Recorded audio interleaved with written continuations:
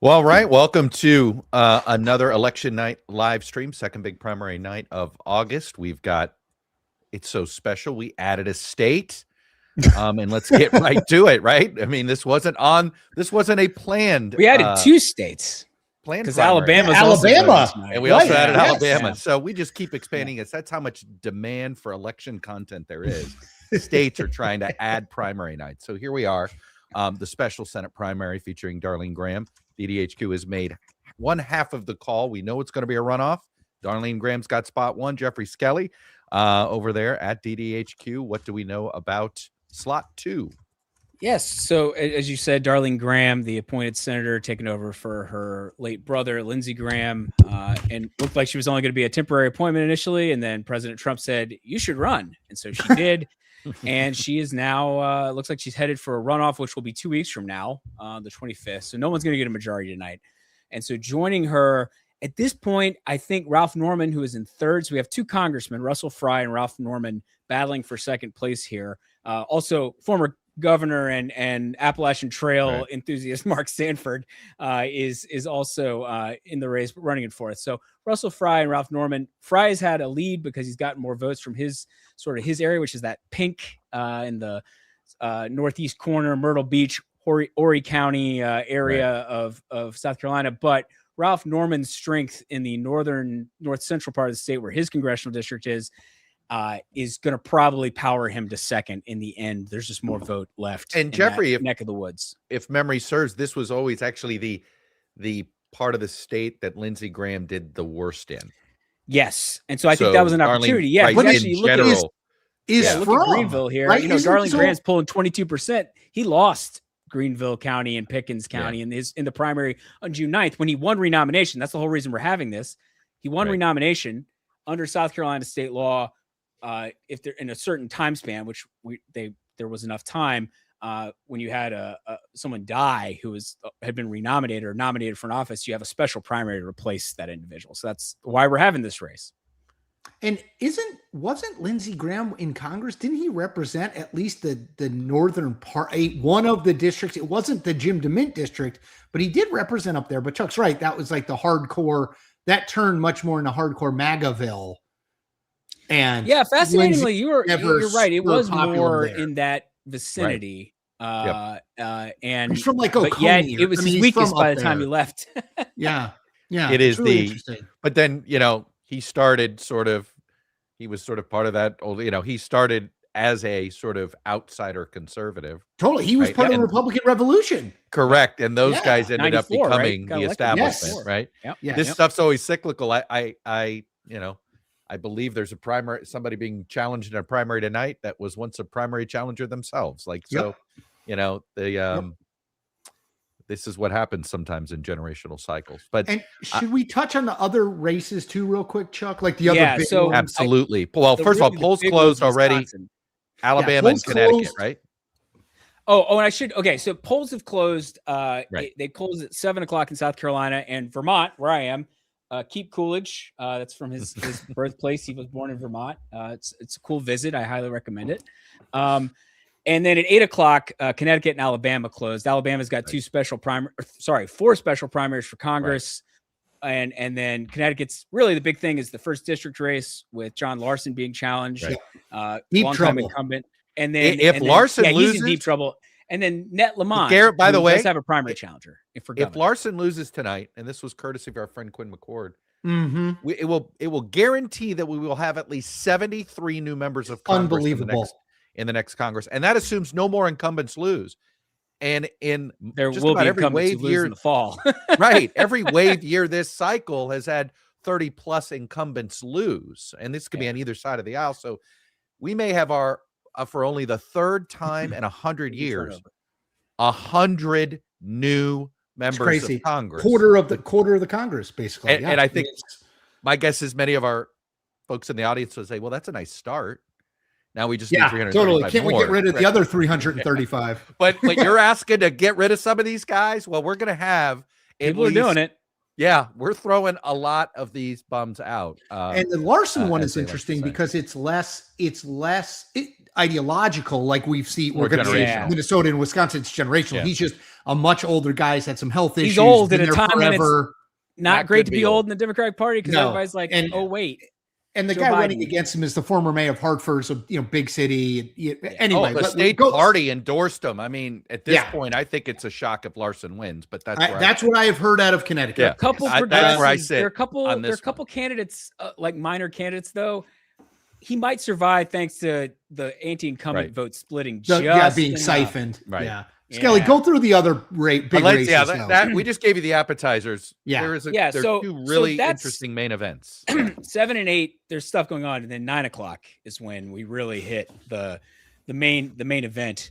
The Wisconsin gubernatorial primary on the Democratic side, where we have Francesca Hong, the Democratic Socialist, who is favored to win the nomination, running there, and she does have opposition from David Crowley, who's the county executive from Milwaukee County, has had sort of late effort here to get by Tony Evers, the sitting governor who's retiring, to get Democrats behind him to beat Hong.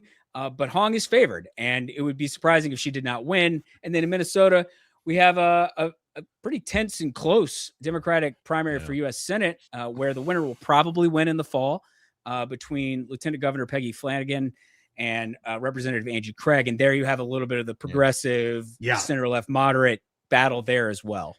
Hey, fun little hot take. Fun little hot take. Loser of the primary tonight in Minnesota gets appointed to replace Amy Klobuchar. That's right. You're going to be in the Senate one way or another.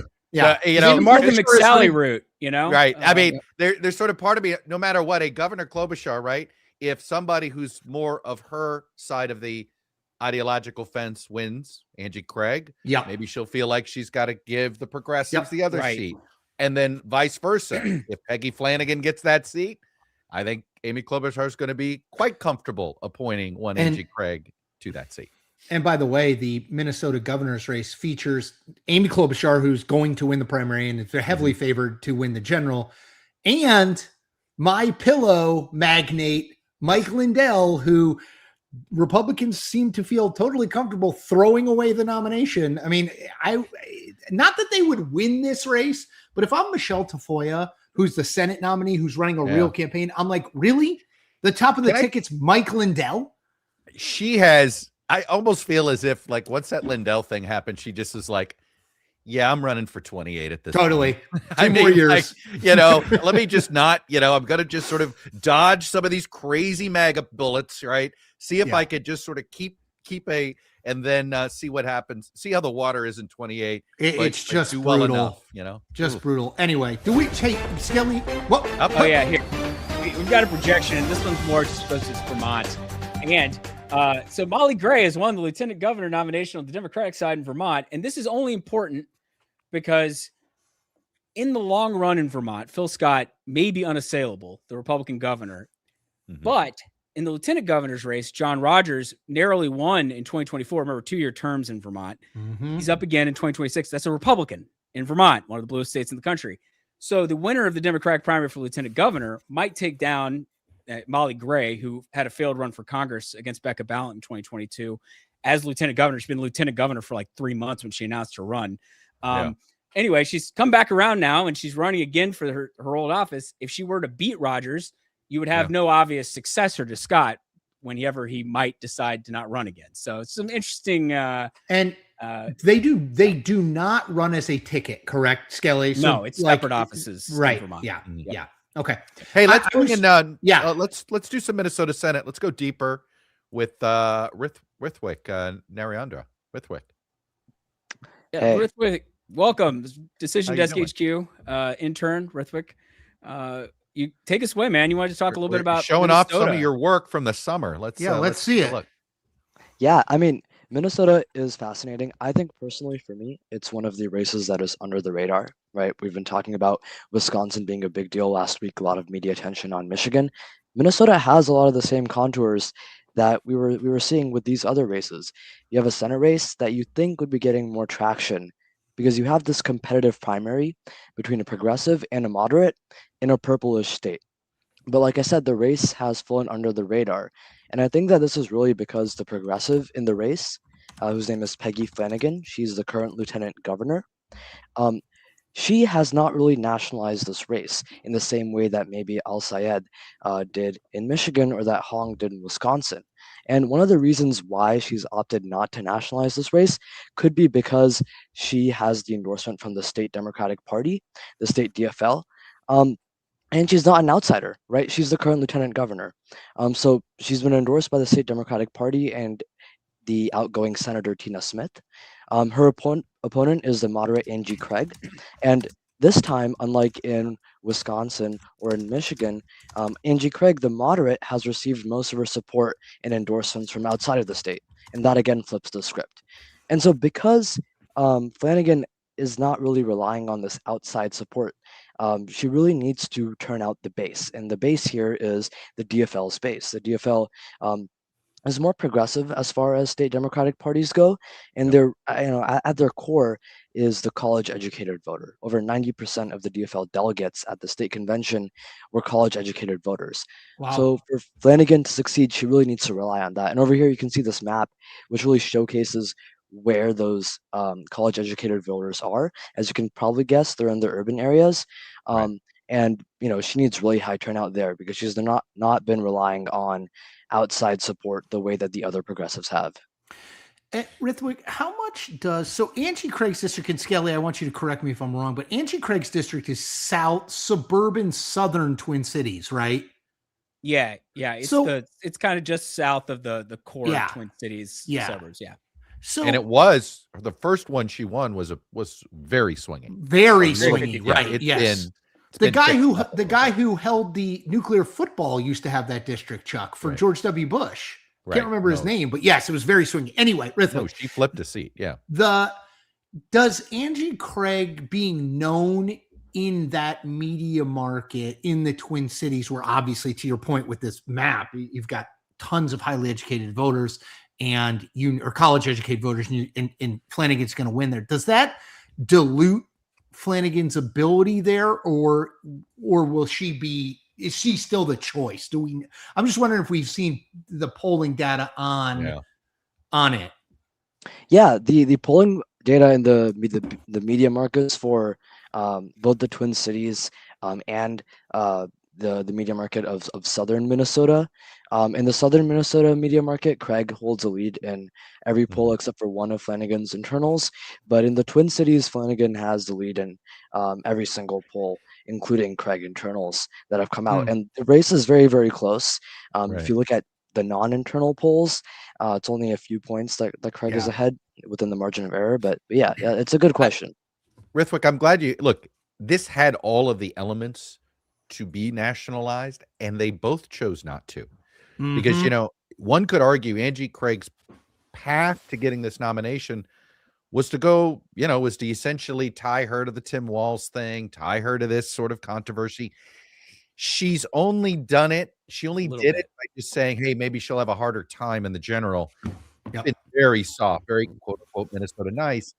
And just the other way, Flanagan's hit her on the Lake and Riley Act, but hasn't gone full sort of, hey, she's a Trumpy or closet this or closet. Almost, it's just like a Minnesota nice version of attack ads, right? They just, neither one of them, it's all velvet gloves. The other thing I've taken away from this race is everybody who's running for president, just like the race last week, almost actively wanted to show what side they're on, right? If you want to hear a progressive net, then you've gone with Flanagan. Like Pete Buttigieg said, no, I'm with Angie Craig. It's like people want a virtue signal with their and like you kind of predicted is maybe one reason why everyone's playing Minnesota nice is so that they can get Klobuchar to tap them totally Klobuchar's seat. That's the other part. I think it's hard. It's hard to imagine that's not like a form of ranked choice voting, right? That there's there's a potential runoff here. And Klobuchar I would assume, did not get involved here, right? I don't see how it would serve her purposes. I mean, Angie, to Chuck's point earlier, Angie Craig is much more of an Amy Klobuchar style, like a mini Amy, and I don't mean that Democrat. As a knock or anything. It's it feels like she's the next one. Yeah. The other fascinating thing about this race is, and it hasn't really played out all that much, but Tim Walz, the governor, many people know him as the VP nominee, and Peggy Flanagan do not get along at all, which I find totally fascinating. Like, I've never gotten to the bottom of exactly why, but like Walz and they are not fans of one another. Guys, go ahead, Rithwik. Yeah, no, there are two kind of rumor details to add on to that. The first point is Tim Walz's wife has endorsed Angie Craig. Yep, right. What folks have been saying that I've read is that when Walz was the VP candidate, Flanagan, being the lieutenant governor, started talking about what plans she would do in Wisconsin if Walz was to be elected, if that ticket was to be elected. Yeah. And that maybe rubbed him the wrong way as well. Measuring the drapes. Hey, very quickly before we jump here, Skelly, I know that with Lindell as the Republican nominee for governor, what does this mean for the legislature? I mean, they could get a trifecta. Because it's a split legislature right now, right, in Minnesota? Yes, exactly. And the House, basically the state Senate, I believe, is a 1-seat Democratic advantage, and the Very House tight. is tied. Yeah. And so Lisa, I knew I was going to stir this up. Damith. Right. Damith. Right. Yeah. Damith. So she's running the third candidate in the governor's race. It's like Damith. It looks like Damith. Yeah. Lisa Damith leader, is one of the gubernatorial candidates, and she actually, I don't think Lindell's a shoo-in. She's been polling right behind him. I know he has Trump's endorsement, but he has no. It's the different. I mean, this is the important. Klobuchar's going to win. The question is, does she win with over 60? Oh, absolutely. Right, versus facing somebody who's a bit more normal and rational. Look, the Democrats are all cheering for Mike Lindell. There's no doubt about that. Because he can drag down the whole ticket. Right. He can bring the whole ticket down. Look, and here, this it's worth noting that this could have redistricting consequences, because if I'm not 100% sure on where Minnesota stands, but I know there's been chatter about it being a possibility. The redistricting wars are definitely going to continue, folks. This is not over. Oh yeah. And Democrats could have a trifecta out of this result, especially if Lindell is the Republican gubernatorial nominee, and that would enable them to perhaps draw like a 6-2 map. Yep. I saw a 7-1 map the other day. I'm a little skeptical they'd actually go for it, but 6-2 is very doable. I will only say this. Minnesota voters strike me as similar to Virginia voters. They're going to feel a little bit guilty about it. They're not going to love it. They'll do it. They don't need a constitutional amendment to do it, I don't think. It's just the legislature. It wouldn't shock me if the same hand wringing you saw all over Virginia you'd see in Minnesota. They're a bit good government, they like totally be fair. And it's Hubert Humphrey's state, right. Happy warrior. All right, Rithwik, we better let you go. Thank you for the knowledge, nice work, as always. Thank you so much, Rithwik. Thank you, everyone. Let's bring in to talk about the other big race of the night in Wisconsin, the governor's race. Let's bring in Molly Beck of the Milwaukee Journal-Sentinel. Hello. Hi, Molly. I have a number of questions about Giannis leaving the Bucks, so I hope you're ready for that. Fire away. Okay, so I want to start because I'm fascinated by the fact that Rebecca, I always call her that because I have Rebecca Cook on the brain. Francesca Hong looks like she's going to run away with this as a Democratic Socialist state rep without Bernie Sanders or AOC's endorsement. Is this about her? Is this about, talk about the establishment falling all over themselves. Just disaster. Guy gets in, guy gets out. Sarah Crowley's in, he's out. Sarah Rodriguez is out. Honestly, I'm still confused. Mandela Barnes is out. Molly, he's out. How many voters were today? If I were I would have sent a couple of voters out to the polls going, do you know who's gotten in and gotten out at this point? Right. Just to see what had broken through. But anyway, go ahead, Molly. Oh, yeah. I've been looking for new synonyms for chaotic for 2 weeks now. My stories. I think when I talk to Democrats about why Francesca Hong has taken off in this primary, they say that it's really about her message has been pretty disciplined up until the last couple of weeks where things have kind of gotten off the rails with other topics. But they will say things like, Democratic voters are looking for somebody who's willing, to fight, to, have a message that sounds like a fighter, things like that. And she's had a pretty organized campaign in that way, in a way that other candidates hadn't in this race. And also she's benefited from the fact that her opponents did not go after her at all, until maybe last week was the first time that you really saw that in earnest. So, and I think, to Chuck's point, I don't know what voters know or what I'm sure a lot of them have tuned it out or weren't paying attention in the first place. I have noticed that turnout it's pretty low today. Ooh, so that's big for her, right? Yes, That's great for her, right? I mean, that's what I would think, that it's good for her. Madison won't have a low turnout. Madison's is actually lower than usual. Oh, interesting. Not low compared to Milwaukee, but it's for Madison. It's not on par with what it used to be. It feels to me, and I know this isn't the case. We're watching too many races, and I don't pay enough attention. But it feels to me she kind of, Molly, came out of nowhere. It was like, Evers, is he going to run for a third term? Okay, he's not going to run for a third term. And it was Sarah Rodriguez. And then all of a sudden it was like, oh, wait a minute. Now this Democratic Socialist candidate is up 30 points on everyone else. Like, what did you know about her prior to this? And are you surprised that she is where she is tonight? Yes, and I'm surprised and I'm not surprised. In one way, she has always been pretty interesting to voters. She was a restaurant owner in Madison who was pretty involved in, community affairs before she ran for state assembly. And it was, the COVID pandemic and all the issues that were associated with that pushed her to do that. And so she has always been, although she's in the minority of the assembly, which is, they have absolutely no power in Wisconsin, she has been somebody that I think people, just know about, I would say, in the political ecosphere. But her running for governor, I think that did take some people by surprise. Because, jumping from, again, the minority in the assembly to a gubernatorial campaign is a big jump. I wanted to ask you, because she represents, I described it, and I hope I wasn't stepping a little bit too far out on my or a little too far out on my skis. Possibly the most left-wing area in the entire country, or one of them, the Isthmus in Madison. This is Nader, I believe, carried these precincts in 2000. Yeah,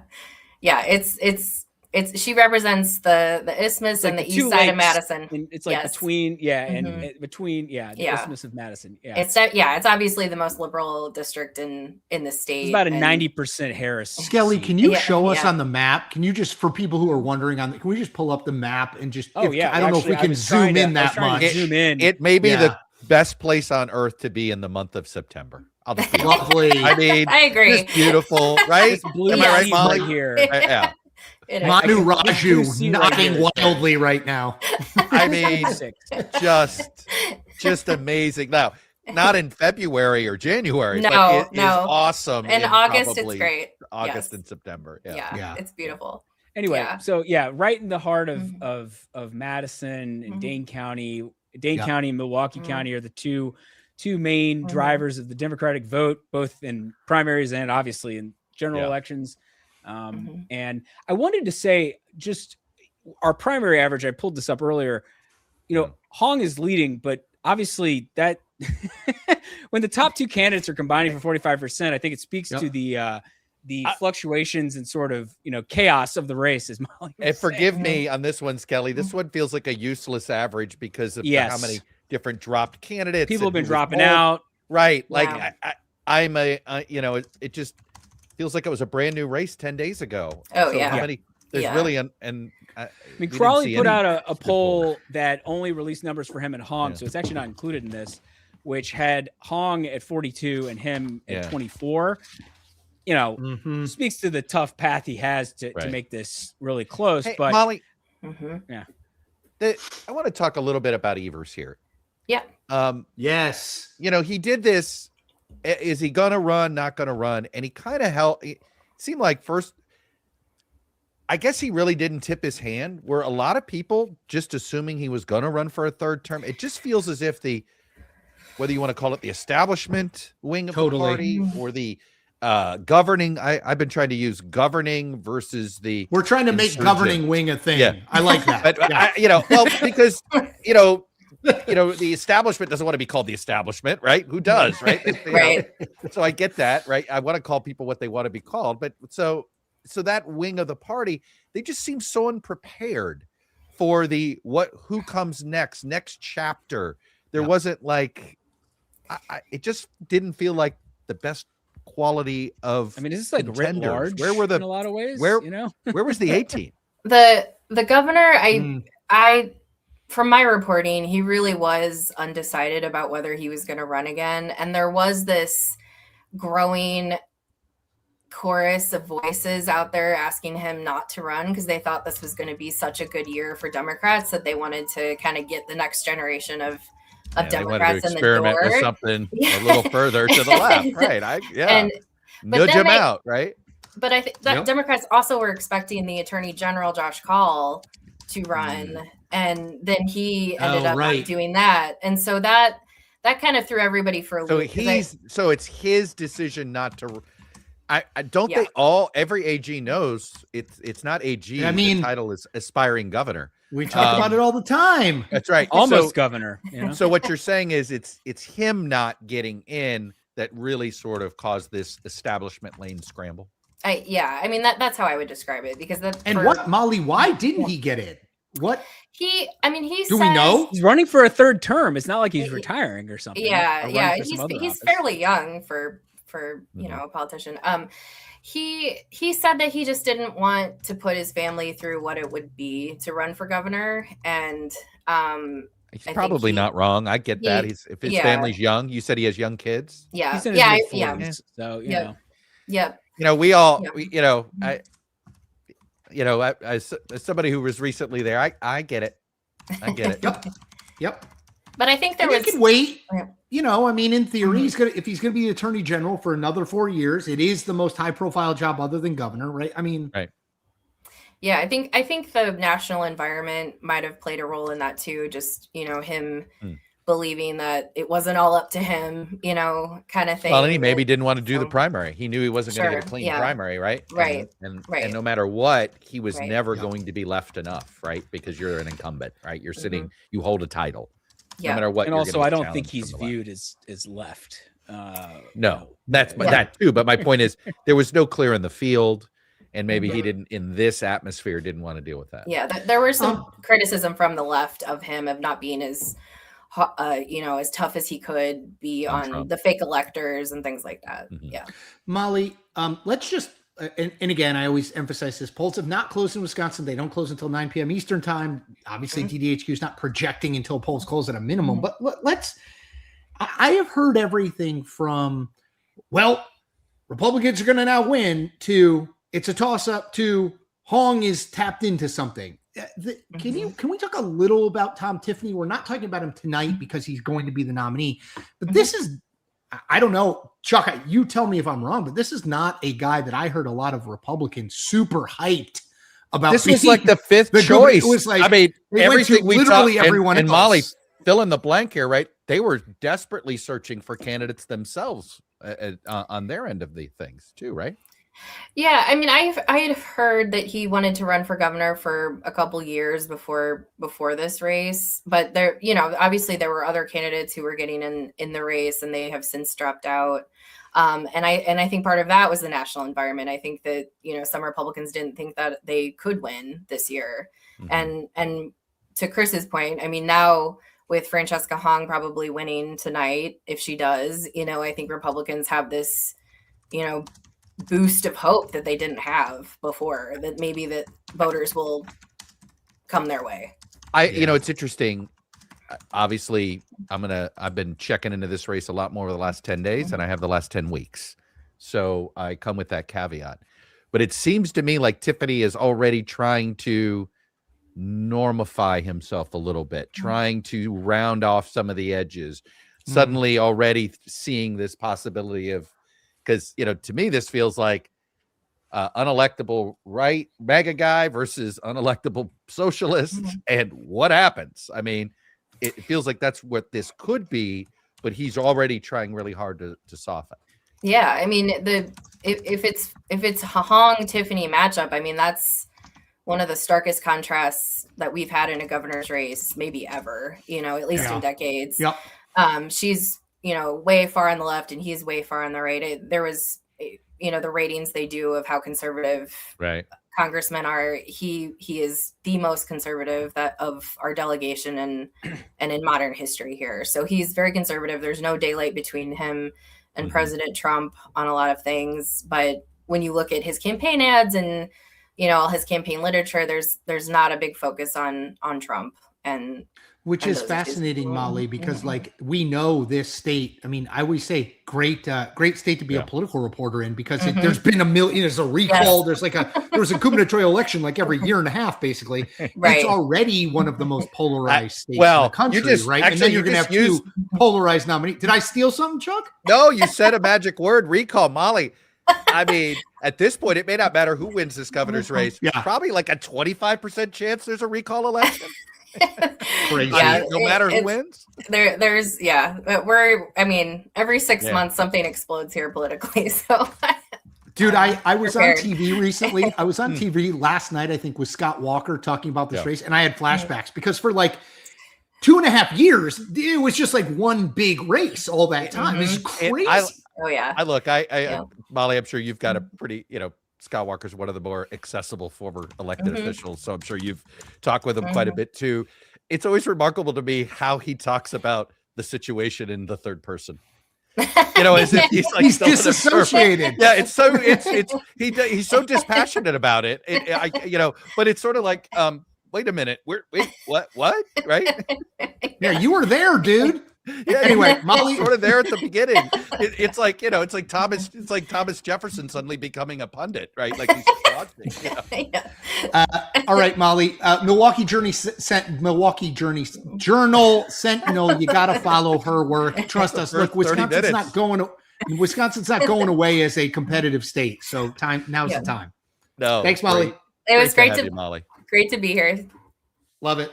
All right, so Skelly has gone to his other television responsibilities, which puts me in charge of the map and everything. So we've got, and it looks like Norman's already grabbed second here. Yes, on the in the raw vote. Chuck, let's bring in Nick Reynolds from the Charleston Post and Courier, who lives in a nicer spot than we do because he lives in Charleston, I assume.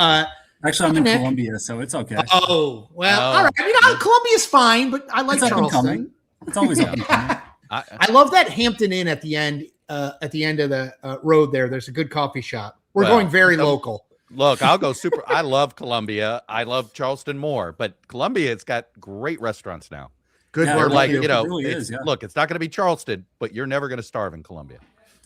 Yeah, no, that's for sure. Honestly, like if you want the best hot dog in town, it's not a very fancy spot. But I mean, if you're just looking for something lowbrow, BNS One Stop in Rosewood. Hold on. The best hot dogs in the Southeast. I have to write it down. We have to check that with Jmart, but we will check BNS. Right. We do want to update folks here in South Carolina because go ahead. When we expect, Nick, that Ralph Norman is going to end up holding that lead. The outstanding vote, according to our folks, is more in Norman territory, and it also happens to be an area this is Norman territory for people who don't know. Yeah. Right, this is Norman territory up in here. Right, and this is Russell Fry in the pink. And so when you look at that, so we're not ready to call it. There's still more vote to be counted, but we would be shocked if Norman isn't in the second slot here. So preview what Norman v. Graham is going to be like here for the next couple of weeks. Yeah, and this is going to be interesting. And, this was really preliminary polling. I mean, we were talking like a week and a half ago before we started to see this huge, massive ad blitz. I think I just ran the numbers before I came in here, just, off of what's available on the FEC. There's something like $5.2 million spent here in the last 2 weeks. That's just what we can count. I mean, there's, some reports here that haven't finished up. It's time to buy stock in South Carolina TV stations, whatever's left. I know TV's dying, but it ain't going to be dead by 28 between first in the nation primary, more special elections, $5 million a week, man. They're printing money there at WIS. Yeah, and this is gonna be the interesting element of it, right? And this was something that I was talking with people about when we got into this thing. Was Norman, you'll remember, is already coming off of a pretty difficult governor's race. He's already been running statewide for the last year. He was one of the top 3 spenders in that race. It has to be worth something, right? It's not worth nothing. For sure. Exactly. I mean, just name ID alone statewide, right? I mean. Yeah, and that itself was also like a really hyper regional race. And you did have like some like splitting of the vote in certain regions. I mean, he definitely dominated in the Greenville Spartanburg area, which is like the population center of the state now. I mean, that place is just exploding. Still very, very strong evangelical vote presence, but that's up here, folks. It was fairly competitive in the governor's race. I mean, even though he did, win that area, you still got a pretty good vote share from the Lieutenant Governor, Pamela. I thought he underperformed his congressional district, to be honest. In the governor's race. Yeah. I thought he would have done better. It should have been a bigger source of strength for him, and it wasn't. Yeah, and that was a different ball of wax. But right. the old cliche too that this race is always all going to come down to turnout, right? Yeah. And that race we did see level of turnout in a governor side election like we've never really seen. I mean, and speaking of turnout, and I know there's really nothing to compare it to. I guess you could compare it to the runoff turnout. I mean, look at what's happened, right? We had the primary, then a runoff. Now we've had another special. Now we're going to have another runoff here. There's going to be some voting fatigue there. But what was turnout tonight compared to what we saw in that gubernatorial runoff? Yeah, so we saw numbers in the high 400s for the governor's race. Actually, I pulled them right here, knowing that you'd probably ask about this. So let me pull this up. But I believe it was, somewhere in like the high 400 range. We ended up in the mid 300s, like around, 330, 340 for. We're going to be under 300 here. Yeah. We'll be, because that's 65,000 ish, 66,000, a little under, 200. Yeah, it's probably going to be 225 when all said and done, maybe. Yeah, and I'm definitely sure there are some folks that are tired, especially just with the incessant ads that are running now. I mean, even the amount of money we saw spent in the governor's race in the final weeks was just so. If everything is a derivative of derivative, right? So this is going to be a derivative of the turnout we had in that runoff. Yeah, and I got the number for you. It was 473,000 in the primary, 319 in the runoff. Okay. And by the way, it looks like we're going to be at 220 here. So it's going to be a super low turnout come 2 weeks from tonight. And Chuck, just so you're aware, I see the two green here. Yep.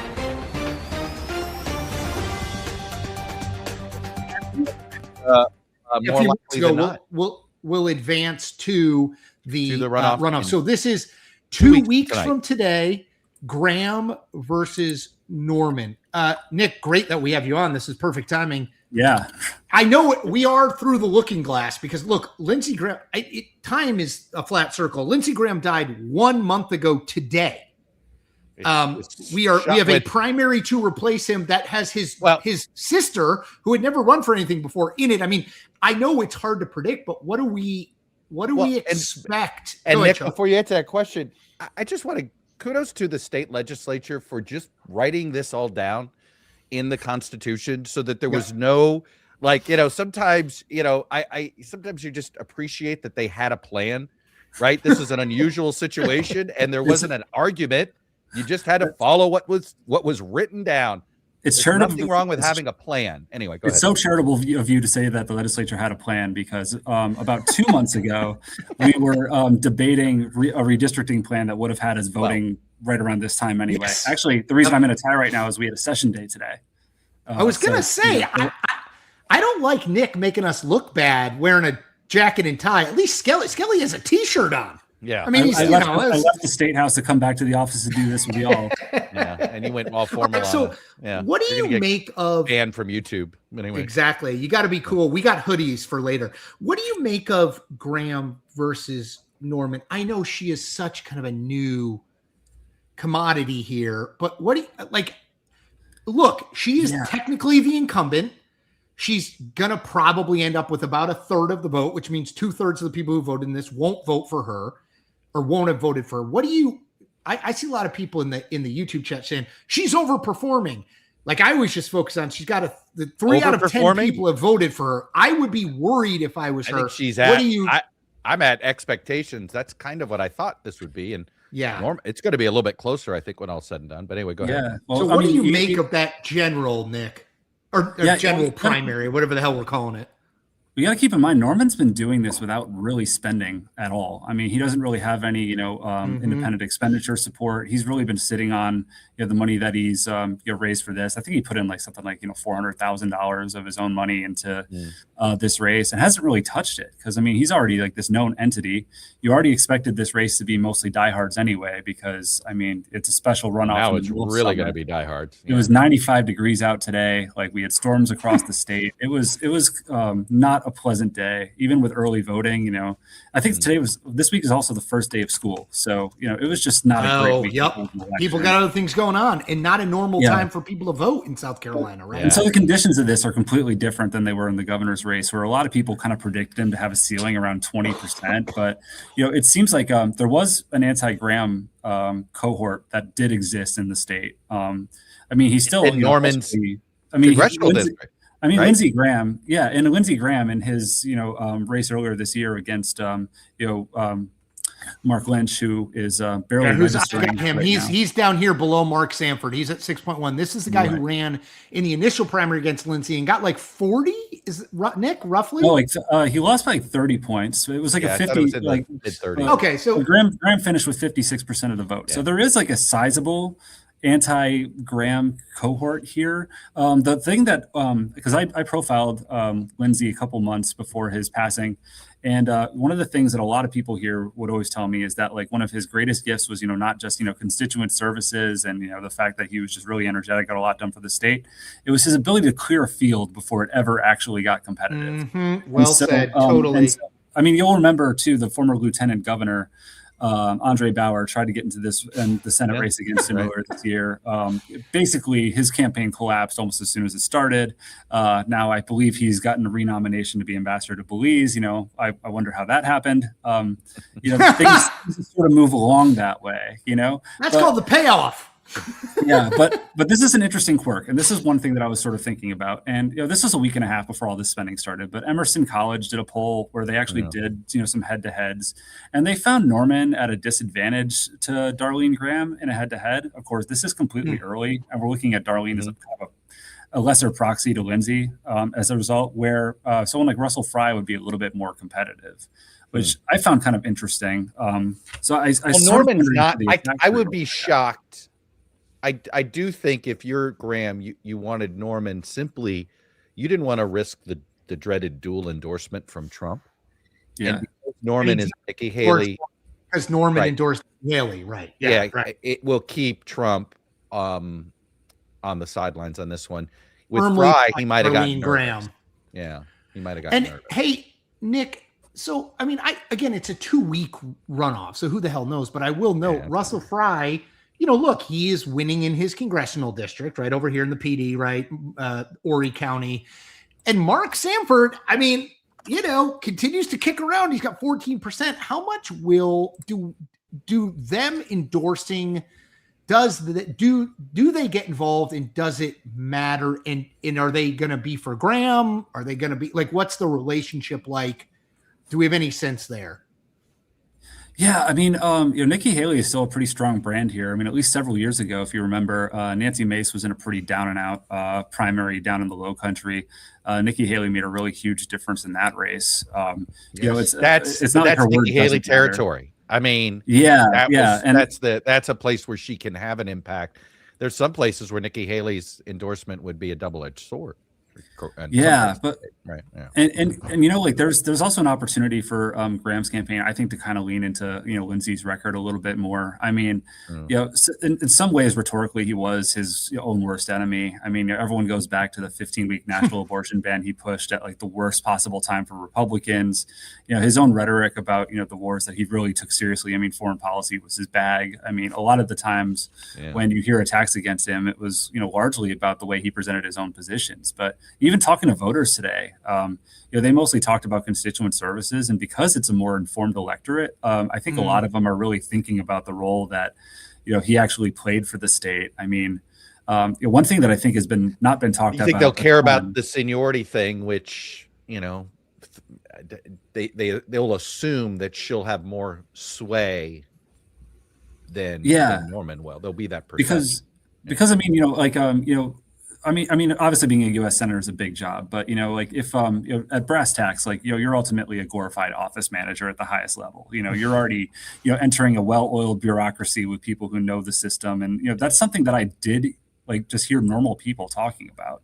How well his staff actually knew. Well, I mean, and if his staff is going to stay in place, and it's just reelecting the district director, it's like a plug and play, reelecting the state director, like. and by the way, Nick, those constituents are absolutely right. I mean, if you have a good state director and a good good district directors, people are going to think your office is on top of everything. It is, and if he's done it, like that's people always say, why is it hard to defeat incumbents? It's that. If you're good at it. Mm-hmm. Yeah. Yep.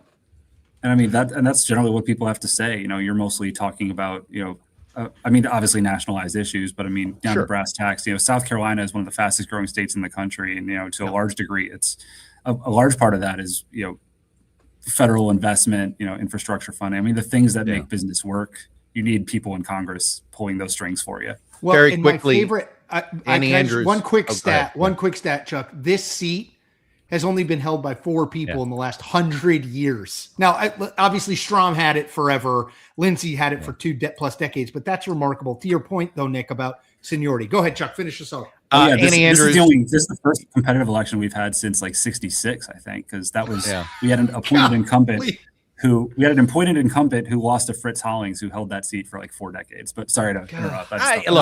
Lindsey Alexander's was somewhat competitive in 2002, but National Democrats certainly tried to make it competitive, but yes. Annie Andrews, Darlene Graham, do we expect anything there?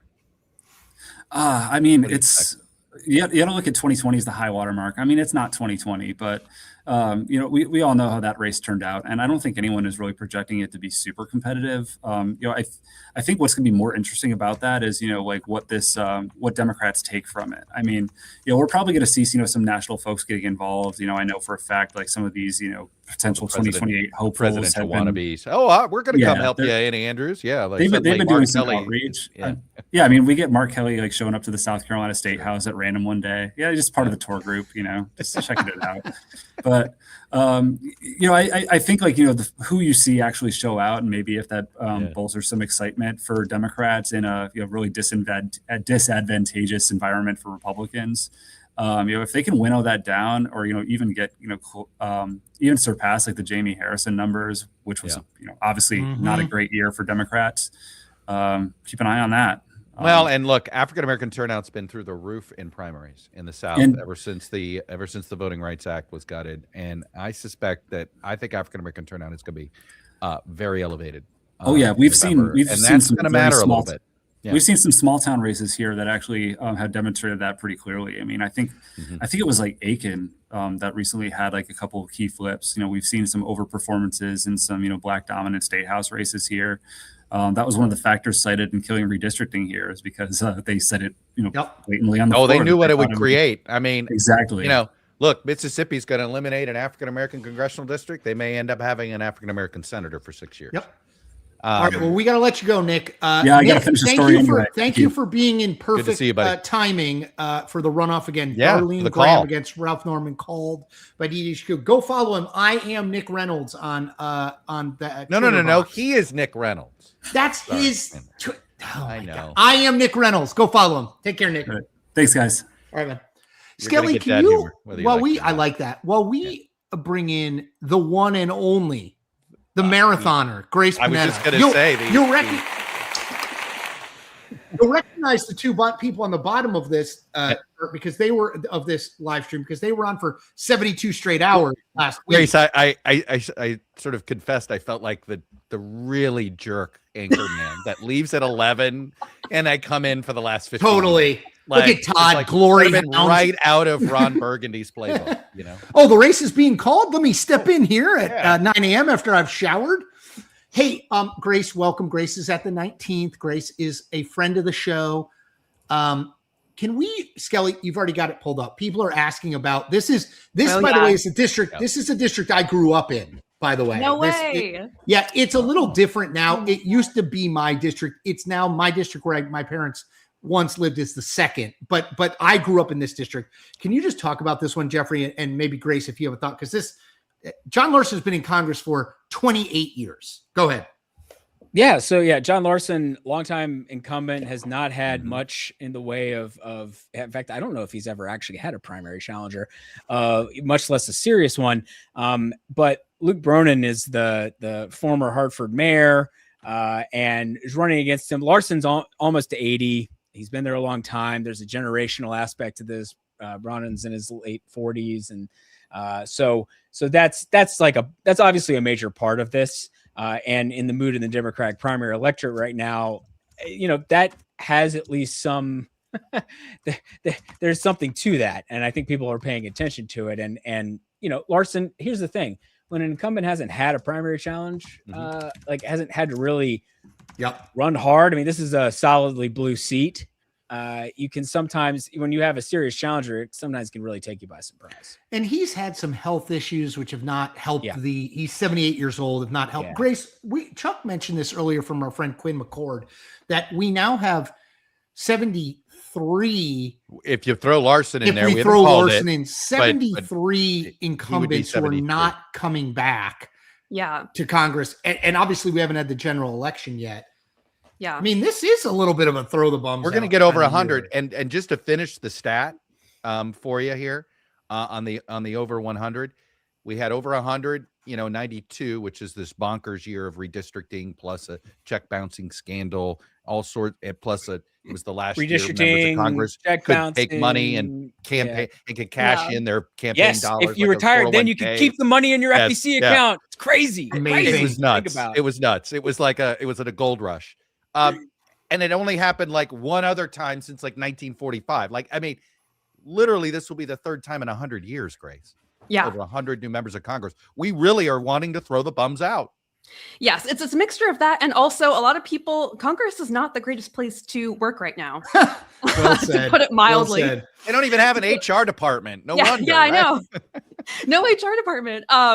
It's a lot of it is just people wanting to get out. And a lot of it is the Democratic primary electorate in particular, just being really fed up with their elected leaders. And also part of it is, again, these redistricting gambits. For example, last week, Congressman Andy Ogles, who was a top proponent of there being new redistricting in Tennessee, lost to a primary challenge that he called for. So there's a little bit of that going on. What I think is so interesting about this Connecticut 1 seat is that this isn't one of the ones where the primary challenge is ideological. And in fact, John Larson is to the left of Bronin.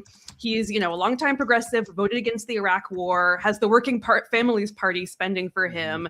It really is just age and generational, which is a really fascinating dynamic, and one that we're going to see again with the Seth Moulton primary challenge. Because Bronin's challenge. a mayor. Yeah, the former mayor of Hartford. I mean, Hartford doesn't have a history of this, super progressive governance, right? No. That's right. Yeah. No, it does not. Chris is like, I'm from Connecticut. Chris is like from the Loomis School of Politics. Well, the Loomis Chafee School is quite progressive, but that's in the northern part of the state. That is not in this district, I don't believe, unless they moved it. Yeah. So it's really interesting. A lot of big money poured into this, into this race. And it does look like Luke Bronin is on his way.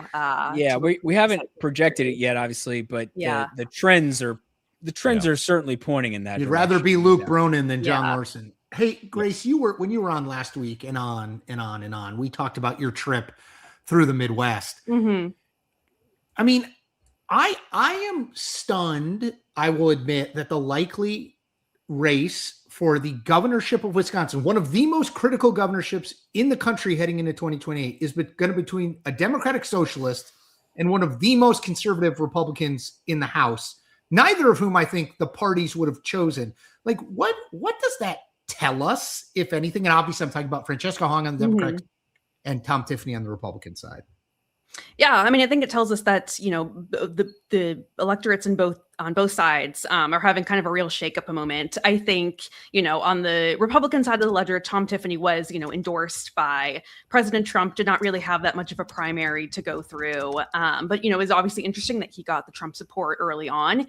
Interestingly, he is also trying to kind of pivot to the center and just talk a lot about local issues, whereas Francesca Hong is really, staying on this very, very progressive policy platform and tack. And I think in the Democratic side of the field, a lot of it is, was a very topsy-turvy, very tumultuous primary race. And I think another big part of the story is kind of the failure of the quote-unquote establishment to consolidate behind one candidate, allowing her to kind of overtake everyone else. Grace, Amazing. why isn't there more outrage among Democratic primary voters that basically her biggest spender, the chief proponent of her campaign, is the Republican super PACs? Yeah, I mean, I think, and this is not by a little, this is by a lot. Yeah, that is such an interesting dynamic to this. And something worth underlining is that Francesca Hong has been able to catapult to this frontrunner status by not really spending a lot of money and not she's doing bought a lot of $0 on television advertising. I mean, this is literally, I mean, it is grassroots. There are going to be some people who think this is a plant, the way it looks. I mean, if you really want to go down some conspiratorial rabbit holes, it's crazy. Yeah. Although she does have, very, very real grassroots support and has really kind of tapped into a lot of issues that make people very fired up and mobilized. I mean, I was there on a Sunday morning when almost 1,500 people on their Sunday morning came out to see her do a rally with Ilhan Omar and Hassan Piker. So the progressive grassroots momentum is real, but how much that translates into November is going to be very interesting, especially, as you note, potentially without some of this outside Republican spending boosting her. But does the DGA walk away? There's like state can't walk away. Yeah, walk away. There's not from the Wisconsin governor's race, but is Governor Evers going to just wrap his arm, around her and do this and help her campaign? Probably eventually. Will they do that, or is that after she softens some things further? Maybe. Yeah, she's already doing some of it. Sorry, Grace, go ahead. Yeah. Oh, no, I was just going to say, I saw a reporting from Politico that they have a unity event planned for, I think, tomorrow or the day after. So, I mean, what other choice do they have? Okay. Unity. If that unity event is not Thanksgiving themed, oh my God, then I'm out. I think that would be amazing. I want cranberries. She comes dressed as a turkey, takes the head off. 100%. Like, go all in. Bring the turkeys, stuffing, dressing, mashed potatoes. Like if they have any sort of cleverness to them, I think that's just screaming at you for a good unity. Just Tony Evers. I know it just feels like he botched this. Like, how can the establishment be so crappy? I mean, they have absolutely bungled this. 6 ways to Sunday. It's kind of like how it's just like there was another political party that sort of had an issue with a candidate. Yeah. It was in 2024, Grace. I can't remember which party it was, but it seemed like the leadership really bungled this entire transition. Yeah, I've never seen it before. Grace. It's a little bit of like a catch-22 because I think probably from the outset, Evers was like, well, the Democratic voters right now are really mad at the establishment, so I'm going to like be hands off, be neutral, not want to put my thumb on the scale. Well but then, and then what a lot of people I don't think saw coming was how fractured it was going to be and how Hong was just going to be the front runner. I don't think anyone saw Sarah Rodriguez or Mandela Barnes scandals coming, maybe a little bit with Mandela Barnes. And so I think it was kind of like a last ditch kind of effort. By the way, that Barnes scandal so came and went. Like he hid behind. That's why he dropped out. Right. Wow. He dropped out, so it would. So it came and went. Right. But in a state with so much early and mail voting as Wisconsin has, to pull this 3 weeks before the primary, it's really risky. What are those numbers, Jeffrey? Like, how many spoiled ballots are there in theory here? Well, it is true that look, there are 7 candidates on the ballot. 3 of them have dropped out, so they're not running, but they are still on the ballot, so they could siphon off votes. Some of them dropped out after mail voting had already begun, including Barnes. And what's interesting is that there was a court case about trying to get the Wisconsin Election Commission to essentially change its guidance so that voters might be able to go back and vote again, basically, like replacing their old vote. Wow. And in this environment, democracy. The second vote. Yeah, that'll get weaponized. Yeah, exactly. So I'm actually not sure where that landed as of yesterday, or when I published my preview of things. There had not been anything from the Dane County Circuit Court about it, so I'm not really sure if anything landed on that. But nonetheless, that was like, because you had prominent candidates, you had the sitting lieutenant governor drop out, which is then Sarah Rodriguez, and then you had David Crowley jump back in after that happened with Evers' endorsement. And then you had Barnes drop out. Missy Hughes dropped all out. within days. All within days. This of was all each like other. a 2.5 week kind of thing, and you could feel the sort of non-DSA part of the party scrambling, trying to figure out something. Totally. And they settled on Crowley, but it's like maybe they should have settled on Crowley. Right. It was just such a he is mess, the county right? executive of Milwaukee County. It's not like a minor thing. Grace, can we just just very quickly, Yeah. can you give us your sense on Minnesota? Angie Craig against Peggy Flanagan. We're now 1 minute from polls closing in both Wisconsin and Minnesota. Yeah. I mean, it seems like, Peggy Flanagan has been leading in a lot of the polls. We now, with a big asterisk, we now have learned some lessons about primary polling. But I do think that's going to just be another really, really interesting moderate versus progressive battle. Hasn't gotten as much attention as Michigan or Wisconsin, probably because Minnesota is a bluer state. But it will be, a really, really interesting, another inflection point in kind of the push and pull between these two wings of the party. Yeah. So what are you Grace, doing at about 11:05? I was going to say you can go for now, but do not drop your phone at any point or go to bed, because Chuck and we need our beauty sleep. We're not young like you and Skelly, so we may require your services again. Grace Panetta, who is the best friend of the show. Oh, thank you. Thanks, Grace. Thanks. Great to see you. Thank you, Grace. Chuck, you want to reset or Skelly, you want to reset of kind of like where we are, what we've called. Polls have closed everywhere, right? Yeah, polls have now closed everywhere. Yeah. Let's do that before we bring John in real quick. Go ahead, Skelly. Polls have closed everywhere. We have the big story at this point in the evening is that the South Carolina Senate, the special Republican primary to fill the vacant nomination slot left behind by the death of Lindsey Graham. His sister, Darlene Graham, is headed to a runoff against Representative Ralph Norman, who was last seen losing the Republican primary for governor in South Carolina. But he's going to get another shot at another statewide office here. So they're going to have a runoff on August 25th. Looking at this, I know Graham is going to be favored to some extent because she has President Trump's endorsement. But if I'm thinking about sort of wings of the party, I mean, Lynch, Norman, and Fryer at about 50% right there. And they're all, that seems Skelly, to me think about the old rules. Think about the old ways that we all used to think about runoffs, right? Which was who's the more, and Republican runoffs in the South, whoever was considered the more conservative candidate usually was going to win in the runoff. Like that was the general sense. That's what, and we just saw Pam Evitt just get crushed in a runoff. Right. So that's actually a normal pattern. I think I'd rather be Norman here, except I was going to say, I think there's a real. I assume Trump spends a bunch of money. Yeah, there's a real. But he never has, Chuck. He spends so little of that. I just did a thing today. They've got $400 million in that MAGA Inc. account. They've had $400 million for a while now. Yeah, they spend it on him. They don't spend anything else. By the way, anyway, Skelly, everything is always $400 million. It's $400 million for the ballroom. It's $400 million. You notice this? It's a couple. It's like 2 weeks, and it's $400 million. So Jeffrey, keep going. This one is maybe more for me because people are joining.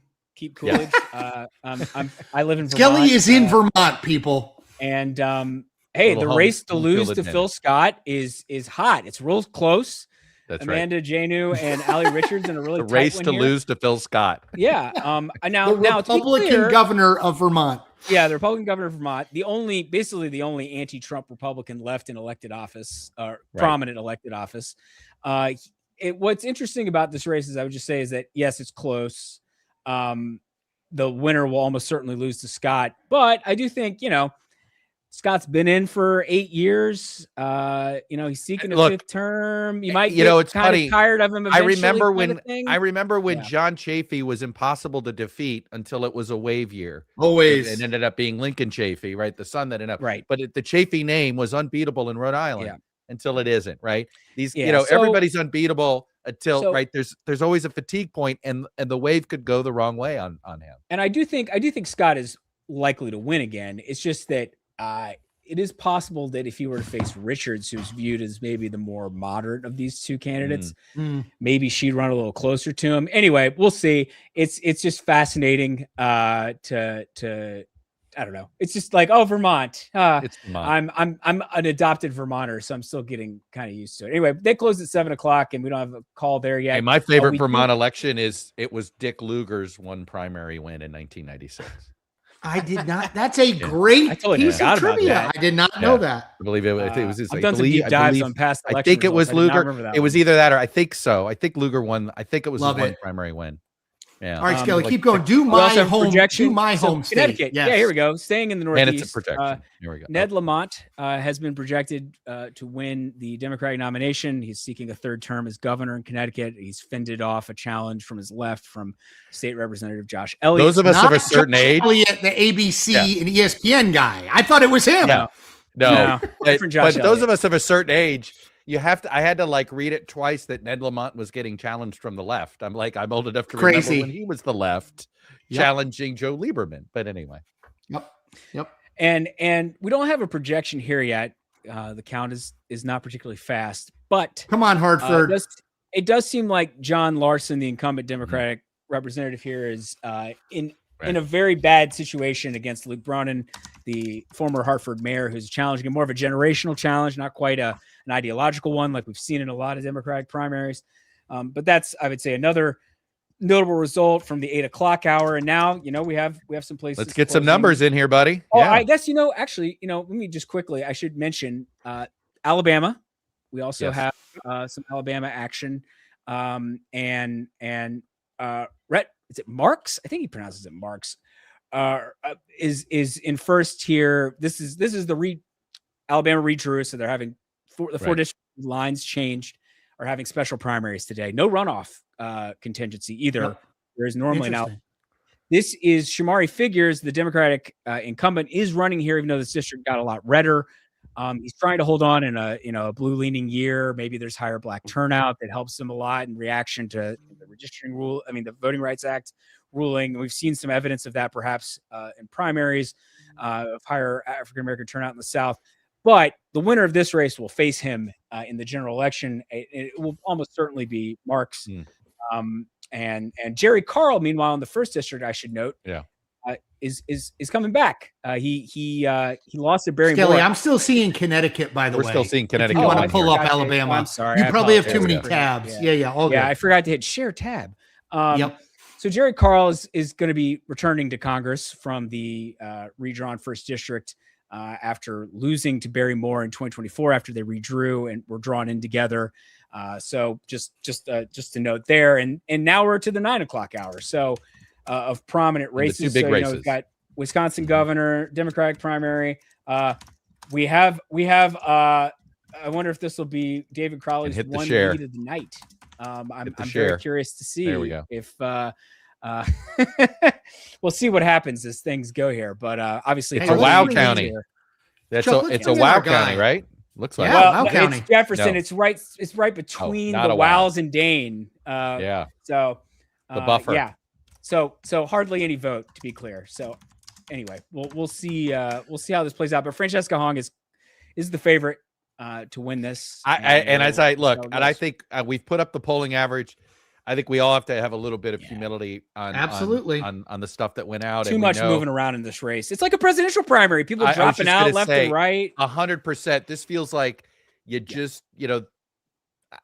I'm more prepared to be surprised. We're a week after the New Hampshire primary, and 5 candients dropped out of the presidential race. Yeah, that's a great way of putting it. Hey, let's bring in our favorite numbers guy, John Kuvulian, JMC Analytics.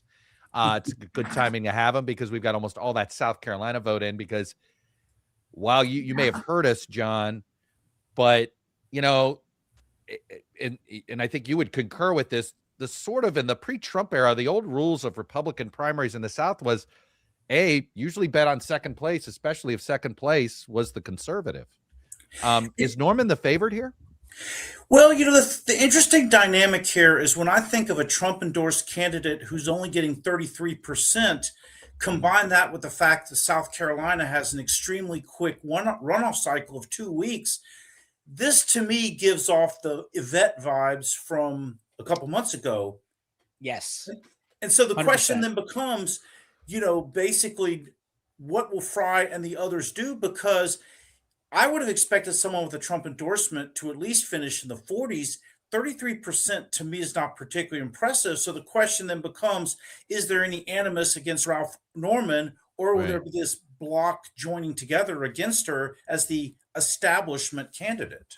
And Jeffrey, what we were talking about when you were when we were calling the race was they've had 4 statewide elections basically in the last 2. We're about to have our 4th in the last 2 months, right? And we were discussing the total turnout. It was over 400,000 in the scheduled primary. It was over 300,000 in the runoff. It looks to here it's going to be somewhere in the low 200s, maybe 220. Yeah, you know, I right? should. Yeah. What's let's see. what's The our projected estimate here? turnout at this point is John, do you have one?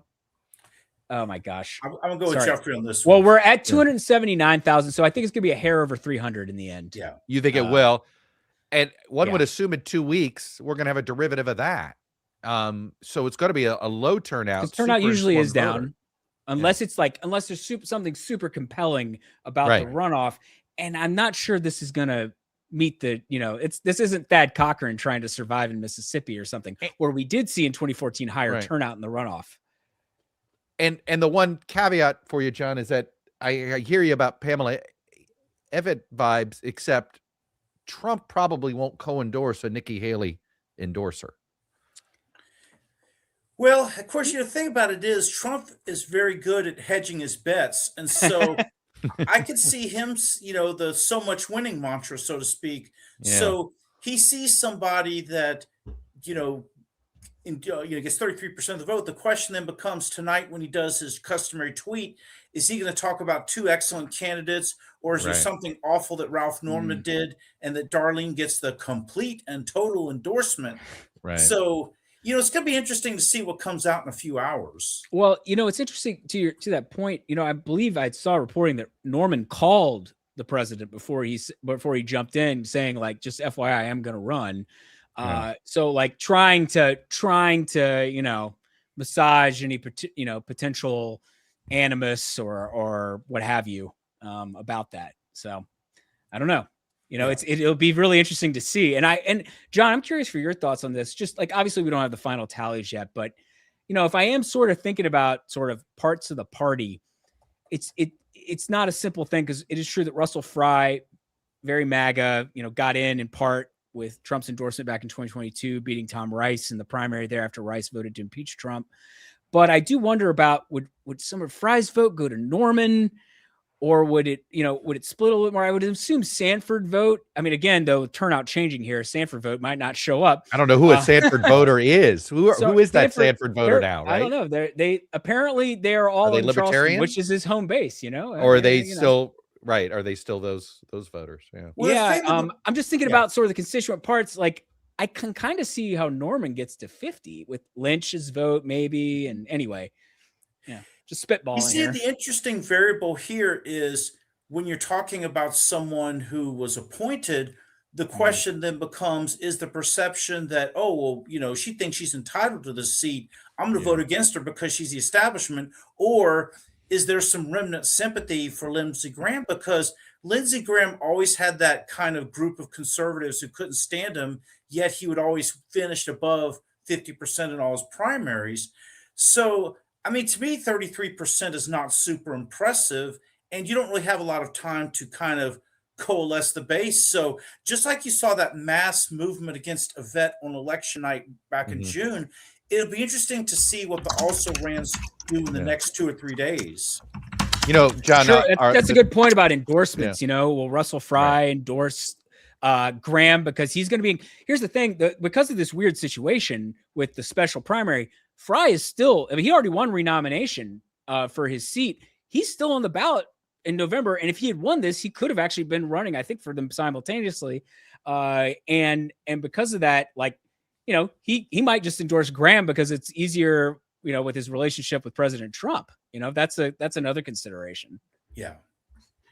Well, it was interesting. The reporter we had on earlier, John, said a lot of voters brought up the constituent service aspect. And there's one thing that, South Carolina has I've spent a lot of time there covering local politics. Mrs. Todd Cass worked in local politics down there in a previous life. I mean, they care about that stuff. There is a little bit of that old school I want to say seniority, but do you have sway? Because it's a state that benefits from federal largesse. Sure. Yeah, what was the joke about Mendel Rivers was putting so many installations in his district that it was going to sink? Back in the good old days, Yeah. pork barrel. Yeah, and you would actually advertise it. I brought all this back, and people Look would how say, much right money I on. brought in. Yeah, You know, now you'd get lit on fire at a Republican primary for doing that. Yeah. But like I said, this is one of these races where I could see the tenor of the runoff being set in the next few days, just maybe because next you don't few really have hours. that time to recoup. No, you're 100% right, and you bring up an excellent point. I mean, everybody's going to follow the lead of the Trump tweet tonight. Yeah. Right. How does he spin this? It may just depend on what kind of mood he's in based on what happens in Minnesota and Wisconsin. Right. And, the other interesting thing, too, so we're talking about, historical analogies here.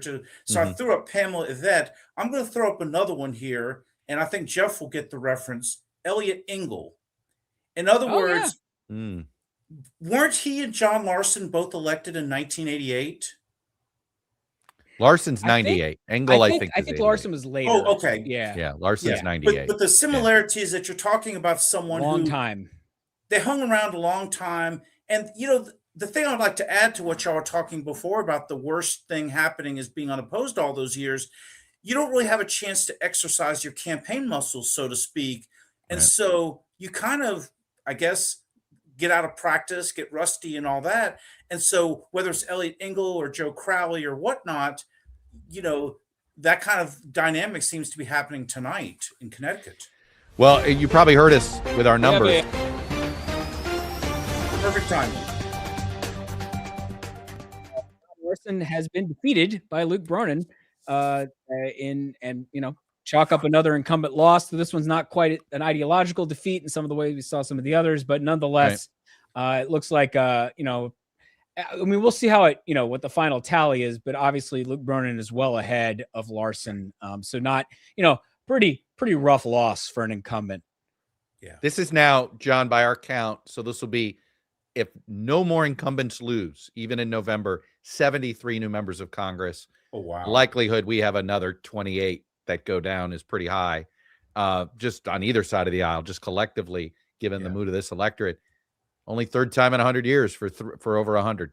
So we're talking 1992 and 1946 level turnover. Correct. 46 level turnover. Yes, sir.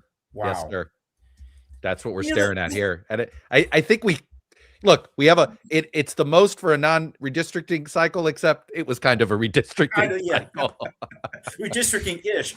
But the thing, too, when you're talking about these kinds of, I guess, mass defeats is Democrats tend to be better, what I would describe as political athletes, which means they hang around longer, getting reelected. Well, there's a flip side to that, and that is sooner or later, you start getting to that age to where voters are looking for something new. And I think a lot of that is happening this year. It's the confluence, right? So you've got the unpopular attitude about the situation in general, Washington, everybody's got their grievance on top of the, God, you guys have been there a while and, hey, this place is not even functioning. Why should we reelect any of you bums, right? I mean, it's just all of it. Yeah. And I think the other thing that's going on in Democratic primary land is kind of the metric of if you're anti-Trump enough. This to me is kind of like 2010. Do you know how to fight Trump? I take your point on anti. It's sort of like, it goes back to, are you fighting well enough? I mean, it's one of the explanations we got for why the Wisconsin Attorney General just chose to sit this one out. Yeah. Because he was considered somebody who wasn't fighting enough as far as the left was concerned. And so it's the kind of thing to where you could have someone who could have a perfectly acceptable voting record, but if they're not thought as harsh enough, and I'm thinking of Bob Inglis in South Carolina way back in 2010. 2010. Remember, what was happened it like on the right? 30, Yeah, with Tea Party. Down? Yeah. The other thought was that Gowdy? Was that Trey Gowdy who beat him? Right? Am I remembering that correctly? Or who beat Inglis in that primary? The prosecutor. Was it Gowdy? Trey Gowdy? Yeah, right? Trey Gowdy. Yeah. Okay, I was like, I'm remembering that correctly. Yeah. It's always it was not close. It was like, it was 73-27. It was ugly in the runoff. When the insurgents become the establishment. But Inglis went sour on the Iraq War. I mean, he took a little bit of a left turn too, a little bit. Yeah. In fact, I think he's worked in like basically conservative green efforts. Right. No, he is sort of I think, the conservative that talks about climate change. Yes. He's been in that world.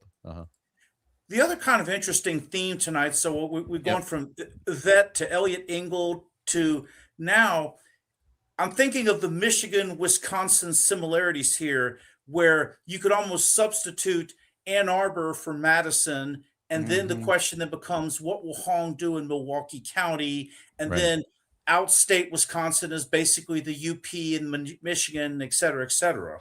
Yeah, except Abdul Al-Sayed had a lot more college towns to tap into. And I'm still just blown away by what happened in Grand Rapids. It wasn't just the size of that was his best county in the state. The size of the turnout. It was his best county. Again, this is where I'm pretty convinced this is him speaking. He's got the same frustrating enemies as those folks in Grand Rapids. Yeah. Well, I think too, Grand Rapids has changed a lot generationally. In other words, it's not like Gerald Ford's town anymore. You're basically talking about, you have a college environment there, and it kind of has been an economic magnet for Western Michigan. And so I think it's been attracting people who kind of like that urban lifestyle without the urban prices or. No, you're right. It reminds me of, I was in Fargo recently, and I had Grand Rapids vibes in Fargo, sort of very similar. You can get some city living without the congestion. And that's what Grand Rapids feels like. Yeah. Because you're talking about a county that steadily has moved leftwards, and, now it's basically becoming a Democratic bastion, almost like, say, Oakland County has over time. Absolutely. John, we got to let you go, my friend. Thanks for everything. Good to see you, John Kavoulian, JMC Analytics. We'll see you next week. We got Florida next week, and then the week after, of course, is that South Carolina runoff. Hello, Mr. Cillizza. Famous thing that I heard while signing back on after eating 2 pieces of pizza. Yeah. I was in Fargo recently. Todd. Like yeah, I mean, like that one. I did not have that on the bingo card. I wouldn't. The Fargo drop. It is just. I'm all in on North Dakota State. Just trust me, man. They're going. Take Fargo Dome. Fargo Dome. The Fargo Dome, baby. Toughest place to play in college football now. Yeah. In FBS. Hey, let's bring in a good friend of mine, one of the experts of Wisconsin politics, WisPolitics. It's Jeff Mayers. Jeff, good to see you.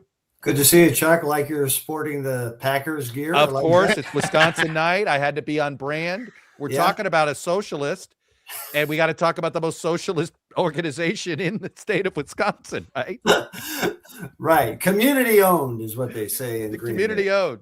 Yeah. Okay, Jeff, what happens? We don't trust anything right now. We don't. I'm hearing that. I'm hearing that. What and I just saw a brand new polling company I'd never heard of show up on Sorry, Twitter I'm laughing today. because early Dane numbers were good for Crowley, but that's because Madison obviously has not been reported. So I'm using. So what say you? What do you hear? What's this last 10 days been like? Do you think voters know who's running or not? Well, it's been quite chaotic, right? I mean, it's a 4-person race, except the two of the people who dropped out got votes. Mandela Barnes and Sarah Rodriguez. Some people voted for them in early voting, and then they can't change their vote. So this is the hurdle that Crowley faces in terms of catching up to Francesca Hung, right? It's not just a 2-person race like it was in Michigan, allowing that gap to close fast. The other thing was Crowley's window is really short. He was out of the race and he comes back in. They lose a week with Sarah Rodriguez and her campaign imploding over financial irregularities. And then Evers, the governor, endorses Crowley and then goes on a week-long trade mission to Africa. So, it's sort of like the Crowley campaign lost like 2 weeks. And Wait a minute, Evers was out of the country for a week as he was trying to prop up Amazing Crowley? Amazing timing. Can I make that up? And so, I mean, some of the Crowley fans today say, well, if he only had a couple more weeks, he'd be able to win. And I'm thinking, wow, you guys. Well, he dropped out for like a week. So, he could have had that week. Yeah, well, okay, that was the other thing. It's a candidate, the governor endorses a candidate who had actually dropped out, right? And he didn't endorse his former DOA secretary, Joel Brennan. So, or any of his lieutenant governors, for what it's worth, too. What's that? Anyway, or any of his lieutenant governors. Right. Now that we're on that track, right? Yeah. So it's been chaotic. Yeah. I keep asking everybody this. We had Molly Beck on earlier, the Milwaukee Journal Sentinel. Sure. What do we know about? She said that Francesca Hong is someone who, despite being only in the minority in the state assembly, was someone that people kind of in political circles in the state kind of knew. Did you expect this out of her? Which is, at least she comes into today with Chuck's, warning about polling in primaries very much in my mind. She comes in today as a favorite. What did you think when she started running versus where we are now? Okay, so most of us who watch politics in the state and most of the so-called experts thought she had a hard ceiling, right? Comes from a very liberal district in Madison. She's an unknown around the state. She's in the minority in the legislature. So, like a hard ceiling, like 20%, right? Okay. Something like that, right? Except that she runs the best campaign of all the candidates because she doesn't have the money. She doesn't have the endorsements necessarily. So she's running a really grassroots oriented campaign. So that's what got her to where she is. Now, all these other things happening, Sarah Rodriguez in many people's minds. Right, I don't mean to interrupt the conversation, but we're talking about as if Francesca Hong has this race won. And I'm sitting here watching all this early vote drop, and I understand what everybody's saying here, but we just got through talking about David Crowley, who is off, then on, early vote. There's all these. If this is early vote drop, if Crowley's doing this well in first drops, Jeffrey, isn't it time to throw away those priors? Yeah, I mean, again, primary polling is what it is, and it's you can't take it to the bank. Now, she had a very big lead in that primary polling. The Crowley's own polling showed him behind. So I think everything depends upon Madison, the big blue machine. What's the Madison turnout? Jeff, look, we just got word from our both, right now, based on what we've seen early. Jeff, Skelly, we're projecting a 50-50 race at this point. Our projection team is looking at these early numbers and are saying this thing might be a toss-up, basically. Which shows you that primaries, polling, man. And there was so much movement in this race in terms of candidates dropping out and so much. And I will say too, a lot of garbage pollsters again. Right. And if you need evidence, if you were looking for a way to argue that maybe democratic socialism looks good, but when voters actually go and vote, it might not be as good. Look, last week we were talking about how Abdul El-Sayed, is he going to win by 8 or is he going to win by 20? He wins by 1. Francesca Hong, to Jeff's point, she's up 35 points in polling going into this, and here we are. Jeff Mayers, let me give you this little nugget. Crowley wins the first drop in Dane County. Yeah. What does that tell you? That tells me that primary polling is very fluid, and a lot of people change their mind. A lot of people change their mind. Did you feel that? Here's something that I'm always curious about. Over the last 10 days, did it feel this up in the air? Or was the narrative, because of all that crappy polling that was circulating, was that this was Hong's to lose and everybody was already anticipating this bizarre general election we were about to stumble into? Yeah, I think the latter. That was the reigning narrative. And Jeff, let's talk about this. David Crowley, he's in the race. He gets out of the race. He gets back in the race after Sarah Rodriguez gets out of the race, lieutenant governor, due to campaign finance issues, not related to her, but related to someone working in her campaign. He's the Milwaukee County executive. What do we know about him? Because we know Republicans were not just rooting for Francesca Hong to be the nominee. They were spending lots and lots of money to try to make her the nominee. So what do we know about Crowley? Right. That was, well, her TV campaign was Republican money. So David Crowley is a state legislator. And then he ran for Milwaukee County executive. He's been Milwaukee County executive. He has a good reputation in the Capitol for being able to work with Republicans. Is the county exec race technically nonpartisan? Technically nonpartisan. Yeah. Okay. So he's had to run that way, right? Yeah. Right. So, but he worked with the Republican legislative leaders to come up with a municipal financing reform plan. He and the mayor of Milwaukee, and the Republican leaders credited David with that. So he's very well liked and very well respected. And I guess it was thought about David Crowley. He didn't do that well early in the race. Evers wasn't endorsing at that time. And so, what was the issue? Well, a candidate coming from Milwaukee, a gubernatorial candidate come from Milwaukee is not always the best platform. Now, worked for Scott Walker. Scott Walker did it. Scott Walker did it, but he he did it when he was combating the Milwaukee County Board, right? Yeah. And so this is it's a different dynamic, and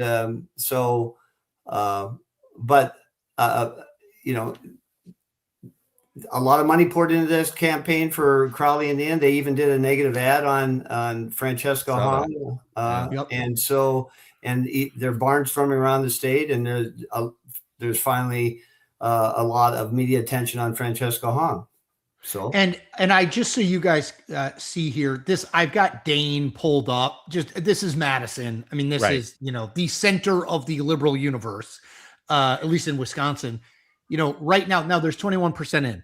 Okay. But she's up less than a point. I mean, if it's anything close to that, she very likely loses. Now, my guess is it will get broader, but just wanted to point that out. Let's do this, Jeff. Well, I don't know where those votes in Dayton. No, and we're not exactly right. Look, we're just going to do scenarios here. We all kind of have an idea of what Hong v.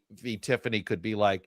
Crowley v. Tiffany, is this just sort of a rerun of the Evers races? Well, no, because I think the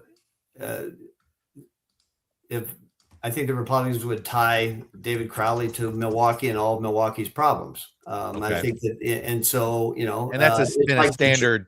It's like against Milwaukee and Madison is sort of Detroit and the rest of Michigan. Yeah,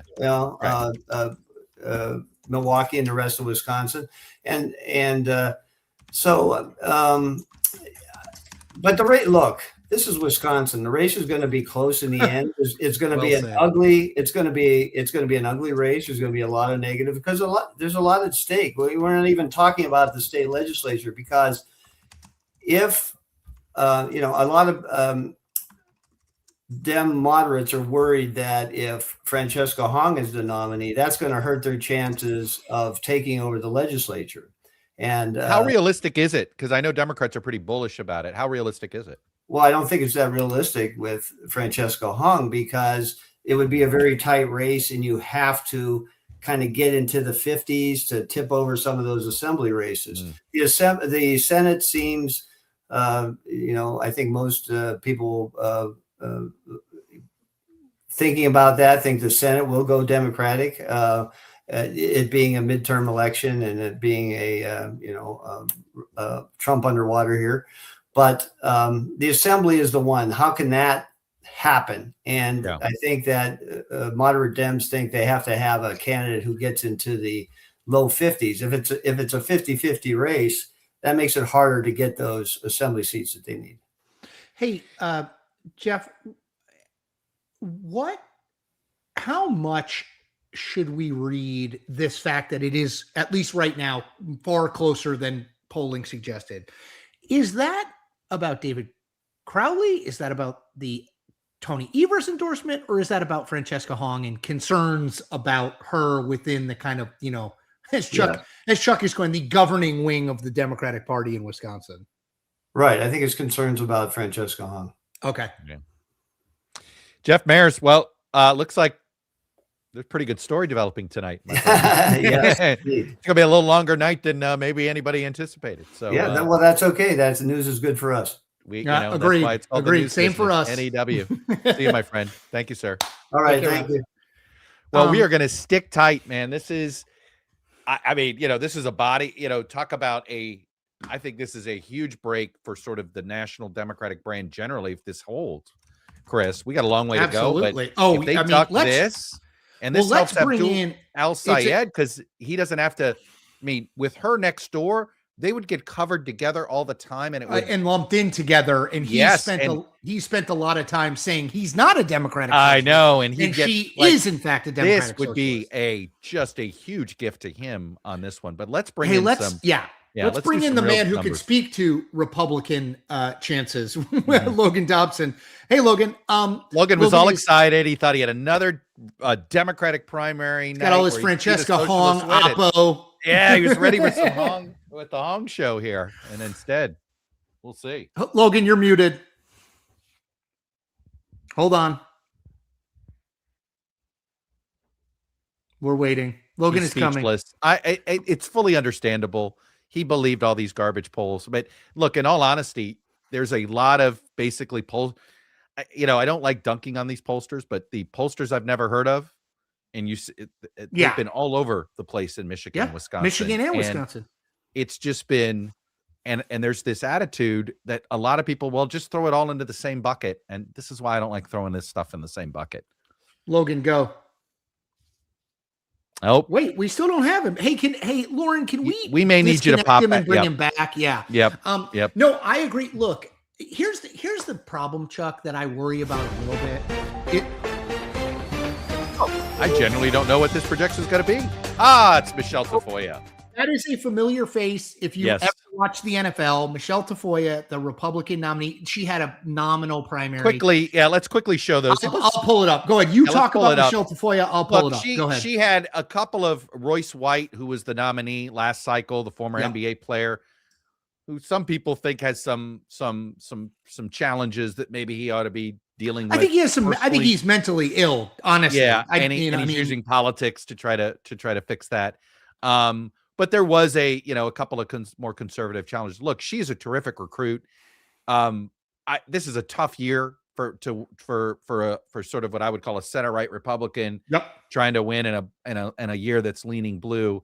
I think that you might see a little bit more Republican money in this race if Peggy Flanagan is the Democratic nominee, but you won't see it if Angie Craig is. I mean, I think Tafoya. I've admired the race she's run so far because she's done a very good job in a different year. And it strikes me that year. Someone told her, "Hey, this is kind of your warm-up race anyway. There's going to be an appointed senator for you to challenge in 28." That's right. And appointed senators have a much less strong record. Logan is back, and I think we get Logan. Can we hear me? Yes. And the thing about Logan too is he has such an awesome deep voice. We want him radio voice.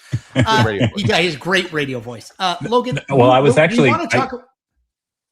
I wanted to hop in on Minnesota real quick because I actually had an interesting conversation with a friend today. So I don't know if I'm allowed to ask for stuff, but it might be good to tab over to the Minnesota gubernatorial Republican primary as well. Let me do it. Of course, go ahead. Keep going. Keep talking. And there was Mike Lindell. It makes me sleepy whenever I think about that race. I just want to. The certainly controversial former My Pillow salesman is in fact in second, and I think that a lot of people in DC were taking it as kind of a fait accompli that he was the going to be the Republican nominee there. Well, the big deal here, you're right about that, Logan.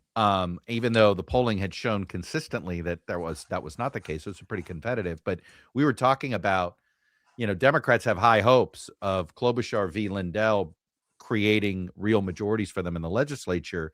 With DeMuth at the ticket, this may save some Republican seats. Way better. Klobuchar still wins probably, but it's not a down ballot Faster. Well, so maybe you beat me to it, but that's the point I was going to make, because I don't think a lot of people actually know that the Minnesota state legislature is as close as it is. I think a lot of people think Minnesota blue state. Yeah, right. So I was talking to a friend who works in a lot of state ledge races, and he was sweating a Lindell nomination, but I think he'll be very excited with. Well, we'll see. It is 3%. Let's not get over our skis here a little bit. 3% reporting, right? I think that's reasonable. But look, it's just so rare to see Republicans. My beloved party. I don't mean seemingly to making a electoral choice. I don't mean to drone on this, but do you think Lindell will concede?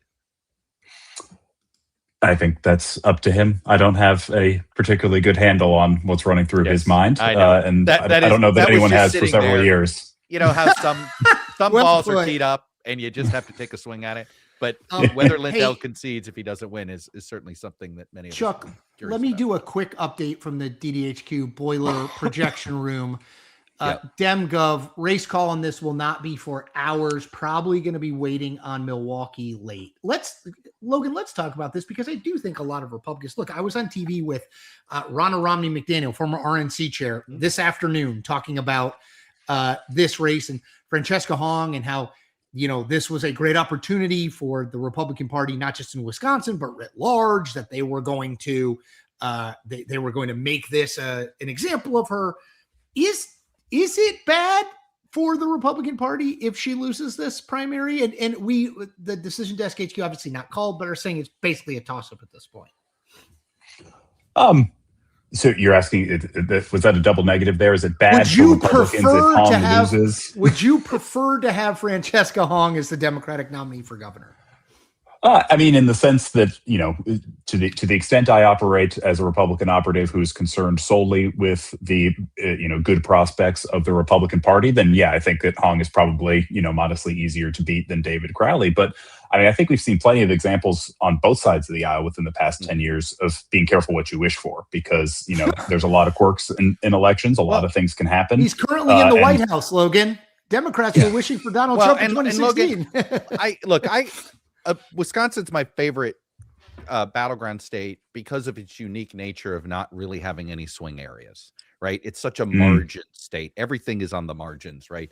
It's sort of it's a polarized state more than it is a sort of swing state per se. And so, there's an argument to be made that may be why if you see these more partisan nominees overperform the polling, right? Ron Johnson's been doing that for multiple Senate cycles.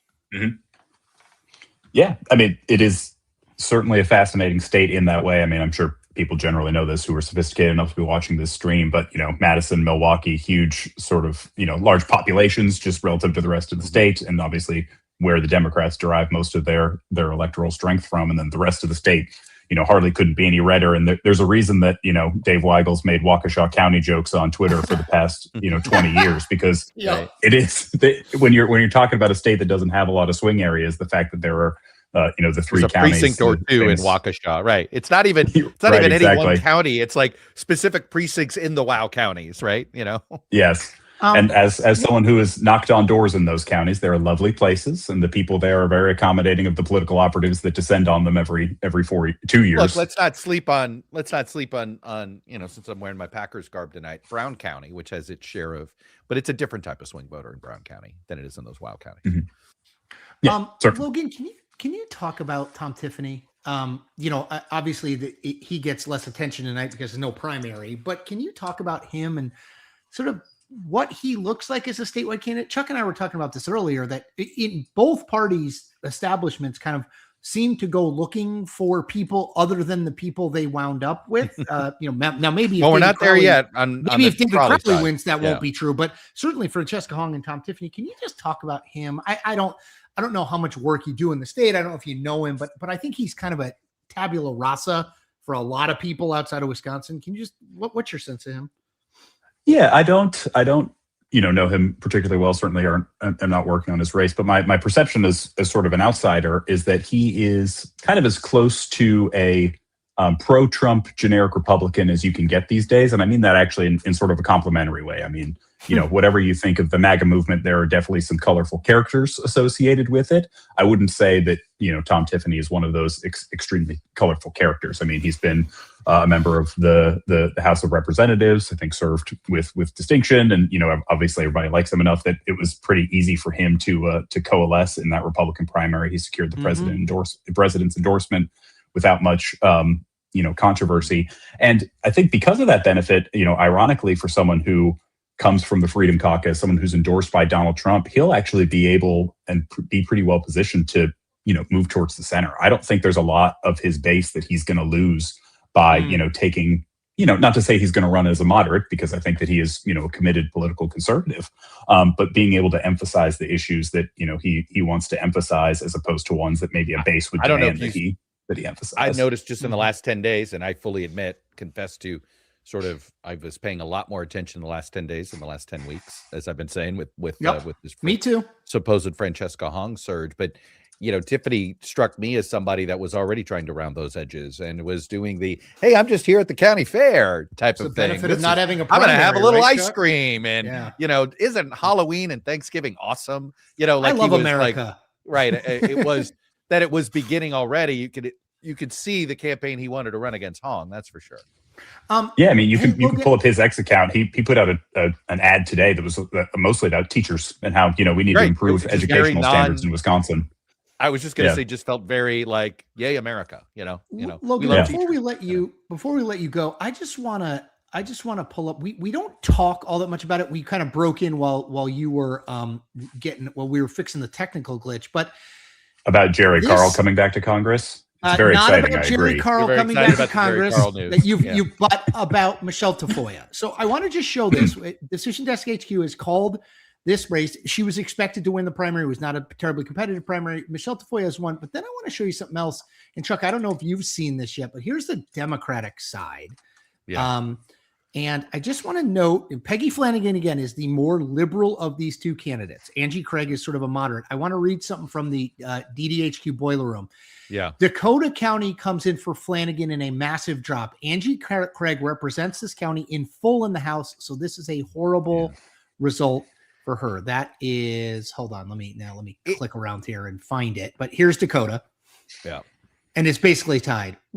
Logan, are we going to wake up on November 4th and be like, holy crap, Minnesota was like a lot, like Michelle Tafoya almost won. Like, is that a sleeper we're not paying attention to or not? Yeah, look, I mean, I think you can probably go back to every midterm election that has been away for one side or the other and find some nominee from the party that was the victim of the wave where they thought, oh, but this will be the one that sneaks through. So it doesn't necessarily mean that that's guaranteed to happen. But if any candidate could do it, I mean, I think it would be Tafoya. I mean, she is, I think, a perfect fit for the state. She is avowedly a pro-choice. I think she ends Republican, which is rare. Go ahead. Look, I think this ends up weirdly working out for her because, I mean, we've seen this. Hey, sometimes you got to lose to win in the next cycle. It's happened. I think Norm Coleman, right, certainly had his share of that. There's going to be an appointed senator in 28, most likely with Klobuchar, and she's could be extraordinarily well positioned. She's run a really smart race. It feels like she made hey, I'm not going to do anything that blows me up long term. Yep. She's been trying to keep an electable version and was able, and to Logan's point, like was able to kind of keep out she is much more on the moderate side and was able to keep out kind of a righty challenger. Well, Royce White has been this Royce sort White, of I guess, kind of sucked up all the air there. Yeah, he's been a tough one. Like, I mean, the NRSC not talking about playing the WNBA, Chuck. Oh yeah, the NRSC tried to. I think they came close to almost endorsing Klobuchar, which she ran against him. I think it was last cycle. It was like was that crazy in what he was doing to them. Yeah, they were. Anyway. Well, Logan Dobson, targeted. Look forward to seeing him on the hardwood. Follow. I don't know where that is going to be. You might have to go to Europe. I believe, but he doesn't fly. I believe that is it. Yeah. He will not fly, and therefore he was drafted in the NBA. But they could not keep him on a team because he will not fly. which is a whole other thing. Anyway, Mark Cuban Logan was his first Dobson, boss. Yeah. you're the man. Anyway. Thanks, Thank you, Logan. Thanks, guys. Great to talk to you. Yep. So, Chuck, why don't we bring in? We Skelly mentioned this earlier, but let's bring in Ruth Servin Smith from AL Alabama AL.com because we haven't talked about this much.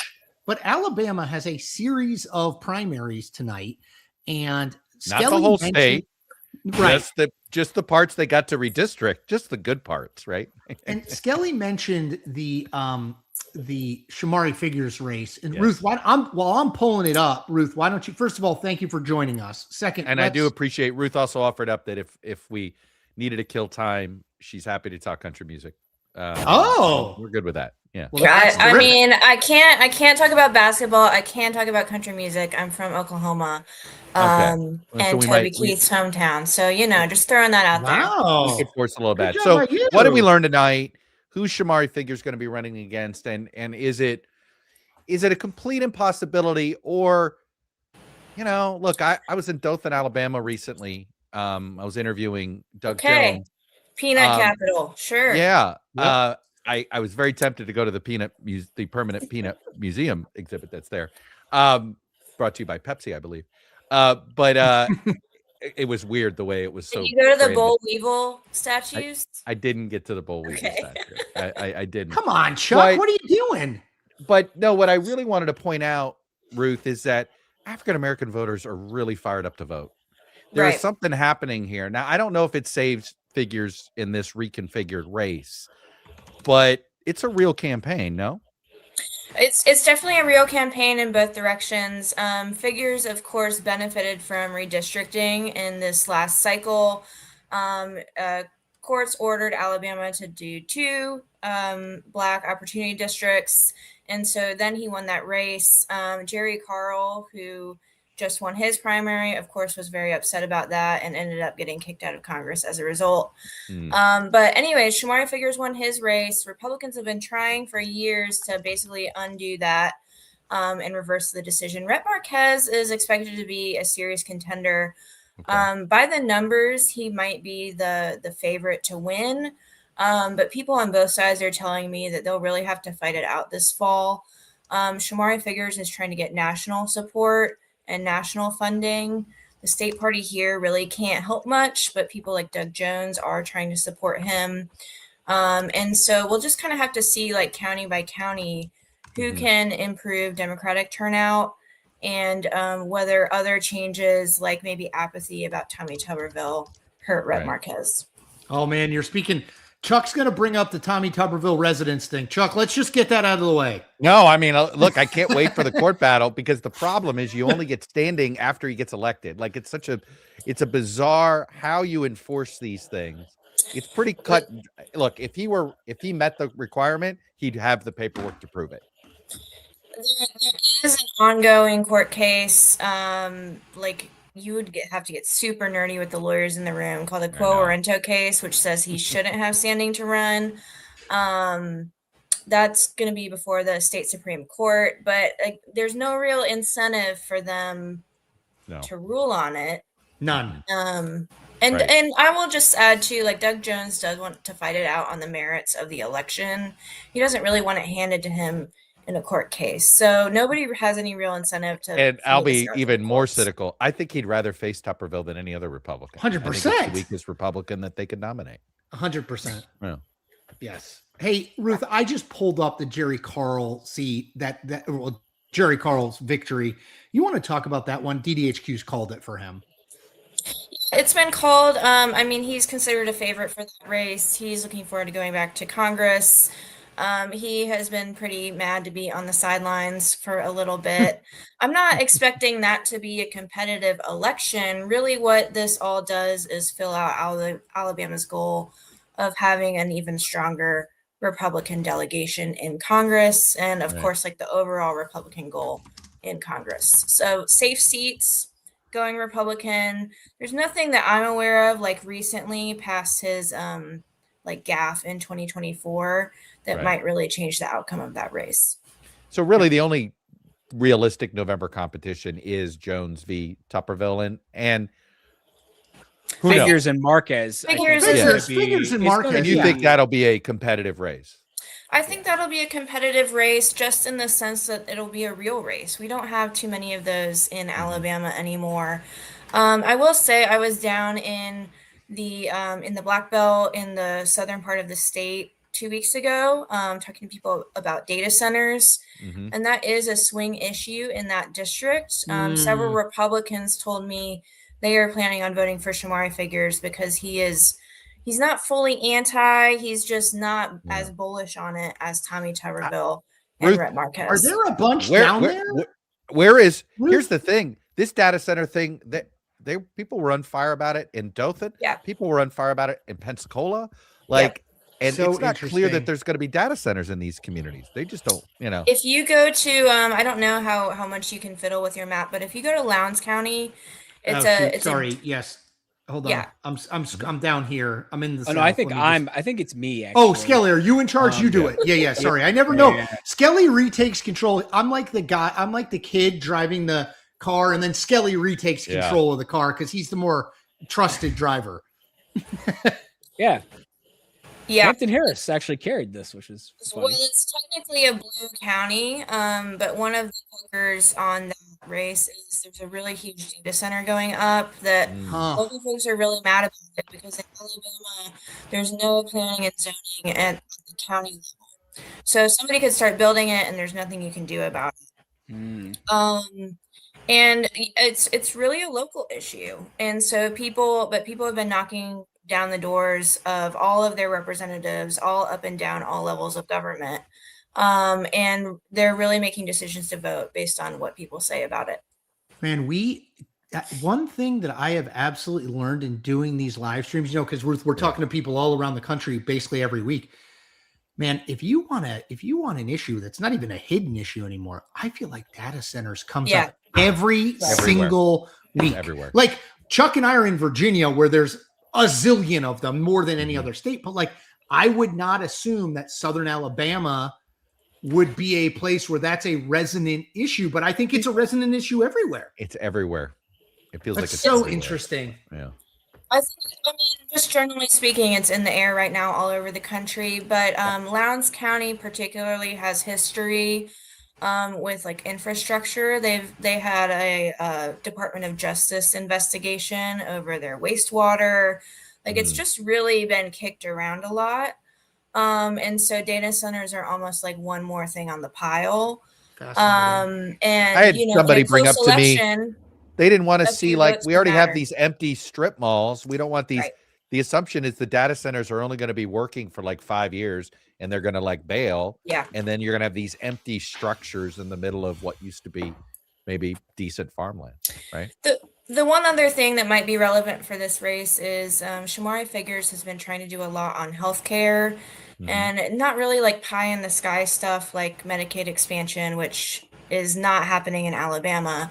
It's really just like, can we get some grants for local hospitals to keep them open? And that's the kind of thing that also like sticks in the minds of local voters. I'm not saying it's something that Rhett Marquez couldn't do also, but it's just part of his record that really does matter to local folks. We've talked on and off about Alabama, Mississippi, and potential competitiveness. Ruth, you said earlier, and you're obviously 100% right, that Alabama doesn't see all that many competitive races. Is there a path back for Democrats statewide? And, I know they can win here or there. I remember when Bobby Bright won in Southern Alabama. What could that coalition look like? Yeah, I covered the state Democratic meeting this past weekend in Montgomery. They elected a new chairman.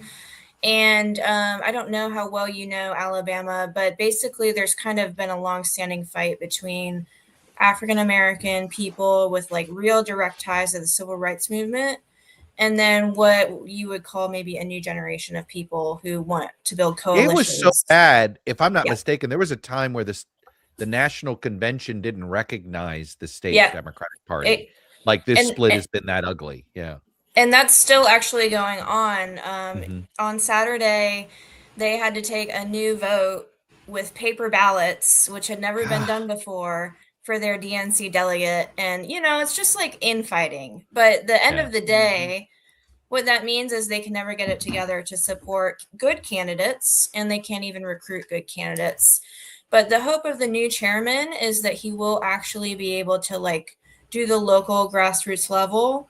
And that then when they have people like Doug Jones or Shamari Figures at the top of the ticket, they can really reinvigorate things. What people have told me though is that it might still take another 1 or 2 cycles for that to really be working.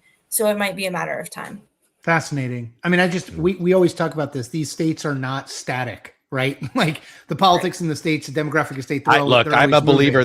Every state has a fulcrum. It's up to the minority party to find it. Yeah. Absolutely. Thank you, Ruth. That was terrific. Thanks, and Ruth. We appreciate your time. Follow Ruth's work on AL.com. Terrific. Thank you. Thanks, everybody. Thanks, Ruth. Have a good one. Good to see you. Skelly, now that you're back from your television, get back to Wisconsin. It's an all-nighter. It's almost, it's Are we ready for this? Oh man, guys, this is shaping up. This is shaping up. Is it though? I mean, I don't mean to be explain to me how Hong wins this. Oh no, I mean, I think Hong could win because of the fact that a lot of the votes. But it feels like we're the reverse is going to be election day vote. Yes, in that she has to catch Crawley the way things are setting up, and who we has already momentum? have a lot. This is why I go to Crawley. Here's the guy that so was literally tight. Not in the race two weeks ago. So it's amazing. He dropped out of the race. Right. I mean, if he won and dropped out of the race, normally say election day vote. Funnier things I've ever seen. Do we really think he lost election day vote? In Dane County, maybe he did. That's the thing, and that's because we've seen time and time again the most progressive vote. Now, to be clear, I want to clarify: not every one of these counties is necessarily doing it exactly in that order of sort of early mail and then election day. So I don't want to caution that it's not necessarily that in every case. But I think the thought is that is what's happening in Dane, and that Hong will do better in the last 38,000 votes here. But the fact that she's down 5,000 votes right now, I mean, it's obviously really close. It does speak to the fact that Crawley really could pull this thing out. And there's still 38,000 votes in Milwaukee.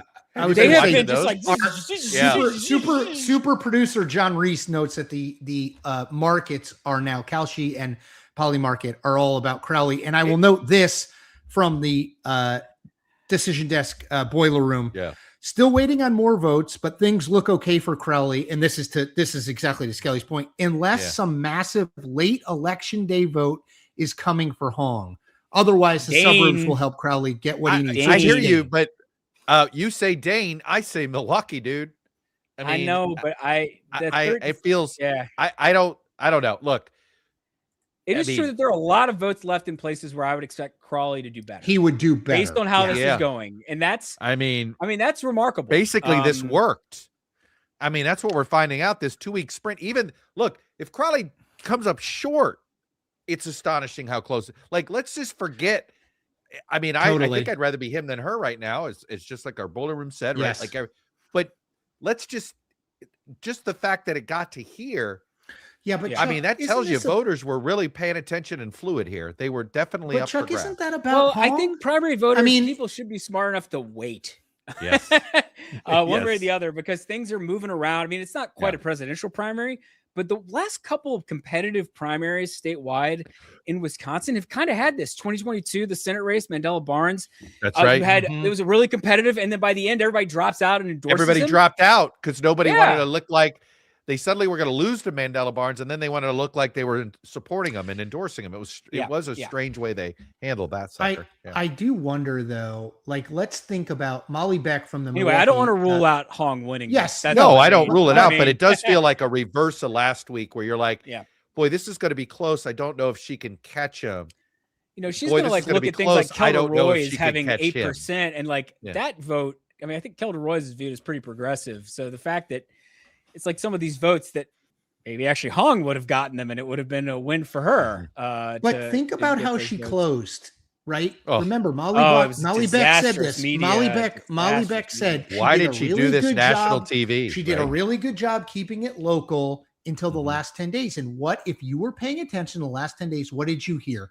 Francesca Hong wants to cancel Thanksgiving. I mean, honestly, that's the only thing that you heard. Talk about something that breaks through, right? If she collapses to lose this race, it will be that, right? Yeah. I mean, it's amazing how people don't realize little things that might seem little. It's like we pay so much attention to this stuff that it's one of a billion data points. But if you're not paying close attention to this race, and you're like, I don't really know who these people are. The voters don't care. It's you superficial journalists. Of course, the voters care.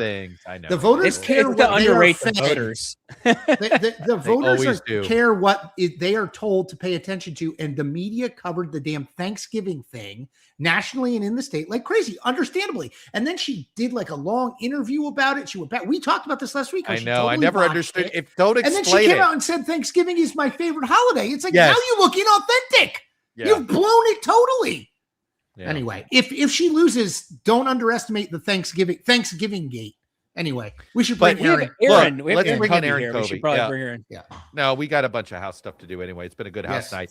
Because hey, we can shift straight to Wisconsin 3. In fact, that'd be the perfect segue. Aaron, we're all fired up. We're 73 new members of Congress and counting. Let's roll. Come on. Exciting. Well, less exciting night for me at the House level. I feel like there's a couple they're throwing bums out still. Yeah, they are. Yeah, Larson lost. That wasn't a huge shock, I will say. The polling that I had seen had him down before the primary. And I think, he managed to win the state party's endorsement in a huge upset narrowly earlier this year. And I think like what Luke Bronin had, which most challengers don't have, is a lot of like strong establishment support already, because he's the former mayor of Hartford. He ran for governor. He was very well known, far outspent Larson as well, thanks to some outside support. So yeah, I mean, he was a challenger, but he was running like an incumbent.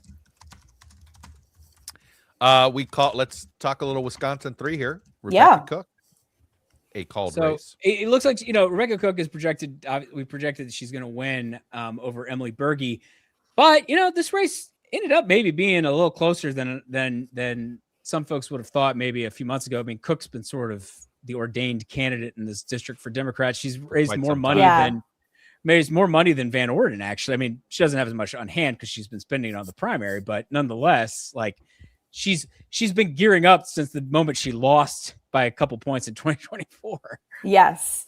No, for sure. I mean, from the beginning of the cycle, she has been one of Democrats' favorite recruits.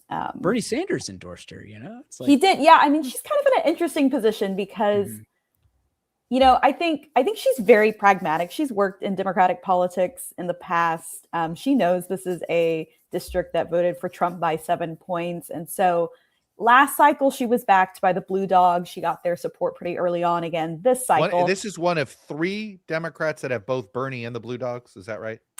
I think that's right. I'll have to check my tracker. There's a Pennsylvania one too, I think, right? Yeah. Bob Brooks maybe. Bob Brooks also has it. I think with both of their situations, they were in positions where they're going to, particularly Rebecca Cook, because this district voted for Trump by 7 points. They knew they were going to have to win over a certain segment of more conservative leaning voters. And so, they were running with more of the moderate backing, but also Cook had this primary from Emily Berge, who is the Eau Claire City Council president. So she's not a nobody. And Cook was able to secure Bernie Sanders' endorsement as well pretty early on as a way to kind of inoculate herself on her left, which could have been, I think, a real issue had she not had his support. Interesting. She also came out for a moratorium on data centers recently, which I thought was interesting. But yeah, I mean, this is maybe I'll be curious what the final margin is. This doesn't entirely shock me because people are always kind of, I think, a little bit upset when the National Party tries to crown candidates out of primaries. But I wonder what the Crawley-Hong number is going to be in this same congressional district. I wonder if it splits the same way. I don't know. I mean, this is a district that has a lot of like very blue areas within a lot of rural territory. So I'm not really sure how the Democratic primary electorate's going to lean. Right. Hey, Aaron, do you have this? Oh, go ahead, Skelly. I was just going to ask about the general election, because this is a place where if Democrats are winning back the House, they need to win, right? I mean, like, can you talk about where you guys is it a need to win? Is it on? Is well, it that's one of what I'm those, or is it wondering. that next ring? Yeah. Where do you guys see that?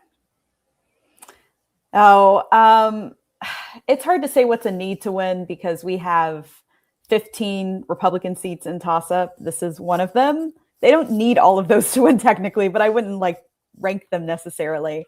I think if Democrats are winning the House, I would be very surprised if they weren't winning this seat. Interesting. Okay. And I think the polling still shows it pretty close, but I would think that Cook should have a slight edge here against Van Orden because, you know, this district, obviously you have the national environment shifting a number of points to the left, but also Van Orden has underperformed Trump because he's a polarizing figure who is kind of known for lashing out at various people. Everyone.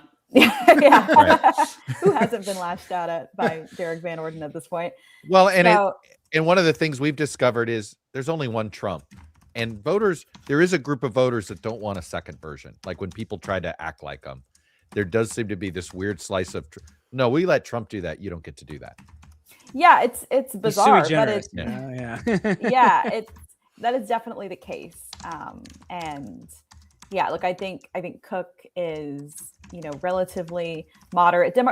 Republicans are going to try to attack her for the work that she has done on Democratic campaigns in the past and tie her to those Democrats. But, you know, I mean, I think she obviously overperformed Kamala Harris last cycle. And I think she is one of the stronger recruits that they have this That's cycle. a weird attack. You know, Democrat work for Democratic candidates. You know, watch out, right? Like, yeah, I mean, it's like the classic, like she worked for Mandela Barnes, who wanted to defund the police. So it's like all I love the like the triple bank shot. shot. Yeah, totally. Yeah. Hey, just to bring up another competitive seat, you know, Angie Craig, competitive. It's one that Democrats probably will hold in this environment, but it does look like Matt Little is projected to win the 2nd district in the South Minneapolis, St. Paul burbs and exurbs. And he was, I think, viewed as maybe the most progressive of the candidates here. And so, you know, with that in mind, you know, is that maybe it's fine for Democrats in this cycle in this seat, but is it one of those things where they, you know, is he going to underperform maybe or what have you? Yeah, it's a good question. I do think this district has trended pretty clearly towards Democrats over the past several years. It's hard to see it trending back, like in a midterm cycle that's favorable for Republicans. I could see this being maybe a reach seat. But yeah, and I would say Little, he was backed by the DFL, and you know we saw him as the front runner because of that, despite the fact that Klein and Berg both got a lot of outside money. So Little was outspent, but because he had the state party's endorsement, you know, I think that gave him a clear edge early on. I would not necessarily say he was the most progressive in this primary. Actually, Kayla Berg was also pretty progressive. She's really labor friendly, right? I mean, yeah. She's a union leader. She's a flight attendant, which is like a fun occupation to have in Congress. I don't think we've had a flight attendant in Congress before. But Matt Klein, he was a member of the Blue Dog Caucus, or is a member of the Blue Dog Caucus in the state legislature, and so he was definitely more moderate than Little. So I think Klein would have had a tough path to victory, regardless. Aaron, I'm obviously that the way my own tone has changed, and certainly the way the arrows are pointing, it might be Crowley instead of Hong. But how would you have changed? Would your thoughts on Wisconsin 3? How much of an impact would the top of the ticket in the case of Hong, which we don't know how much the National Party would put in, and all that? You know, what was that worth in your mind? Was that worth 2 points, 3 points, something like that in Wisconsin 3? It's hard to quantify, but I think it's worth something. And, you know, we saw in 2022, I think one of the more notable trends was that a lot of these results in the House races could be directly attributed to how the statewide races played out. So in places where Republicans did well at the statewide level, in like California and New York, they tended to do better down ballot, including in the federal House races, and then vice versa. Democrats did quite well in like Colorado and Michigan, and also did well in those House races as a result. So I think it certainly does matter, and I think it would have sucked up a lot of media oxygen that would have been, you know, difficult for Cook to deal with. But I don't know. It definitely still. Look, this race is still super close, and yeah, you know, it is. and there is some evidence that that Hong's some of these, she's had a couple of good drops go her way now in Madison. So anything is possible here. So after everybody's we're going back and forth. Pie. Yeah, it's very close. Is that a Thanksgiving reference? Pie. Exactly. Pie. Yes. Oh, there's going to be. I still think the Unity. Their Unity breakfast or lunch got to have a Thanksgiving theme to it. Lots of cranberry sauce. Do y'all remember sorry, not to pivot, but go. the 2012 race between Mary Bono and Raul Ruiz? Someone reminded me this morning that there were 2 Thanksgiving attack ads that Bono aired. I remember that race. I remember the race. I don't remember that. Raul Ruiz was the emergency room. He was like the emergency room doctor. Is that right? Like he was like some kind of physician. Yeah. Okay. And this was like the last gasp of that Republican Palm Springs district that Sonny once. Yes, Sonny Bono. Yeah. That's where Coachella is, by the way. 2 attack ads related. Was he against Thanksgiving? It seems like maybe as a student. Yeah. He had. If Hong loses, it's Thanksgiving is the big winner here. You just don't come at Thanksgiving. It's true. Hey, Aaron, can I? We want to let you go, but I do that consultant work, by the way. Yeah, exactly. Man, Thanksgiving's great. Brought to you by the Thanksgiving industry. Crystal is a sponsor. Aaron, where are you guys right now for people? Cook Political Report with Amy Walter. Where are you guys right now in your house? Your national kind of house prediction. Where do you guys? What's your seat range? Let's see. I mean, in terms of the range itself, I should pull it up. That way I get what I wrote a couple of weeks ago correct. But look, I mean, I think we obviously see Democrats as the strong favorites to win the House, but Republicans do have a path. I think Democrats, a really good night for them would be them winning 228 seats ultimately. It's hard to translate that to Democrats flip this many seats because redistricting has scrambled what flip means. So I generally frame it as good night for Democrats as them having this many number of seats, which would 228 seats give them a pretty decent flipping most of those toss-ups, right? They win most of those toss-ups. They would need to win. Yeah, they would need to win all of those toss-ups to get to 228 seats and a couple of leans as well. Obviously, our ratings are going to continue to adjust as the cycle goes on, so that percentage will change as well. But yeah, I mean, there's I think everyone who kind of has the odds of Democrats taking back the House, anywhere between 60 and 85, that's all in the realm of possibility. I don't put a fine number on it, but right.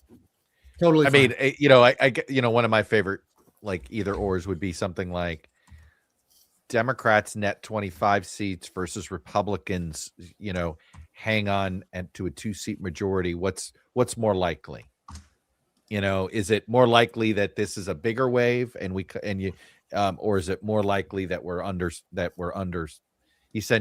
underrating Republican chances here? I don't know. I mean, I do think that 25 seats would be really tough if counting all the redistricting flips that Republicans are going to make. It's hard to get there if you try to go race by race. It's really hard to get there if you try to go race by race. I mean, a great night for Democrats is 15 seats, I would say. Yeah. No, I've always thought 25 is the north end. And I assume, look, what happened. The history of waves is we always, no matter how big we think it's going to be, it's always a little bit more. And you're like, wow, even that race came in, right? It's all your leans come in and a couple of likelies. And you're like, oh, that one? Really? Yeah. I remember they talked about that in July, but we didn't buy it. And, they forgot to poll it for 2 months. Valadeo, for example, we had his race rated likely are in 2018. Yeah. Obviously he lost. So yeah. Aaron Covey, Cook Political Report, House Editor. Thank you as always for taking time with us. Thank you. Thanks, Aaron. All right. So do you like close races, Skelly? Do you? Sorry? Do you like close races? I love a close race. Oh my God. This is what you live for, man. It's this close race. Exciting. Every little drop could matter. You're sitting there doing back of the envelope calculations and, your spreadsheet being like, okay, there's this many votes left. So-and-so needs to win X amount. Well, let's do some of that numbers for people here. So how much do we already have in Dane, and how much do we already have in Milwaukee? This is the thing that I'm really watching is like, look, there are 270,000 some odd votes left, so we're ways from knowing the outcome here. But if it remains sort of this 1,000-2,000 kind of thing, that Crawley's had a lead now, well, there are 23,000 votes left in Madison County, and there are 34,000 votes left in Milwaukee County. And so you could see a world where here and say, is Crawley the last Milwaukee votes? Yeah. Is it Milwaukee Crawley's Milwaukee versus Madison's Hong, right? Like, yeah, and it's he's very ahead. appropriate in Wisconsin. Yes, and he is very slightly ahead. So I think at this point, you'd rather be Crawley. But there's still a fair number of votes left. I mean, it's exactly. This is not a rule. I'm not saying that with like a huge edge or something for one candidate. In terms of like the estimated vote remaining, I mean, it is true that there's a fair amount of vote left in interestingly in Racine. So down here because we have basically no vote. Oh my gosh, there's no vote. I would imagine that will be better for Crawley. Should do well there. But for what it's worth, he is narrowly losing in Kenosha. So it's not like he's necessarily racking it up in the vicinity. So that'll be an interesting one to see what happens there. Oh, hey, let's bring in Nathaniel Rakic. Nathaniel. Vote beat, because he has thoughts, as always. He's got his Brewers hat How did you guys do? I got the Packers. I was going to get my Badger hat. I had a good Badger hat. Oh, man. Okay, well, football is not a real sport, Chuck. I'm sorry. Wow. Oh, well, I learned that. I didn't realize. The good news for Abdul El Sayed is that Michigan doesn't like football anymore. I don't know. It's not a big deal. It's not a big football. Just remember from Spinal Tap, Boston's not a big college town. It's not a big college town. They don't care about Nathaniel, football. give us your take on this. Who would you rather be this moment, and why? Francesca Hong or David Crowley? So I mean, it's very close. So I, want to emphasize that, but I kind of think still Hong. So I think one of the key things here is that so Wisconsin administers its elections on the municipal level, not on the county level. And so that means every individual city and township counts its own ballots. And so when we are getting results from Dane County, for instance, we are not necessarily getting the results from Madison, although I believe that Madison is fairly well reported at this point. But a lot of the bigger cities are among the later to report in Wisconsin. And I would have to think that those are probably the places where Hong is going to be stronger. It seems like there's a bit of a, it's obviously based on the map, it's a little fuzzy, but a bit of a rural divide. Mm-hmm. Right. And so Milwaukee, and so the other thing about this is Milwaukee and a couple of other municipalities throughout the state report all of their absentee votes count them all together and only release them all in one batch at the end of the night.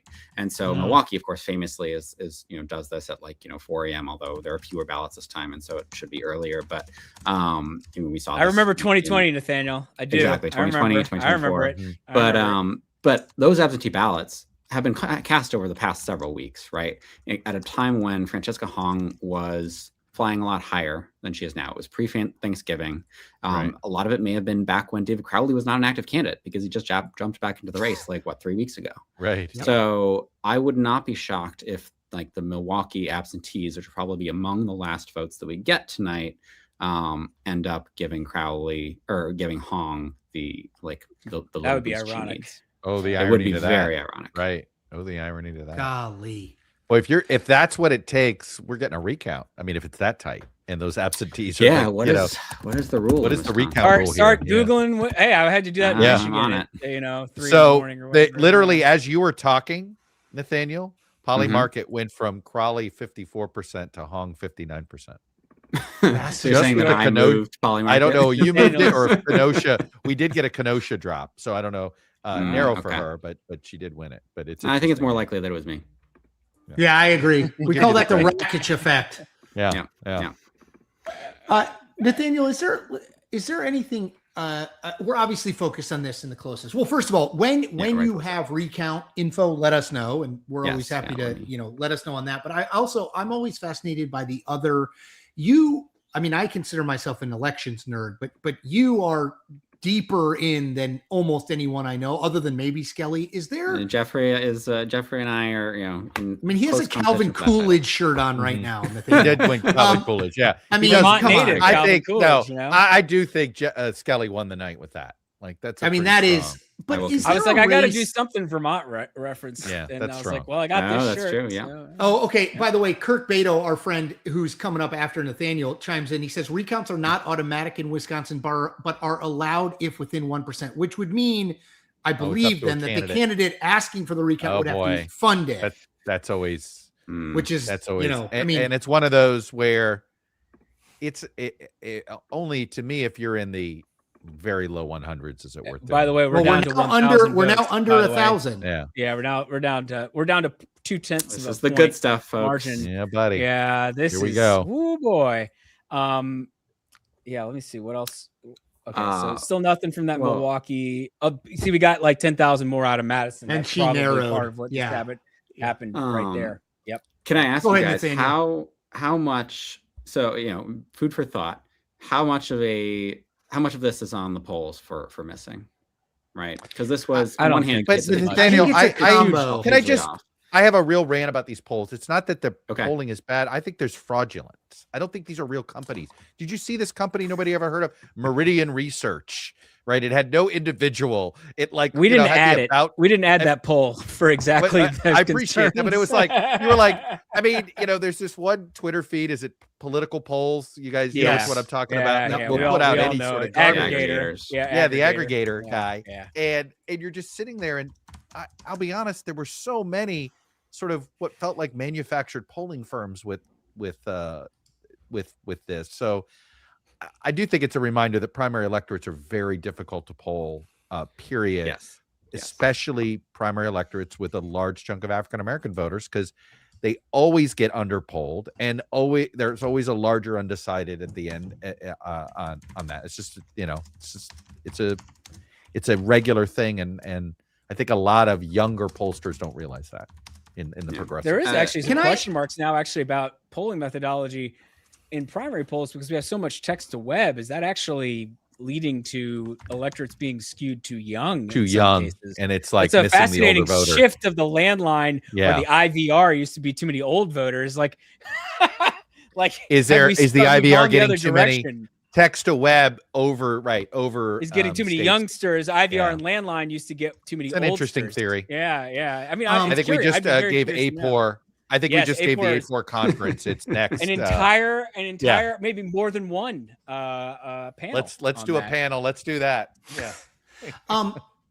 By the way, Francesca Hong now up to 75% chance, again back to 75% chance of winning. This is in the market. Poly market. Poly market. Even though Crowley still leads in the raw vote. Can I just, but that may be the Nathaniel Jeffrey argument, which is, big cities still coming, can I make not a defense of the polling, but I do think that, look, the race was so all over the place that basically it's a 2-week sprint to it, and people aren't paying a ton of attention. And if you were paying attention, the thing that you got was this state assemblywoman from super liberal Madison was saying, we're canceling Thanksgiving, or we should cancel Thanksgiving. Like it's a uniquely bad time to poll, because I think polling is also in addition to everything you guys just said, polling is often a lagging indicator of voter intent when there is people all of a sudden paying attention. I don't want to be in the category of I'm defending the polling in this race. I think the polling in this race has not been particularly good, in the same way the Michigan polling wasn't good. I'm just saying it's a very late breaking race with candidates people don't really know. And the candidate who was the front runner gets the worst possible press and turns it into a multiple day story in a way that could cost her. That's my only. And there were no polls in the last week of the race at a time when the race was probably moving very quickly. And I think that is key. And I think that that's actually something that is underappreciated, is that kind of that temporal error is an underrated part of polling error, right? We talk about, polls aren't reaching the right types of voters. And that's certainly true. But if you don't the poll may very well have been correct a week ago saying that Hong was up by 15 or whatever. Right. It's a fluid. Hey, Skelly, Kirk just signaled this in our chat. Can we just pull up for people? I want to get Nathaniel's take on this too. Can we pull up election denier Mike Lindell Thank you for Oh, swapping look at hats. Nathaniel with the hat. He was ready. very Oh, prepared I for thought that. this was going to be the hat that we were going to be using because I looks a thought little bit Minnesota like was going to a- be the race that we were going Looks to be like a young, Yeah, and it's yeah, not looks happening. like a young Yeah, that Chuck one. Knobloch there, Chuck, on the Wow. Twins. I'll give you a little. You're starting second baseman. Oh, Give me a little I'm sorry, Kent I'm on the- Herbeck. I might give him a little. Hopefully I Kent can actually Herbeck. throw the ball. Yeah. Mike Lindell. Mike Lindell I'm is looking at the going wrong race here. There we go. So I was on the second Governor race. No. There he is not in good shape, folks. Yes, Lisa Demuth is the lot of vote State left, House though. Speaker. Mike Lindell is the Trump-endorsed pillow manufacturer, who, of course, Walz most Is famous the for pillow party-endorsed manufacturer. candidate, right? The 2020 result. Qualls Right, is the yes. party endorsed. Yeah. Yeah. So it's kind And of a Demuth yeah. is sort of the normie. It's sort of the normie candidate who It's didn't actually get Trump or the Damith. party. I looked this up. Damith. Oh, really? It's Okay. pronounced I as apologize Damith. to. Yeah. to No, Ms. it's okay. Damith. There's actually, I think Minnesota, they on their roster, they had an official like pronunciation guide thing. It was that's helpful. Man, She's- could she's- every state have that? That would It be would be great wonderful. for me. Yeah. Because I say so many Anyway. people's names wrong. I'm saying people's names wrong. I'm pronouncing people's names wrong. Like Well, Bill she may end Simmons. up running the score up, especially in the Minneapolis-St. Paul area. Right. area, That definitely and that seems to being be the enough. pattern that's emerging. That may be enough because there are a lot of Republican votes in the burbs of MSP. So, we'll see. I assumed Lindell was going to win because Trump endorsed him. He's the best known candidate. But we had Logan Dobson on earlier from Target Victory, and he was like, can I just, as a Republican, can I celebrate my party doing the smart thing for once, as a in terms of not Nathaniel, nominating Mike you know, Lindell? Look, if you want to write the Peter Baker narrative that Donald Trump is losing his grip in politics, you've got I know, but you've got a bunch of examples now. I mean, he's suddenly like his endorsement has kind of gotten cheapened. He kind of throws it around there willy-nilly. He's now losing a few more here and there. Oh, by the way, his approval rating continues to sink. Totally. Oh, by the way, it looks like Iran's trying to Jimmy Carter him. I mean, like there is this, like it is a, yes, it's Lindell and we're all looking, but it's like Darlene Graham only got 31% tonight, and the Trump endorsement ain't what it used to be. I think what's really instructive actually about is that the article is just to be written is what is the key to winning a Republican primary if you don't get Trump's endorsement, right? What are the differentiating factors? Like, how do you do it? Right. I think it's that Republican primary voters are actually pretty smart and they realize when Trump is endorsing somebody just because of, relationship reasons or when they don't pick the Trump endorsed candidate, they tend to pick somebody who is still Trumpy, right? So like Darlene Graham, obviously in association with Lindsey Graham, who is not, and she very well might win, but is someone who's kind of like MAGA credentials are not rock solid. Mike Lindell, obviously his election denialism credentials are very rock solid, but he actually was accused in the final days of this race of supporting amnesty because he had a fairly relatively liberal immigration policy. And so I think that voters are like, okay, I think that maybe Trump was just, giving a shout to his buddy, but I know that the real MAGA candidate in this race is, Lisa Demuth there. So, well, Trump has come out and said things like, "Oh, well, the real MAGA candidate won," or he did that last week with with Amir. With the one with Amir Hassan. Yeah, Amir Hassan, district. He's like, oh no, it was Andy Ogles. Yeah. Or no, it was Ogles. That's right, it was Ogles. With Hatcher, he was like, oh well, I was just doing Ogles a favor, even though I knew he was going to lose. But Charlie Hatcher's great, so yeah.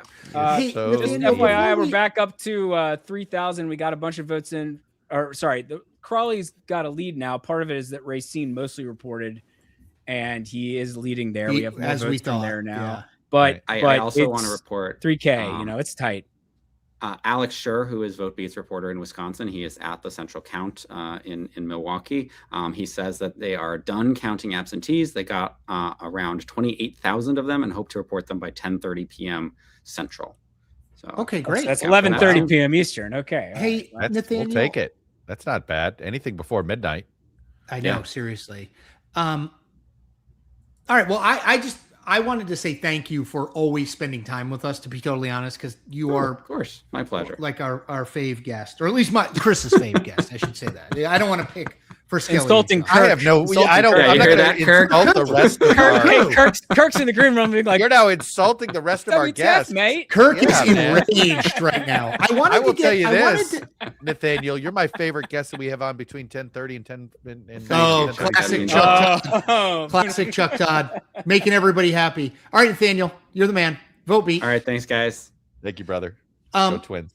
Well, so what I wanted to do was make Kirk fired up for bringing him in. Like I wanted to prime the pump. So let's bring Kirk in, editor-in-chief of the hotline. Oh, I'm seeing, okay, by the way, I just see Lauren, our super producer, is saying his internet just went out. He doesn't have the stream and he won't be able to remove Nathaniel from the stage or bring Kirk in. Wait, really? So Nathaniel keeps rolling. Until Nathaniel's in, Kirk, we will get to you. Kirk, if you have time. Just call me Grace Panetta. Just stick. Just stick. Exactly. This is a Grace Panetta moment. I feel like this might be a Wally Pip. Rakic is just staying there. Bait him on the sidelines. Kirk. Kirk, we will bring you in as soon as Lauren can reconnect the internet in California. But go ahead, keep going. I just wanted to give that update. Yeah, I think it was those got, guys at the down ballot unplugged our stuff. You know, we got a few more votes. Just FYI, we got a few more votes in from. It looks like it was Racine and then St. Croix, which I feel bad. Lovely this time of year. It's over in the West. Yeah, it's over in Minneapolis. It's the Minneapolis Burbs. Okay, that's what I thought. All right. It is it basically Crawley is running close to even. Oh, you know what? I had it open on a different screen. There we go. And basically it's all in and he's running about even there, and that actually ended up being a good drop for Crawley. When we say drop for folks, that just means the next batch of votes that have been tabulated and added to the count. Nothing else. People sometimes, by the way, the prediction markets now. Kalshi has Crawley at shot 60. back to Crawley. Yeah. Ollie Market has Hong at 60. Oh, so, interesting. Oh, that? So there's somebody's making some. My brain. It's all about the trade, man. Forget anything else, right? It's all about the. This is arbitrage. Arbitrage. Yeah. I was going to say, pounding away right now on the keyboards.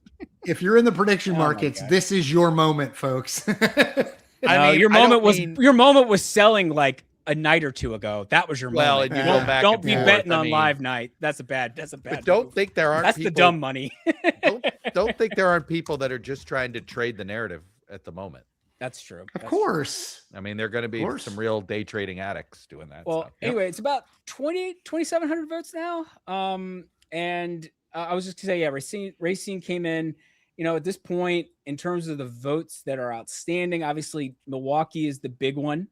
But actually, interestingly, we have no votes in from Winnebago, and I can't. Wait! It just popped, and Hong won it big. In fact, that might have. Did I put her in the lead? No, just like Skelly, live, just ripping. No, he's just ripping. No, it turned really dark blue, and I was like, what? Oh, but there were like 500 votes. Yeah, it was. Yeah, I was just gonna say. I thought a big drop had come in. Was the Winnebago invented in Winnebago County? Is this a chicken and egg situation? Is there Winnebago in Illinois as well? I believe. So Iowa is where that used to be where those things were made. So Winnebago was a big Iowa. So it's just a quirk. I think so. It could be a Native American. It's a Native tribe. I think it's almost certainly a tribe. Okay, got it. Yeah. So we're gonna get roasted in the. We'll get roasted in the comments on that one. Jeffrey and Nathaniel, can you guys just go through, explain? I think for people who are just tuning in as this is really close, explain to people, why don't you give the Crowley case to eke it out and then the Hong case to eke it out? Like, what does that look like in actual votes? Nathaniel, you've kind of given the Hong case, so maybe I'll do the Crawley case and you can jump in and repeat a little bit of what you said earlier. Sure. But I think at this point, look, Crowley's up 3,000 votes. It is true that we know that the votes that are mostly weighting in Milwaukee County are, for the most part, absentee votes, which may actually not be as favorable for Crawley as day of votes because he wasn't a candidate for a brief period last month. And there's been a lot of just fluctuations in terms of the candidate field and what have you. But at the end of the day, I do think he's probably going to net votes out of that more likely than not. And that actually is, to be fair, I want to say it wasn't all me originally on that because some folks in the DDHQ, their view is that he won't get as much as as you would think out of it, but he might still net out of it. And he's slightly ahead, and there's just not a lot of votes left in Madison. And so I would say, like, if you're Crawley, it's just like you might just be in a position at this point where you can hold on to the lead. Not by much, but hold on to it. And just humor me, Nathaniel, and give viewers the Hong sort of case, because I think people look at this and are like, well, she's been behind for the last, I mean, she's basically been behind since the polls closed. She went ahead maybe briefly. People look at this and say, well, she's not going to come back. Give us the Hong case, and feel free. Skelly can obviously move around any counties you need. I think the Hong case is that exactly 3,000 votes right now, by the way. That's fun. Oh, nice. Yeah. Wow. Basically, I think the Hong case is that the places that report results later in Wisconsin tend to be the bigger cities, which are probably more likely to have Hong supporters. They're probably more likely to be, well-educated, full of that kind especially outside of Milwaukee. Definitely. Right. Yes, exactly. If you are voting in a Democratic primary if you are like a white college educated voter voting in a Democratic primary somewhere, in maybe some of the smaller mid-sized cities in the state, you might be fairly progressive and you might support Hong.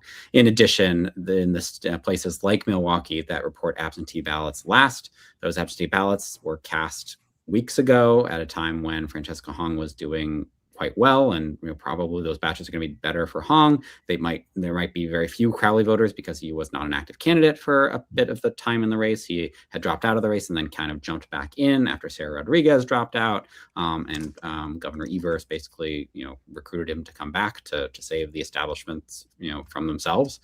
So I think that is the case, but honestly, it could I could very much go either way. And I'm looking at some of these rural counties too, and especially up there in the north, you've got some Hong counties. That's probably going to go for Hong by. I was just going to say, in some of these rural counties, the progressive vote is 200, 300, 400 votes. Not a lot of that votes, can make a difference, right? I mean, you can do that. Keep doing that, it can add up. That's the thing. Yeah, exactly. I mean, I'm not sure to be clear, this is actually who Bayfield County is going to vote for. Right. No. Bayfield and Douglas are sort of the two labor blue, northern. These are blue on election night on general elections, and they're like the only remaining ones of what used to be a much more democratic. This is how Dave Obey held a congressional seat for decades.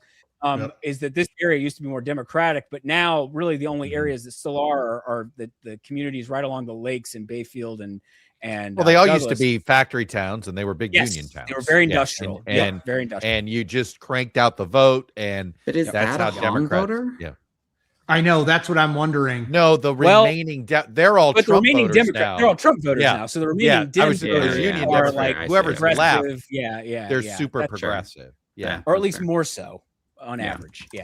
But I wonder if Hong, Nathaniel, Abdul El Sayed, Michigan has a lot of they're not large college towns, but they're not small either, right? Mm-hmm.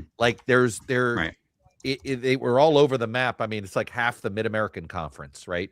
Has teams in Michigan, and he won all those towns, Central, Western, wherever he did, right? Wherever you saw, he overperformed in those counties. There isn't a lot of extra little college towns in these rural counties for Hong to take advantage of there, right? That's true. And a lot of those, Hong pockets of support in what looks like rural Wisconsin are college towns. So like La Crosse, Wisconsin, Stevens Point, and Whitewater, and Yeah, and then you have Menominee, which is a Native American reservation. So there is kind of a method to the madness here. Yeah, not a lot of primary votes in Menominee. I mean, there are not a lot of votes there to begin with, but to your point. But it is not. But it sounds like Milwaukee's the ball game here, right? Which is, I think, so. How much did Hong, how much vote did she bank during the Crawley dropout, right? That's basically what we're all. I mean, so far progressives haven't done as well in absentee mail voting in these contests as the sort of more establishment type candidates, and so that would maybe be another point in Crawley's favor as we try to figure it out. But again, the candidate field fluctuations here and other things make that a little more uncertain. Update from Los Angeles. Yeah. Lauren is back online.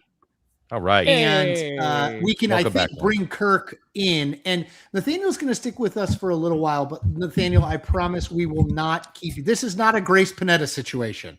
We will not keep you here. Skelly may want to stay up all night. Chris Cillizza is about a midnight kind of guy on the East Coast. So we'll see how it goes. I'm feeling pretty bullish. We got that report from Nathaniel about absentee votes in Milwaukee. 11:30. We're keeping an eye on 11:30 absentee from Milwaukee. Kurt Vadel, first of all, editor-in-chief of the hotline. A big kudos to the state of Wisconsin for counting a lot faster than the state of Michigan. It's true. As y'all's second favorite guest, I just want to well, say, no, again, just to be clear, Kirk. Number one, that was only me. Number two. Yeah. Number two, I was simply motivating you. I will say, John Reese, who is executive producing this show, can tell you all good executive producers, before you go on, they try to pump up the guest. That's what I was doing, right, Chuck? They neg you. They try to make you feel, like I don't need a clever over here, guys. I'm ready to go. Kurt, it's like MJ, feed him, I know you've been listening. So Jeffrey and Nathaniel were just making the case, the Crowley Hong case. Who would you rather be right now? I would still rather be Francesca Hahn right now.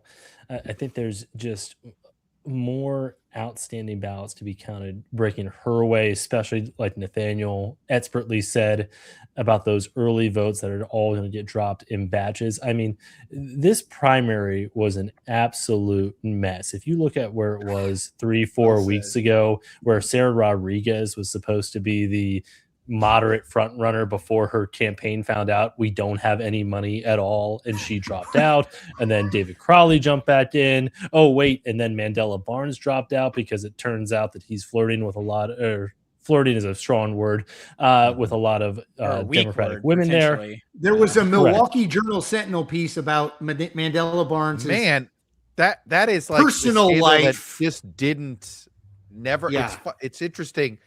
He quit before it went nuclear. Right. He apparently dropped out right when the Milwaukee Journal Sentinel was asking questions about it. Yes. So instead of having they sent him questions and he dropped out. Here's the question I have: how did we go that long without that story popping for as long as it? Given how long he's been in Wisconsin politics, he's been around forever, right? This wasn't something that just started happening, right?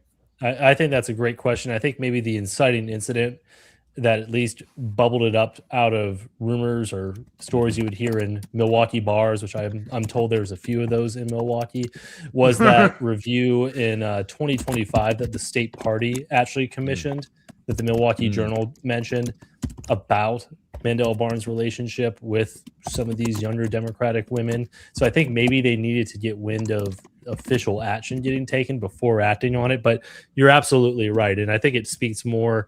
It's kind of similar to how it is in Capitol Hill too, that there's a lot of rumors about stuff going on, but until there's official action going on, reporters are a little reluctant to put their pen to paper and put their byline on the line for something that they heard and tune in. Guys, hey, by the way, guys, we called the Minnesota race. I have a projection. Yes. Yeah. I'm sorry, Lauren, if we didn't have the thing ready, but Nathaniel, how many hats do you have? I have probably many good hats. Lisa DeMith. Interesting. Demuth. It's Demuth is how it's pronounced. Lisa Demuth. We've projected will win the Republican primary for governor in Minnesota. So we won't have Mike Lindell to kick around anymore. He'll just have to go back to Lindell TV. He's there, I think, anyway. In fact, my understanding is it was almost operating as a 24/7 advertisement for his campaign. Interesting. I'm sure that was totally above dozens of viewers. Local campaign finance laws. Yes. Yeah. The pillow fight is off here. Another kind of black mark on Trump's gubernatorial endorsements. Well, we were talking about this. Well, he's been struggling. I mean, governors is the place where he's had the most trouble. There's though that like. It's funny. It's when historians look back. 1,000 votes in Wisconsin. They're going to sit here and be able to say, well, it certainly looked like Trump was losing grip on his party. I mean, he lost more primaries in 26 than he did in 24 or 22 or 18. And that is true. I mean, granted, he's making sloppier picks. It's kind of like some of these are just sort of favors for those that bought his crazy with the 2020. But, look, I think I don't think it's an insignificant data point that we're seeing here right now, that the grip is slowly loosening. That's all.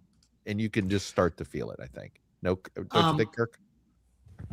No, I absolutely think that. And I think tonight's results going down a little bit further south to South Carolina, where Darlene Graham didn't necessarily put on a super strong performance here. I think we might be potentially in a situation where it's a Pam Yvette situation where she underperforms in the regular primary, doesn't clear it off the jump, but then Trump, sensing the momentum shifting, splits his endorsement. Now, it would be a big ask for Trump to endorse Ralph Norman, who endorsed Nikki Haley in 2024. I believe Nathaniel and Jeffrey, you guys are tracking this at 538, but I think he was one of the first elected officials to endorse Nikki Haley. And that will be a big ask of Trump if he wants to switch his endorsement there. But I think that we are firmly on the table for that right now.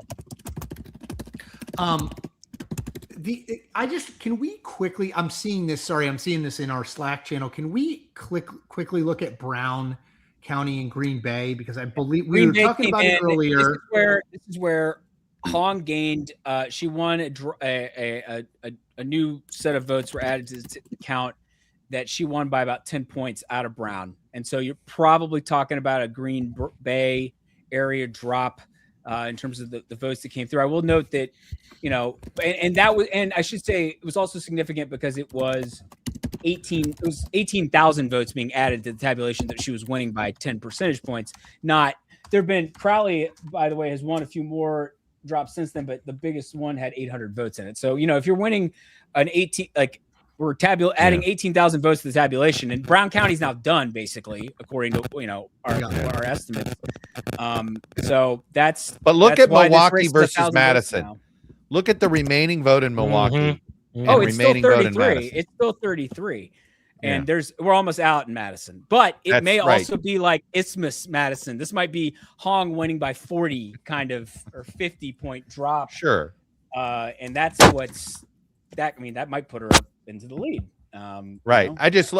Look, you just look here. There's just if he's winning Milwaukee by less than she's winning Madison than Dane. So yes, but he's also ended up winning. He's actually ended up winning the WOW counties by 2, 3, 5, 8. He won the WOW counties, and that's something that's something that Abby Turner, our governor's reporter, was going to be watching really closely tonight. Was those WOW counties there? Formerly more traditional Republican strongholds there that have gotten much more competitive since Trump. And Crawley is just running up the score there. And I think even if Hong pulls this out, that is a big warning sign for her that those moderate Democratic or Democratic leaning voters there are so skeptical of her. That's a big old red flag and something that Tom Tiffany can really take to the bank come November. Yep. Well, and the other thing too is it's like you look at some of these counties that we're down to like 700 votes. Right. I was just going to say, you look at these counties and you're like, oh, well, Hong only won Brown 40, 42, 30, whatever. And it's like, well, when you're only ahead by 600 votes, 42, 36 is actually a meaningful number in a decent county, right? Because there's just not that many votes between the two of them. Right. All right, Nathaniel, you're the man. We'll let you go. Kirk, stick for a minute, and let's bring in who very patiently waiting because we did have an internet explosion. Nicholas Anastasio from National Journal and the Hotline. Hey, man, how are you? Hello. This is great, Nicholas. Hello, we're having our editorial meeting here tonight. I was just going to say, you guys are going to get some work done here while we facilitate this conversation. We're going to get wake up call written right here. Yeah, definitely can't. As much as I would want to pull the midnight clock, I don't think Kirk will let me. I will promise not to let the internet crashes right now. Well, look, is the story already that, hey, there's, once again, there's this wall that progressives can't break through when it comes to African-American voters and suburban voters, right? It is we see it again, right? The same wall that Abdul El-Sayed almost saw stop him, no matter what, we see it's a pretty rigid divide here, isn't it? I just think when it comes to some of these primary, I think it comes down to how progressives are building up these coalitions. I think, you know, if you're Abdul Syed, like you were based out of Wayne County, you were working out of there. And I think with Stephen, she was just able to lock up those connections very early on. Yes, I think that there is this gravitation towards candidates that not only maybe are more moderate on policies, but I think are seen as better and more electable. I think that there is this respect for candidates that can get over that hump. And I think that's why there was a lot of that discussion in the 2008 presidential primaries, where until then Senator Barack Obama had like won Iowa, that was at least a test amongst Black voters to then trust that he could potentially win a general election, that he could perform outside of the areas where he generally might be well in, given that he was representing Illinois. When it comes to some of these progressive candidates, I think it's how they're building those connections and whether they're actually meeting with community members, whether they're actually building that sort of ground game. I think that there isn't any doubt that young voters were energized by Francesca Hong's campaign. I think the bigger question was she just maybe not recognizing the other fundamentals to pay attention to in this campaign? Because ultimately, David Crowley, like in a situation like this, shouldn't be able to, I think, overtake this. Obviously, Hong has her vulnerabilities, but I mean, Crowley. But you just hit on it. Like, how did it get this? Like, this was Hong's race to lose, and she's either going to barely hang on or she's going to have lost it. I think the biggest thing that I think has been said is just that Hong, I think, has just been building up her lead. I don't know if it's maybe Hong was always just going to have a ceiling in this race, where a lot of things happened in this primary for sure. A lot of candidates dropped out. Crowley got back in, but a lot went right for Crowley, and I think Hong wasn't taking as many hits until the end of this race, and she wasn't able to respond back. I mean, there's a lot to be said that advertising was not a priority for this campaign. She did not take that seriously. Ground game, obviously, that was something that was talked enough about, but you can't discount the importance of getting your message out there to voters who maybe aren't seeing you on the ground, especially in rural counties where sometimes that broadcast ad is someone's introduction to you as a candidate. And also, I think recognizing what little connection she really had in this race and how she just, I think, benefited from the fracturing of this field. If anything, many of the other candidates were taking a lot more of the hits, and she just kind of went through unscathed. And ultimately, I think the electability arguments were hurting her a lot more than other progressive candidates. Hey, Jeffrey, let's we've been having and Nicholas, you have no reason to know this, but we've been having a conversation I've seen that in the boiler room in our Slack here. We talked about one set of recount rule. There is another recount rule that gets triggered here if it's we're in that territory, so close, and we're in that territory. Explain. Yeah, so Nathaniel Rakic mentioned this earlier, Kirk in the chat mentioned this earlier, that basically I was lurking. If it's under a point, yeah. If it's under a point, the candidate can request a percentage point margin. But if it's under 0.25, apparently the state will pay. And we are currently, we are inside of that, 0.2 of a point. And well, I mean, we're like, what, a little bit over 100, 130 right now? That's nuts. Oh, right now? No, well, actually, votes. It's 1,000. Sorry, 1,027 votes right now. Yes, it is extremely, I mean, and that it was closer than that a minute ago. So I've been following the drops just because every little bit matters. It's like Washington, one of the wild counties. Crowley got like the last batch of votes that came in there. Not a lot of votes here, but he netted 80 out of it. I know everything moves. He won it by 10. Everything matters. Like, dear Lord, everything matters when it's this close. In case you think. I mean, by the way, if this is not a reminder that it's really two parties in one right now, right? Like, yes, I've always believed this. Both parties are two parties. See, Hong just won a huge thing in Marinette County, which, like, where is that? She won it by like 40 points, which may have just been a really big. I mean, it was 800 votes, but it adds up. Top right. Thank you. Duh. It's the one she's leading in. Yeah, not a lot of votes there. And but you win it by a few hundred votes, and then suddenly statewide, she's still down, and we've gotten more. We're getting these just little drops kind of constantly from different localities, and I'm just kind of watching them all to see if we get another one that's Brown-esque. But at this point, actually, maybe it's just worth talking about what is left.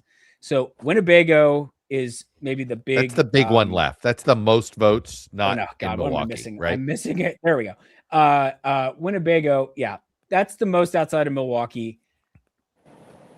It probably favors Hong, but I can't tell you how much. It's that, and it might be very marginal. Of course, marginal could matter in this race. But outside of that, then there's 8,500 in Dane, and obviously that's good for Hong.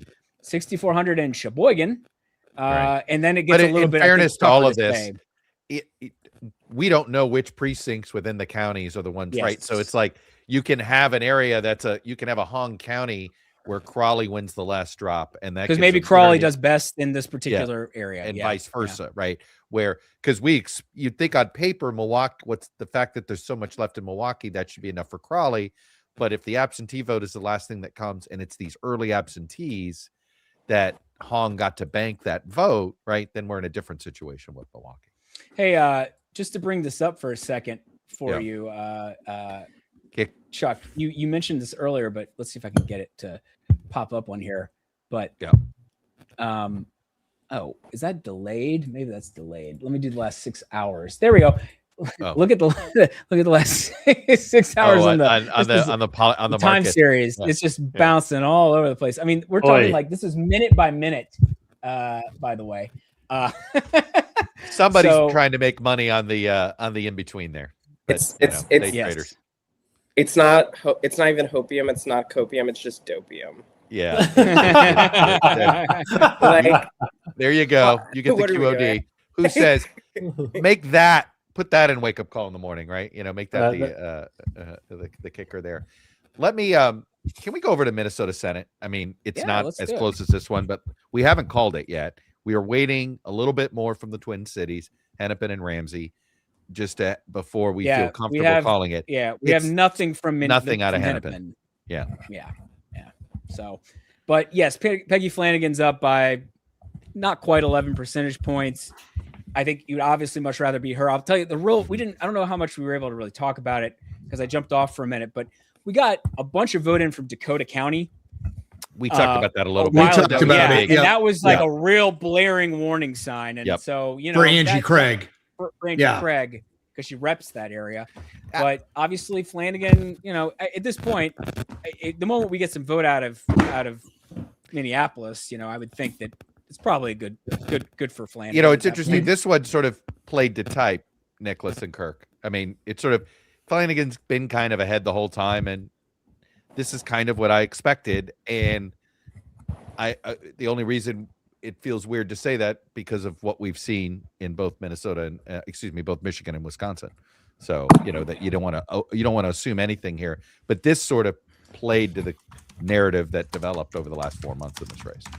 Oh yeah, and I mean my argument is that if we're going to evaluate progressive candidates, I think Peggy Flanagan is the type of progressive candidate you want because she's actually connected to many of the party members already. She already had a lot of connections as lieutenant governor. Obviously, there was that publicly discussed rift between her and Governor Tim Walz, but that didn't stop her from, I think, getting those connections. She has the Minnesota Democratic Farmer Labor Party's endorsement in this race. Ultimately, this compared to a lot of other primaries where I think we saw a lot of the state party establishment as well as national leaders come in for the more moderate candidate. Craig was, I think, just getting really only the national support. She obviously was getting support from local leaders, but in places like Minneapolis and St. Paul, which obviously we're waiting on Minneapolis and St. Paul, we're still waiting on votes from there. Those are places that can kind of chew gum and walk at the same time. They can elect leaders that are perceived as more moderate, but still maybe have that more liberal twang in how they approach policy. Well, and I think I think the ICE issue is just more acute in Hennepin County. Oh, for sure, for sure. And I also think ultimately the Congresswoman, yes, you know, there was a lot of outside money that came in for Craig's behalf, but her argument, I think, was very difficult in a place like Minnesota compared to other states where she was making that electability argument. And, you know, Democratic strategists that I've talked to just do not see that. They just don't see a difference between Craig and Flanagan the same way. They acknowledge that Flanagan is going to face a lot of attacks from Tafoya on the state social services fraud scandal that emerged last year. But a lot's happened in Minnesota politics. Operation Metro Surge happened after that scandal, and it really just clouded how much that was actually going to do ahead of the election. But Walz getting out. Look, this is a different primary if Walz is running for re-election. Yes, 100%. This could very well be a different primary. Yeah, 100%. Yep. Amy Klobuchar challenging Tim Walz. That's the race we should have had. I would have been locked into that. I mean, I don't think you can overstate, to Nicholas's point, the impact of Walz getting off this ticket and how fed up and tired Minnesota voters are after Operation Metro Surge. And I think that was the dividing line in this primary here. Angie Craig has a voting record that did not help her. She voted for the Lincoln Riley Act. And that was a huge part of the tip of Peggy Flanagan's spear against her.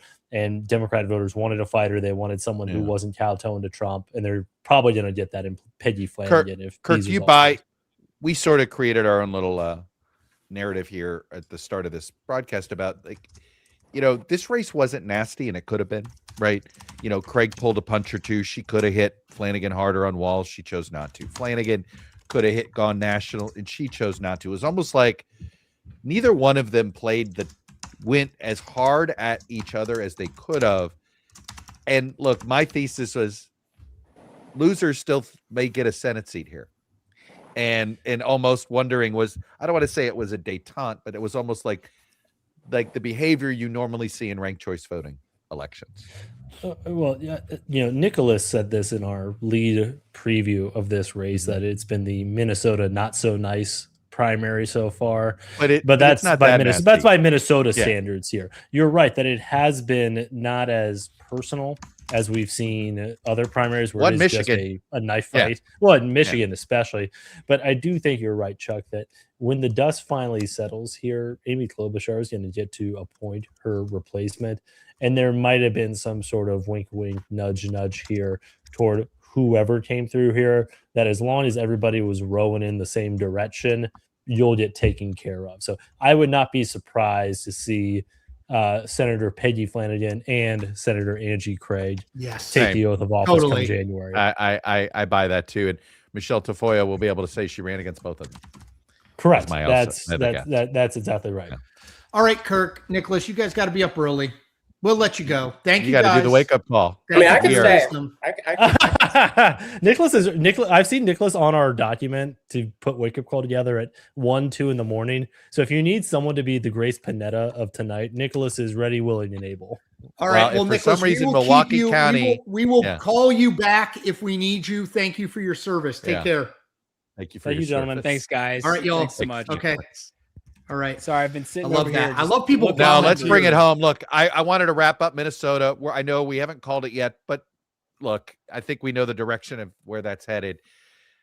Since we've been hanging out in Minnesota, the dribbles just keep coming in, and it's like Crowley just stubbornly keeps his lead. You know, it gets a little closer, and then he just keeps adding. You know. Yeah, I mean, I think it's about to be back to about 1,000 after a drop that just happened, if I'm not mistaken. Yep, there we go. The broadcast view updates like a second slower than the background. So, just looking at what's behind some of this, I mean, it's just Hong drips and drabs. Hong just won. I mean, she just won a little bit of area around. It's one of the counties near Madison, Rock County. In that vicinity, you know, where you'd expect her to maybe do a little bit better. But it is totally dribs and drabs, and it's pretty wild. Yeah. I mean, there's no projection. Let's not pretend we're going to be projecting anything. This is wait till all the ballots are. We need to know the total number. when I was off, I was tucking my younger son into bed. Did you guys go through if it's less than 1%? Yeah, it's recount, 20. It's 0.25. 0.25 the state pays. Yeah. Right. I just want to make sure, because I do think that's an interesting, because I shouldn't say my guess, but either way kind of feels like there will certainly be calls for a recount. And Kirk Beto mentioned that they've got a 3-day window once the count ends where you can call for it. So, but Chuck, I think we shouldn't lose track of the fact that, look, Francesca Hong going into today, the expectation, the polls close at 9:10, maybe you get a call. The fact that we are where we are is a reminder that polling is a very imperfect science. The conventional wisdom is often wrong. I mean, there's a lot going on here. Even if she does wind up coming back to very narrowly take the lead, it's a pretty remarkable campaign regardless. I think it is. And I think, look, it's the same story though, again, right? Progressives can't do well with African-American voters, right? This is, regardless of whether she wins or loses tonight, she's got a huge Milwaukee problem, right? Just like Abdul El-Sayed is going to need a lot of Obama help. He's not going to need a little Obama help. He's going to need a lot of Obama help. And this is, I think, extraordinarily instructive for what the 2028 primary season is going to be about, and a primary calendar that the Democrats developed that over-indexes and makes sure that it's African-American voters have a lion's share of this conversation, whether it's in South Carolina, Virginia, and you could argue by putting Michigan in the early. You're going to have so this, the progressive dream here of taking over the party continues to hit this wall with another part of the electorate. And let me go ahead, Jeffrey. I was just going to say, we did get a few more votes out of Milwaukee, and Hong actually led very narrowly. It was like 9,000 votes, and she led very narrowly. Crawley still leads, but I mean, it's 1,300 votes right now. I mean, this is so close. And there's still 8,500 votes in Madison or Dane County. And our team notes that you saw in that Rock County drop that I talked about for folks at home. Rock County is right here along the border with the border. Illinois. Essentially there was like 36% of the vote in those absentees went to Mandela Barnes and Sarah Rodriguez. So if you're talking about who are not running, who are no longer in the race. So if you're talking like a third of the vote going to those two candidates, I mean, maybe Crawley's not in a position to get as much out of Milwaukee. And so that leaves the door open, a little more open for Hong to overtake him as we get sort of these final votes from Dane and elsewhere. Anyway, this kind of situation is really fun to watch, but it is highly unpredictable. So I don't want to tell anyone one thing is going to happen or the other. And Skelly, is it still the case? I just want to make sure, just reset because we are getting, I will just tell people, we're getting a ton more people coming in to the live stream. Is it still the case there is still more vote uncounted in Milwaukee than in Dane? Yes, in Madison. There are about 24,000 votes in Milwaukee County. Wait, go back to that real quick. Yeah, just linger on that for 1 sec. I just want people to be able to see it. Okay, so there's 24,000 votes remaining there. Got it. And this includes this but I want to explain this absentee situation because we learned this from Nathaniel Rakich, which is this includes, we learned in these that Milwaukee's the absentee vote. Do we have an estimate of how many people voted early in this first round of it? Do we know how many voted early? Sorry. Which part of it are you? That voted for that super early drop of people that voted absentee like 10 days ago. That is going to be among the last votes counted. Right, and there could be like 30% of the vote going to candidates who are no longer running. Like which would in theory potentially hurt Crowley, right? Because I would think that would probably help Hong more. That would be vote for him. But the question is a lot of that absentee vote having come in over the last is it some of it is earlier, but then some of it was from 5 days ago. So that would be it's better. very for hard Crowley, for us to presumably. have insight into that. But I will say Nathaniel Rakic of VoteBeat did say their reporter on the ground in Milwaukee said 11:30 Eastern is the expectation that there would be a big absentee drop. Final Is that batch. correct?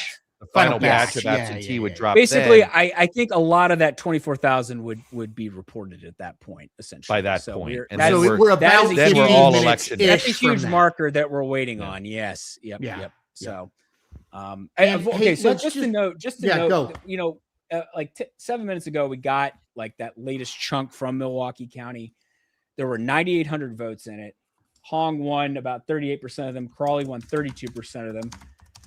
Now I don't know if they were absentee exactly or what, but just looking at that, it was like, let's see, Rodriguez and Barnes got like 13% of the votes in that batch. And so, you know, this is how it's like Hong could win small. I mean, she got like a 600 net vote gain out of that. And it's like, is there a world where, I mean, she's almost running even now with Crawley in Milwaukee County. You know, is there a world where Hong actually loses this while narrowly carrying both the two strongest Democrats? Look at Abdul Al Sayed. The fact that he carried Michigan and he lost the three most lost the three important. But he ran them very Democrats close, and that's how he managed to do it. Yeah. It's remarkable, though. Fascinating. Yep. Still just. But it's not like she, every you little know. bit. Well, the other thing though is you know, we talk about Milwaukee as if it's Crawley territory and Hong as if it's Madison. She's only winning Dane County by 8 points. It's not like she's he's winning 30. and he's winning Milwaukee by like 2. Barely anything. So basically what is probably happening here is this Crawley really is an ideological divide in the party. Well, yeah, you know? Crawley is probably winning much of the city of Milwaukee, especially this part in the northern part, which is much more heavily African American. Then you have sort of the waterfront and southern part, which is like probably a lot more white and progressive. And then you have the rest of Milwaukee County that is outside of the city. Some parts of that are pretty white, but have become very progressive. And Democratic leaning. So, you know, this is exactly the kind of race where you want that precinct map, or at the very least, the municipality map telling you this, the story of what's happening on a more, you know, a granular level. Hey, Skelly, while we're waiting, I know you guys did this, but I just want to update people. Can you go to the Minnesota Democratic Senate primary one more time? I just see in our Slack channel, I just want to update people on it. What we're are we still waiting for Hennepin? It was 0. So before. it says here's DDHQ projection boiler room. Math. We are near potential call for Flanagan is coming, but they are waiting on any drop from Hennepin or another big drop from an urban area that increases her lead would basically put it out of reach. So if you are wondering why is it not called, that is why. Feel free to go back. I'm sorry. I don't think you're ever going to see anybody call a race when you don't have literally the largest county reporting any votes in, right? I mean, yeah. I mean, look, at the end of the day, like 218,000 votes remaining in Hennepin out of, oh wait, that's more than half the votes remaining in the entire state. Right. Yeah, exactly. So yeah, this is obviously like the epicenter of Democratic politics in the state. Like St. Paul is in Ramsey County, which has a lot of votes, but it doesn't have as many votes as Minneapolis and the rest of Hennepin. So yeah, that's that. Yeah. Anyway, just the moment we get anything from there, right where we are. Yeah. And then Skelly, assuming Angie Craig isn't winning it by 15 or something, well, Lauren brings up something that I think is fair, and we talked about it earlier, and we should talk about it again, which is, you know, it's funny. Could polling methodology? I love this theory that polling methodology, with the transition away from, obviously there's no landline polling. There's been cell phone. There's been a shift. A lot of pollsters using text to web. Is it possible that text to web is skewing? That frankly it's just over indexing on younger voters, which is why these polls have shown a stronger progressive performance.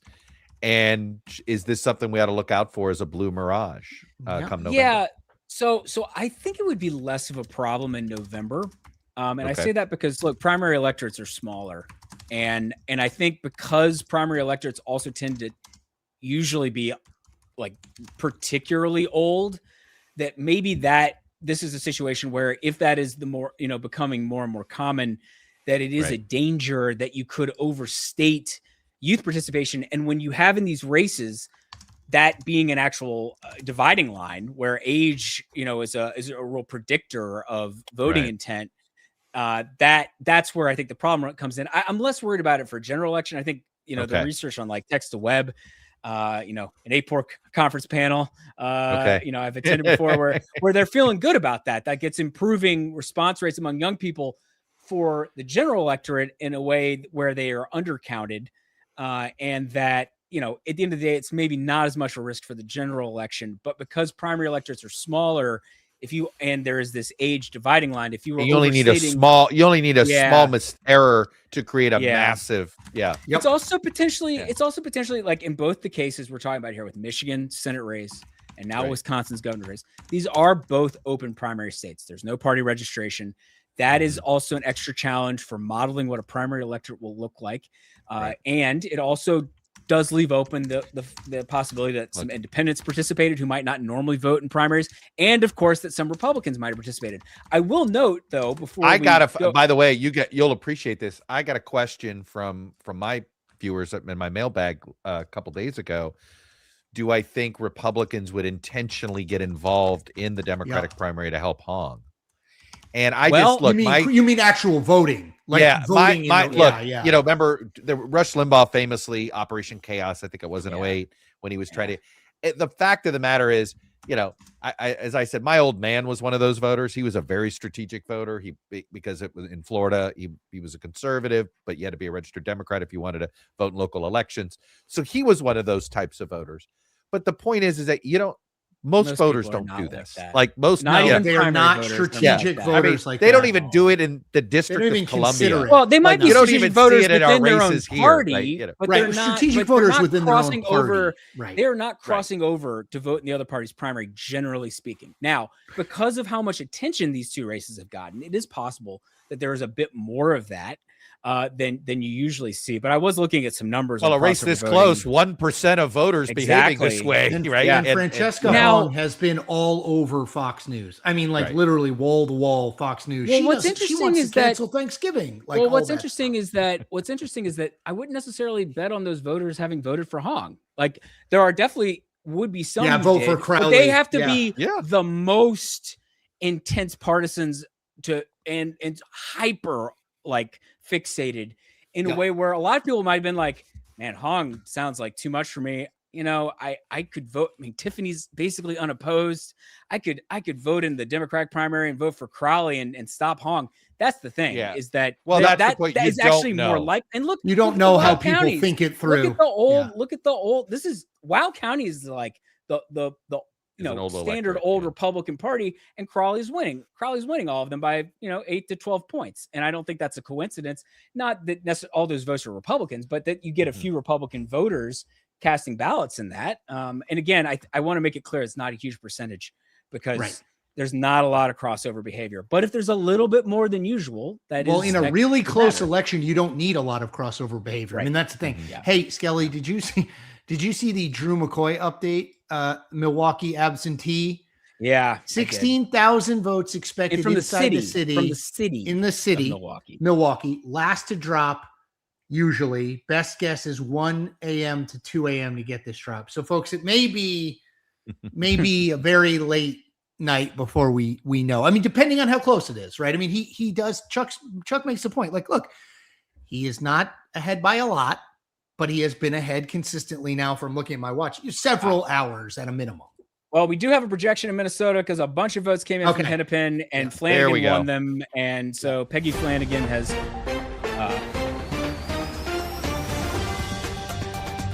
will defeat Angie Craig. Currently, she's leading by about 19 percentage points. That Hennepin vote that came in, basically all of Hennepin's vote came in, and she won it by 28 points. So I would say that was icing on the cake. Yeah. She was already winning Democratic primary. Yeah. Hey, by the way, points in Hennepin is probably a good way to win a Democratic primary in Minnesota.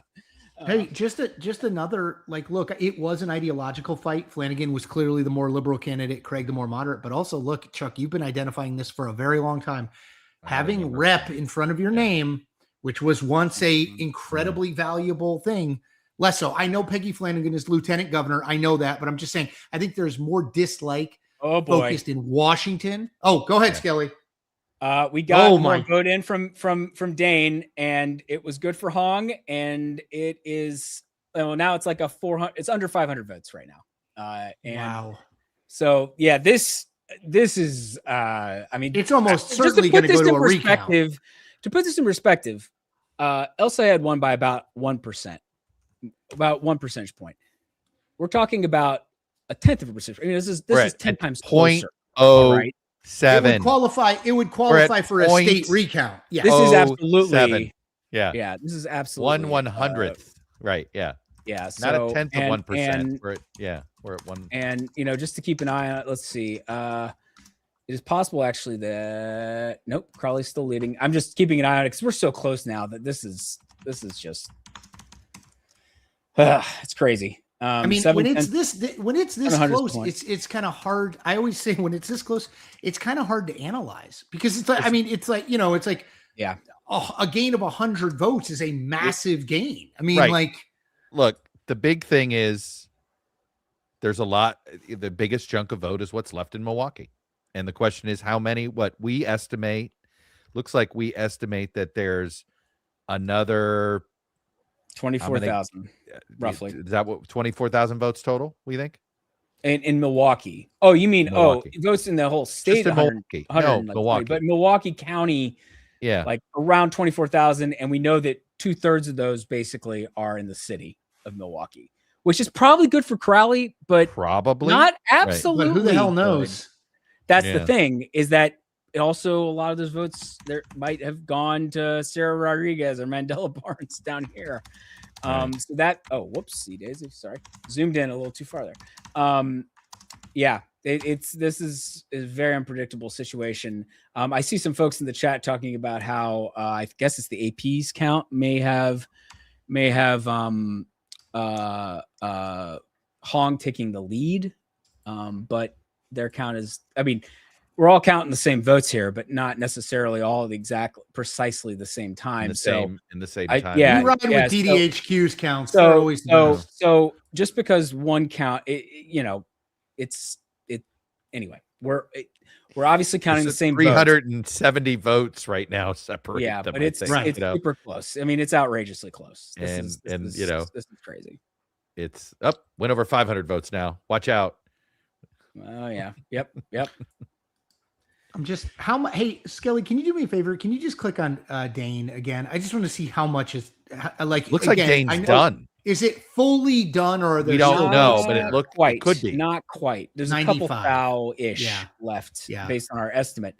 And again, with the estimates, it's like we're getting the final counts. I mean, that's how we got that number for the city of Milwaukee, is we saw their report saying we have 16,000 votes that we're processing.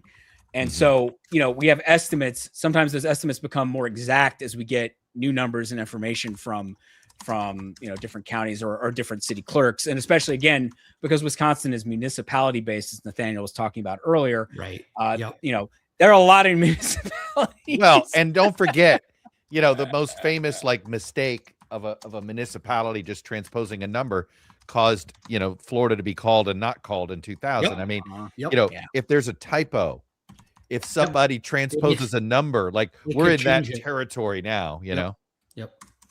By the way, need we remind people when they say my vote doesn't count? This is a great moment to say yes. In fact, your vote does count. Your vote absolutely counts. And when you're dealing with how many votes have been cast total, Skelly? So Skelly, we got 3 counties over here in the Twin Cities market that have 0 in it. And the question, are these counties that have that much vote? We got Pierce. No, there are definitely votes there. Our estimate be good for total. Total it's 7,000 votes. There's 1,800, about 6,000 votes. Okay, total. Yeah. So I mean, if Hong or Crowley were Hong, for what it's worth, has won the counties next door. But how much of that is sort of Eau Claire, which she did particularly well in, as you can see, it's difficult to say because what if it looks more like Tripolo, which is Crowley? I mean, not a lot of votes there, but Crowley won it. Yeah, but we're at the point where if it's 400 this way or 400 that way net, it might matter a great deal, right? Which is wild. And hey, Skelly, can you take us inside? Like, look, DDHQ does two things really, really well: count votes and project winners. Can you take us inside? Like, when it is this close, I have to assume that the projecting of a winner becomes very, very, very difficult, right? Like, is this a race that you would guess just doesn't get called and there's a recount before, you can say David Crowley is ahead with this much, but there isn't like a AP decision desk HQ. Well, and I'll give you the example you're looking for. So Jeff, Skelly at NBC, when we'd be in a situation like this, we just simply say, we'd call somebody the apparent winner. Right. And we use the words apparent was our code for, look, it's so close. We don't think there's any vote left, but we can't tell you that there might not be some missing absentee drop, a precinct here or there, or it may end up in recount. We use the wording apparent. How does DDHQ handle a situation like this? Well, we don't project until we're confident that someone has won. And so in this situation, given how close it is, if the margin is anything like this at the end, we may not have projected. We may not project because it's like it's inside of recount territory. So if one of the candidates gets a little bit ahead and we feel like there's not a path for the other candidate to catch up based on the ever shrinking number of votes left, then in that case, yes, we would be, I guess, in a position to project. But the way things are going on, that's yeah. Oh, just to point earlier about the the vote counts and different vote counts. Who's ahead? Operations, right. Just as FYI, we're being told we have Crowley in the lead and we have 10,000 more votes than some of the other counters. Right. Now. So in fact, DDHQ has 10,000 we more might actually votes be ahead. in. Even right. We're ahead of the others in the. So she may be ahead. There's only one other count. Ago. I don't mean to say there's only one other count. There's an AP count. All the networks, and people want to know, the networks are using AP's count now. There's not a separate election count. There used to also be Edison, but everybody went to AP. Now. So there's AP's count and there's DDHQ's count. That's your count. And to be clear, at the end of the day, we are counting the same votes that exist. Correct. We just probably are counting it in a different order. The data order. based on how we go about scraping municipality websites or having people on the ground in certain places that we know are usually slow in order to get their vote count faster. They're slow to report them online, and so we have somebody in person there to get them. So that's what accounts for the differences in a count on election night from media sources or Decision Desk HQ. Yeah. And in a state like Wisconsin, it's worth noting, I don't believe they have some states will give you like the official state source giving you a count as things are going. Some states, including Wisconsin, do not do that. They don't have like a link on the Wisconsin Election Commission site saying, watch the live results here. There's some states like Massachusetts doesn't do that. There are a number of states that do not do that. So the only we have are the media sources. We got a request for your favorite race. Vermont Gov. I see that. We got a little Skelly. Is that a Skelly burner account? Yeah, it's Skelly's burner account. Yeah, we need more Skelly. How about some love for Vermont Gov? It was some guy named 800 vote race. Yeah. It was let's leave the 800 vote race, and we won't spend much time on this. We don't have a projection here yet. See, we don't have a projection. I mean, but it is very close. So the winner of this race will face Phil Scott. This is an 1,100 vote race. You're sitting here. We left an 800 vote race. We're at an 1,100 vote. Well, 1,100 votes goes a much longer way in Vermont than That's it does right. in Wisconsin. But it is worth noting that at the end of the day, like Amanda Janeau is probably going to win based on this. But there's enough left that we are, and it is in some places where Richards has done better. So we have to be a little cautious. I will say, at the end of the day, if you're looking for like, she's from. Actually, I'm surprised. Oh, you know what? There's more Burlington left. That's probably good for Janu because that's. I told you, keep an eye on Burlington, Chuck. Always you never keep an eye on listen to Burlington. me. Yeah, really. Burlington, keep an eye on the Burlington largest is very city. Progressive. Yeah, You yeah. keep an eye on the largest city in a small state. Got it. Thanks. So anyway, yeah, the winner of that race will face Phil Scott. It's probably going to be her. But you see. believe the lieutenant governor's race matters more here. If there's a Democratic lieutenant governor, forget Janu, that yes, the LG becomes the and that's sort of the next. So Molly Gray, who lost in 2022 in the congressional race, the congressional primary to Becca Ballant, who's now a member of the U.S. House. Right. Gray was lieutenant governor. She ran for that, lost, left office, and now there's a Republican lieutenant governor, very narrowly won in 2024, and who was sort of, I mean, with Phil Scott's support, was an ex-Democrat who'd become a Republican, was, positioning himself as a Scott-esque kind of candidate and won. And I heard somebody else earlier tonight, and I meant to answer this, ask, why is Phil Scott popular? And it's because he's a bit of a check on a very left-leaning and progressive so this is like legislature. Charlie Baker, the way the old New England governors, and he is at this point the only prominent anti-Trump. Like he is. That's right. He has publicly opposed Donald Trump, and there are very few Republicans still in office. He endorsed Harris, didn't he? I think he voted for Harris. Or did he vote for I think Harris? he voted for voted I mean, for either Harris. way. I don't think he voted for Harris. But he voted for it. Is, yeah. though, it is a good reminder, though, that, like, that's why in some ways governor's races are even more interesting, because you can get a Laura Kelly in Kansas, Democratic governor. You can get Dave Freudenthal, 2-term Democratic governor of Wyoming. You pulling a Dave Freudenthal reference, dude, man. and I didn't even look that up. Just for the record, see that. Wyoming. That's my a Wyoming boy, reference. Pete Williams will be so excited.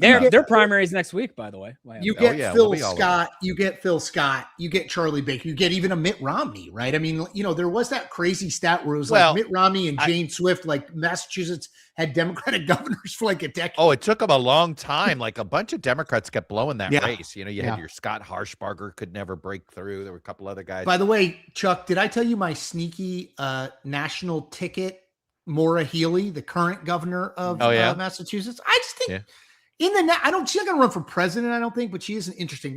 Speaking of the attorney general who then became governor anyway. Yeah. Current governor.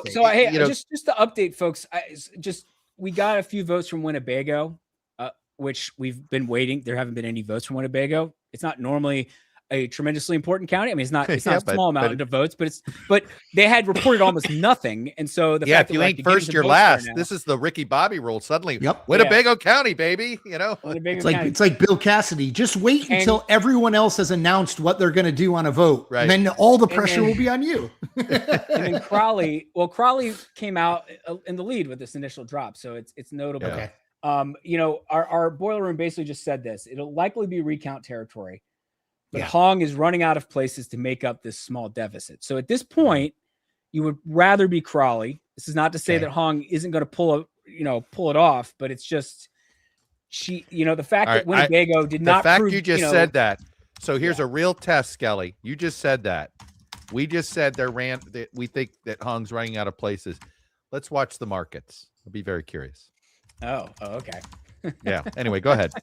They've already dropped 3 points since I asked. Let's watch the market. Interesting. Where are they actually right now? I don't have it open at the moment. They have Hong at 6. They both are at Hong's at 60%. But they have just been. But it was 63 literally a minute ago. Okay. Well, interestingly? Okay, so this Bayfield County, again, not a ton of votes here, but this is one of the still kind of ancestrally, except I think now it's more just like white progressive on the lake.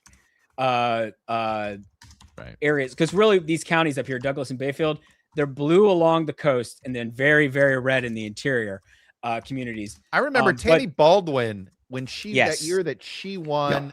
When sort of counter, she overperformed Obama in these counties. These are because these are used to be more Democratic leaning areas, as we were talking about earlier, more factory, more union towns. That have sadly that is things have changed in those places economically, and the ramifications of that is that they've become more Republican leaning in reaction to things that have been going on. But we did see Hong lead here in Bayfield when we've gotten some of the vote in. Again, not a lot, But when you're looking for any few hundred votes net here and there, it's notable. Can I ask a question of both of you? What explains? I totally get Hong's appeal in Madison and Dane, right? And in Green Bay. What explains what is a Hong voter in a rural Wisconsin county?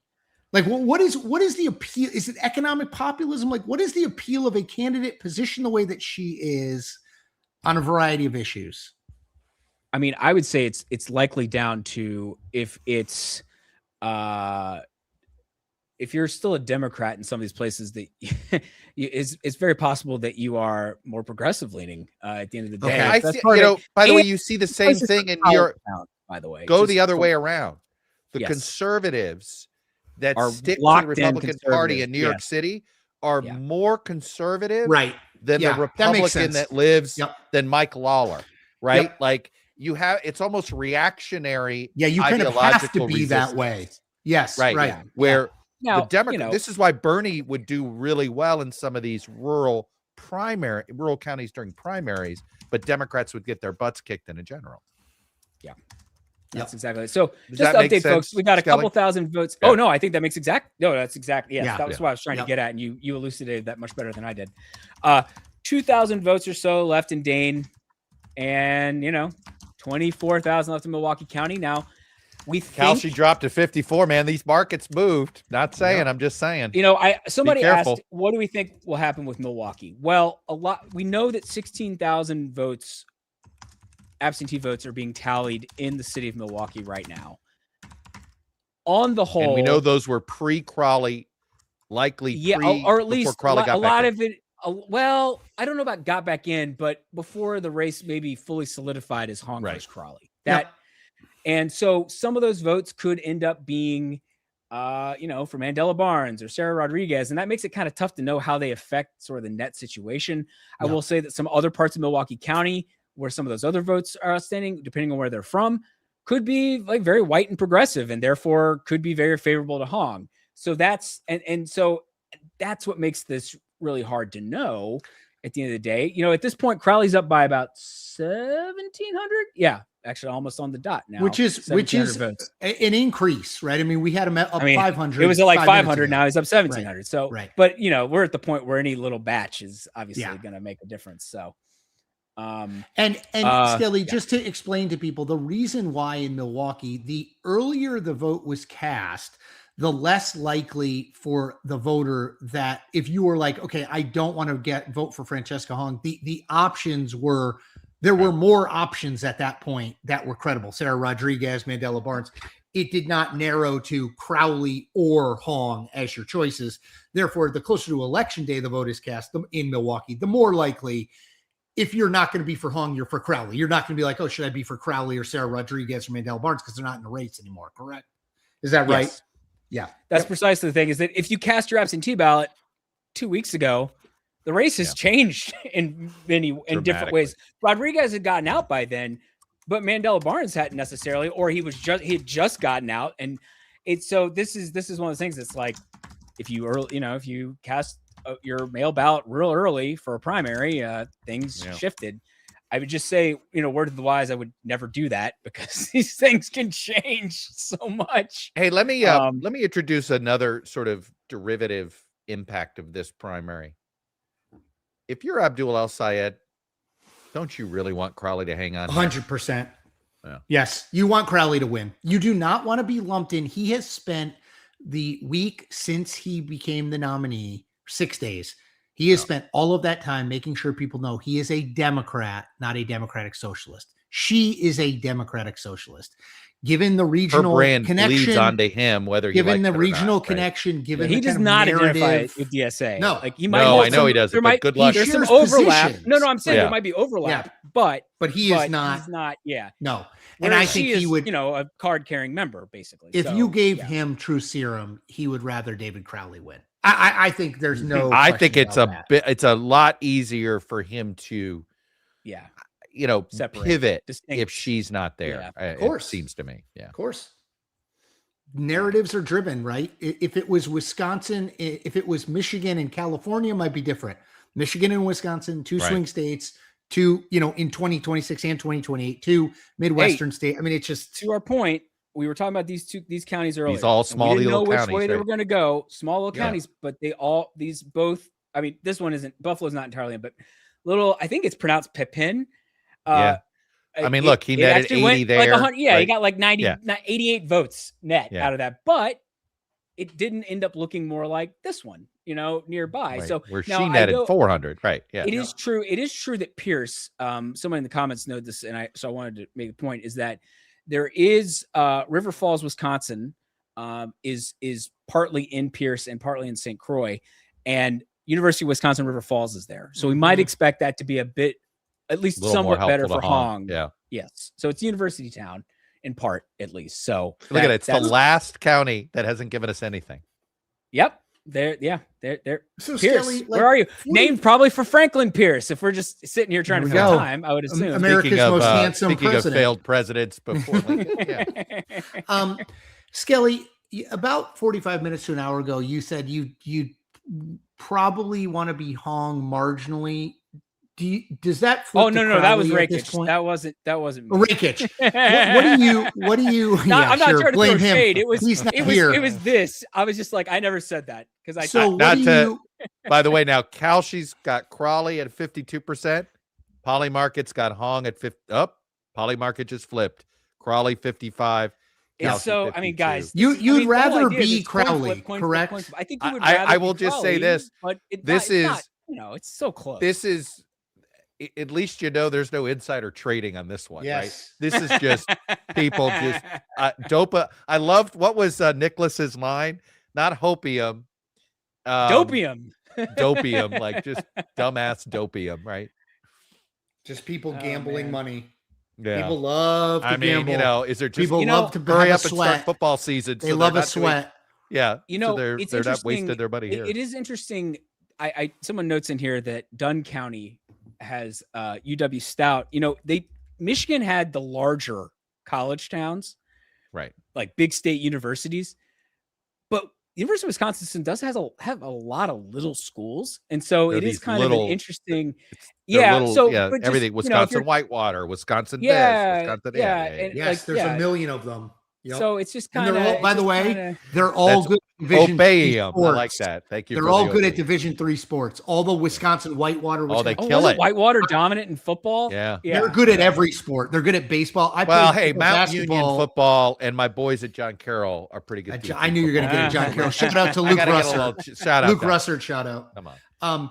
I played hoops with a guy who played at Wisconsin Whitewater, and he was incredible. And I was like, "You played D3?" I mean, he was like, "I was like, how could?" But there's the University of Wisconsin is the only big D1 state university. So there's a zillion of the, unlike California, where like UCSD, there's UW Milwaukee, and Berkeley, I think, and that's it. Well, and Milwaukee. My boy, I Tony believe Bennett they rebranded because it used to be Wisconsin Green Bay, and now they just call it Green Bay. Green Bay. They've dropped some of the. That's right. Tony Bennett, former UVA coach, came from Green Bay because his dad, Dick Bennett, was the coach there. Right. Yes. Well, was it Green Bay? Where did Doug? Where did the? He is at Green Bay. Doug, what's his name? The talk radio guy, TV guy, the TV guy. Yes, he is at Green Bay, and they are doing slightly better than 2 years ago. They were terrible. Right.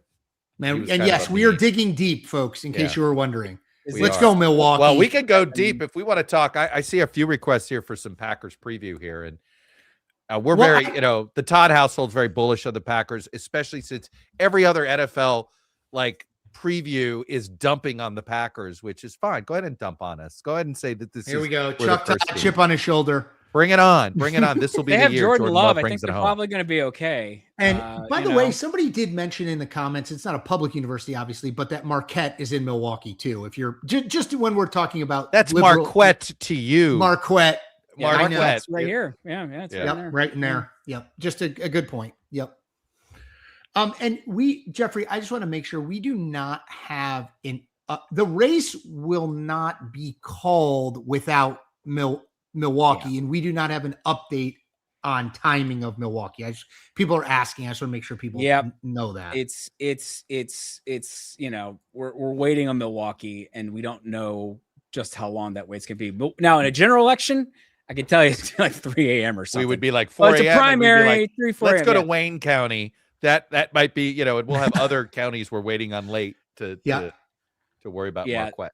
But I see Marquette. people talking about it. Yeah, it's Marquette. We know. We're joking. It's a Tony Kornheiser joke. Kelly, Golden it's a Eagles. Tony Kornheiser Oh, gag. yeah. Sorry. It's a Tony Kornheiser joke. Sorry, I'm just saying people in the comments are like, yes, thank you, Marquette. We know. We know. It's Marquette. We know some people just want to jump on us. It's like, come on, guys. Oh my gosh, just brutal. Anyway, all right, hold on. I'm just monitoring. By the way, I'm going to tell people in the comments, if you have questions we can answer, let us know. Yeah, no, we can. We'll talk any race at this point, and I'm really bullish on Matthew Golden. I think he's going to be. If you're thinking about looking for fantasy wide receivers in that 5th or 6th round, I'd target. They didn't want to use him last year. What was that about? Because he was on my team for the first few weeks of the season. They do that. This is a little bit of a Packers habit. I feel like they sit on rookies more. I think he's going to be used a lot more. That's my. For what it's worth, Crawley has opened up to. We got a few more votes out of Milwaukee. I'm not sure that was the source of all of it, but Crawley has opened up to about a 3,500 vote lead. Wow, which at this point is the largest lead he's had. That's the largest lead we've seen in 2 hours. Big. Yeah. Hey, by the way, Chuck, the reviews coming out of Steph Diggs at Commanders training camp are very, very positive. He hasn't done anything said anything too crazy yet. I don't know. Hey. I'm hopeful. I don't root against the Washington football team like I used to. So I'm hopeful for them. I feel for my fellow. Now that Dan Snyder has been exactly. Yeah. Man, Diggs couldn't work with Josh Allen. I don't know if he's going to work with Jason. Although I will say, well, he did work with him for a long time. Diggs caught until he lost a step. Chuck. I just think he's lost a step. I mean, that's sometimes. I'm just telling you the reports out of Commanders camp, Chuck. I was listening to 106.7 today. No, I'm just kidding. I see a couple people asking about, is it Outagamie County? I never pronounce it right. Are you talking about is that next to the county next to Green Bay?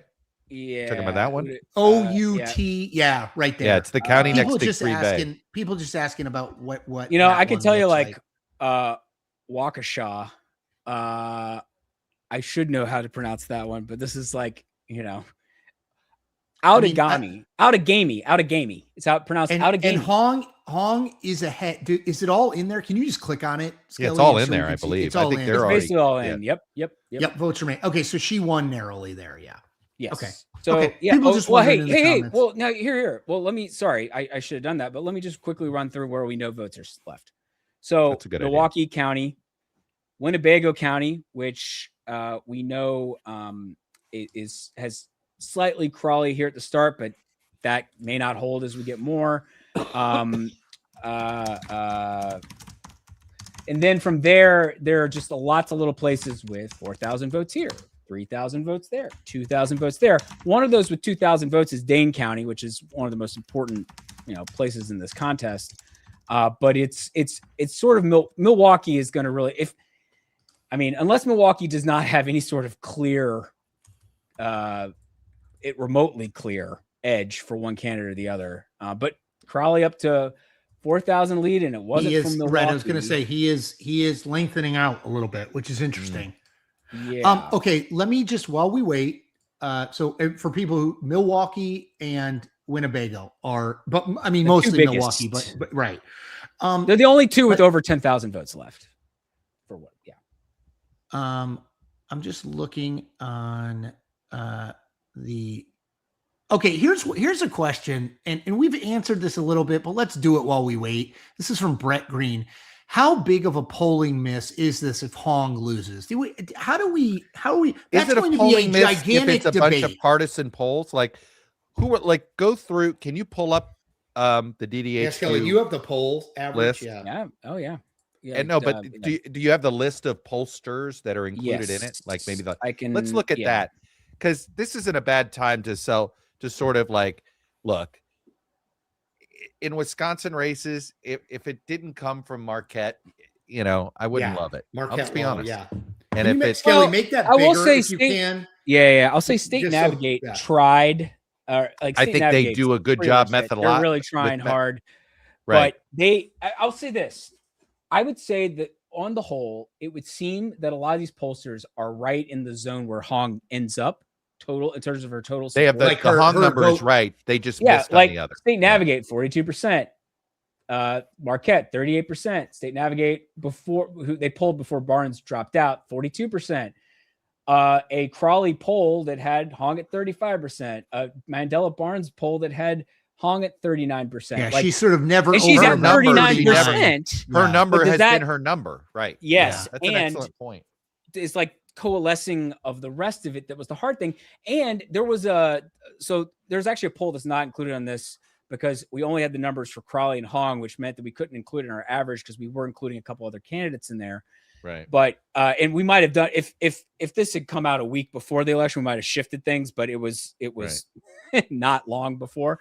But there was a poll from the Crowley campaign that had them down 42-30 or 42-24 in a four-way field, and then down like 52-33 or something head to head. So they weren't even, but they were trying to make the case that if you looked at the 2022 primary electorate and you sort of modeled the vote on that, things were a lot closer, which maybe they were right. I mean, I mean, I don't know, but I'm just, if we're kind of searching around for potential signals here about why this race is so close. I'm going to bring up the vote count so people don't start yelling, understandably. But let's be honest here, to call it a voting miss, we had right. That's what I'm saying. A polling miss. miss. There's too much every which way with there this was one. Too much stuff was happening, right? So the Michigan race was much more stable by comparison. And that felt like you had people trying to either they were hurting with their poll, right? They just wanted to get their name out there. Get it to where a number that or everybody it was else trying had. to create the inevitability. Look, Trump would do this during his, they were always constantly like one of their strategies was to put out BS polls because they thought that stuff.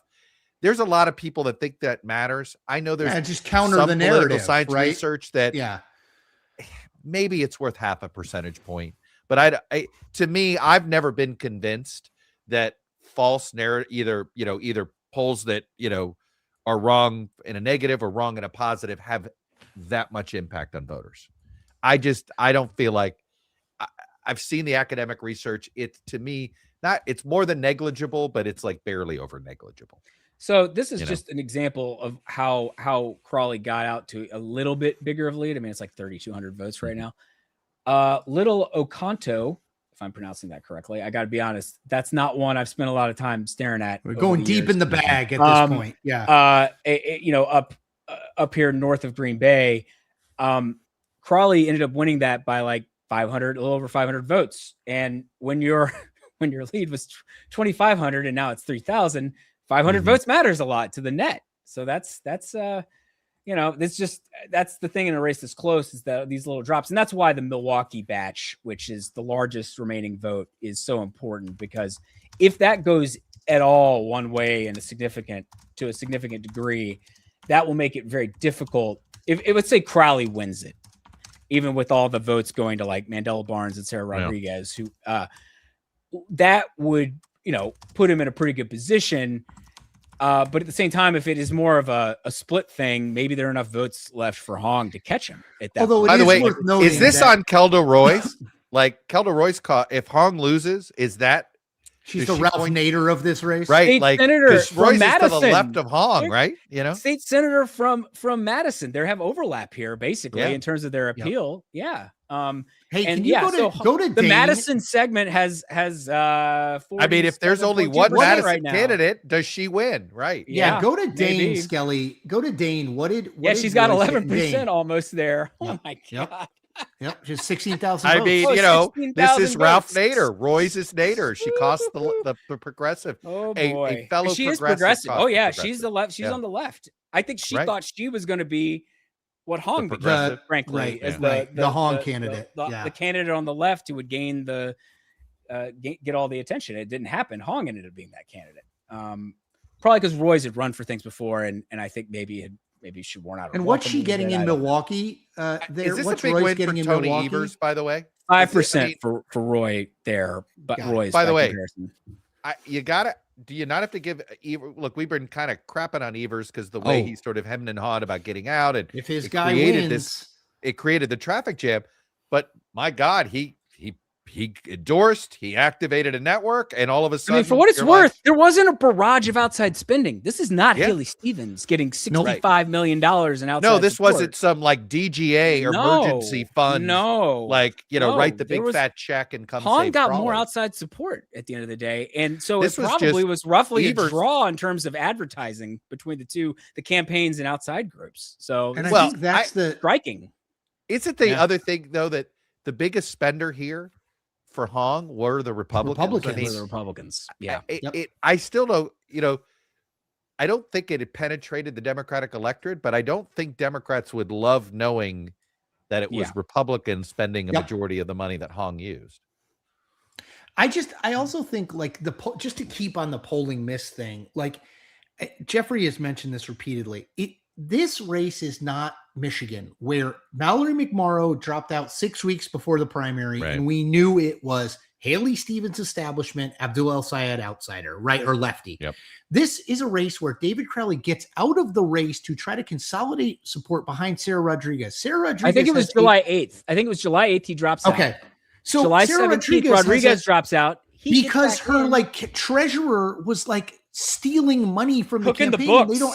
They don't have any money left. Now Crowley gets back in. Now it's Crowley, Hong, and Mandela Barnes. Now Mandela Barnes, the former lieutenant governor who lost to Ron Johnson in 2022 for Senate, gets out because the Milwaukee Journal Sentinel is writing a story about his behavior towards women. And only then, and Skelly, you'll check me on this, but only then when Mandela Barnes gets out, which is like mid to late July, do you have a race where it's clear Crowley versus Hong. So I just think it's hard. Like if you go back, really late breaking. The most recent poll was like August 3rd to 6th or something. Like you may have just missed movement here as voters. And we talked about this before, Francesca Hong, not a tremendously known commodity statewide, starts getting a ton of negative attention about some of her past tweets about abolish the Senate, abolish ICE. Shouldn't have said yes to those Thanksgiving. interviews, right? Right. I mean, all of that maybe a study in how to run from the lead, how to close, because all of that happens as the race is emerging to, okay, if you don't want this person, your only other option is this other guy, right? And Tony Evers endorses Crowley at that same point. Like there's just a lot going on in the last 2 weeks, actually last month of that race. Man, sorry, I'm just looking to see if there's anything to update. Can you just click Milwaukee? I'll tell you, Crowley is a time? classic, in some ways, he is sort of the classic gubernatorial candidate that Democrats would want in swing states. He's considered basically more of a policy wonk. He's worked with the other side. He's been more of a, the county exec, you're like county mayor, right? It is sort of the pathway when you look at, what he ran on, sort of what he's best known for, which is just sort of like, keeping the books pretty decent, keeping the county afloat, making sure the funding from the state is okay, right? He really is sort of a technocrat. And it really was the sort of movement candidate versus the technocrat governing wing here. And he's a and safe I think harbor. That's going to be hard for Tiffany to demonize. Yeah, he's a safe harbor, right? Like if you don't want Hong, Crowley is like he's a known commodity, right? He was in the state assembly, then he's a Milwaukee County executive. At least in that part of the state, people know him. He's not. In some ways, it's the same role Evers played, that sort of like totally when they were looking, and it's like, Crowley's obviously 30 years younger, but it's a. But yeah, I mean, look, Evers Evers would have gotten blame if Francesca Hong walked to this nomination because of the way that, he didn't get involved. Well, if he was going to get blamed, if the guy he got in for 10 days ago is going to win, he deserves credit. Anyway. Well, look, if he wins, he would be, let's not, we're talking about different barriers here. Obviously, she'd, I think, be the first Asian American governor of Wisconsin, right? And he would be the first black governor of Wisconsin. Yeah. So, and the big loser here, at least if this holds, is Tom Tiffany, the Republican nominee, right? Because the Republicans were they were trying to get Hong. So yes, I mean, Hong is far easier. Like, look, if they found 8 tweets of hers from the past that were controversial, trust me, there's 8 more. There's probably 80, I remember probably 80 more. I remember Brad Todd reminding people, he's like, remember The oppo you're seeing now is Democratic oppo. Correct. The Republican oppo, Graham Plattner. right? Yeah, they were holding back, and it's like, the stuff we were seeing about Hong was more likely getting leaked by folks from the Democratic side of the aisle. Yep. So we wait on Milwaukee. Feels like a presidential general. Yeah, Wayne County, back-to-back nights. November. We're getting this. Back-to-back weeks. We're getting. That's all right. We can have Florida fast. There's, we'll be waiting this late for the big Angie Nixon, Vindman. Yes. By Man, late, you Chuck, mean it'll be 9 o'clock, and we'll. Have get more. At least Florida will count much faster. I get more questions about Alex Vindman beating Ashley Moody than I get about almost any other race. I think because he's like a national Democratic. Can I just tell you that's part of the I think you want to talk about a race that is totally disconnected. Like there's all these like national folks think, oh yeah, Vindman, that guy, yeah. Nobody in Florida knows who Vindman is. He's not a Floridian. He just showed up, and I think lived there for like 2-3 years or something. Yeah, I mean, it's sort of he's not alone. A lot of people do that, right? They move to Florida and just start running for office, like Madison. Well, apparently in the 19th congressional district, they have Republican candidaents who are my guy Jim Oberweis. But Madison. I have to tell you, Chris look, Collins. look, there's a woman, Angie Nixon. She's running basically a bit more of a traditional progressive. I call it traditional progressive at this point for this cycle, right? It's sort of, she's certainly running to the left more as a progressive. I think she's sort of DSA adjacent, but she's also been playing I'm like an actual Floridian card, and that might play. I mean, we'll see. It's not too many competitive. The gubernatorial race is the one that gets more attention, but I don't buy Vindman. It certainly doesn't happen without I think Jolly. he's going to raise a massive amount of money, and I think I'm just telling you, if you told me Vindman didn't get out of the primary, I wouldn't be totally shocked. Is my point. I have 2 Florida questions while we wait, and yes, Florida is next week, but we're waiting on Milwaukee. If you've just tuned in, we're waiting on Milwaukee. Chuck, I have 2 Florida questions for you. Yeah, one, how does Byron Donalds win 70+% of the primary vote in the governor's race? Or is this James Fishback thing at all real? Well, I think don't underestimate the other candidates in this race. And there's another candidate. Yep. Yeah, it's a pretty serious, these are serious guys. My gut is that Donalds, gets right into the mid to high 50s, maybe low 60s. Okay. I don't know if it gets to 75. Just because there is active campaigns being run, and there is this you have the lieutenant governors running, you've got a former state house speaker that's running. I just think it's not 75-20, if that's what you're thinking. Okay. Second question. Is there more than a puncher's chance that David Jolly could beat Byron Donalds? So the answer is yes. More than a puncher's, but certainly not 50-50.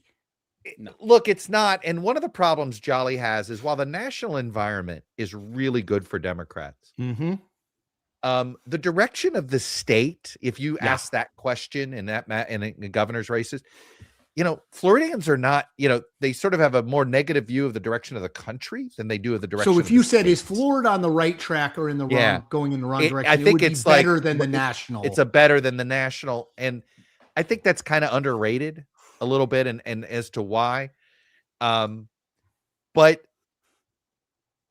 look, I've seen this with other Republican nominees who are not white. There's an underperformance the farther north you go. Okay. Yeah. The question is, will we see it a little bit in the primary? You might see some evidence of it. And, it's sort of like if Jolly wins, two things, there would be 2 explanations. One, big African-American turnout.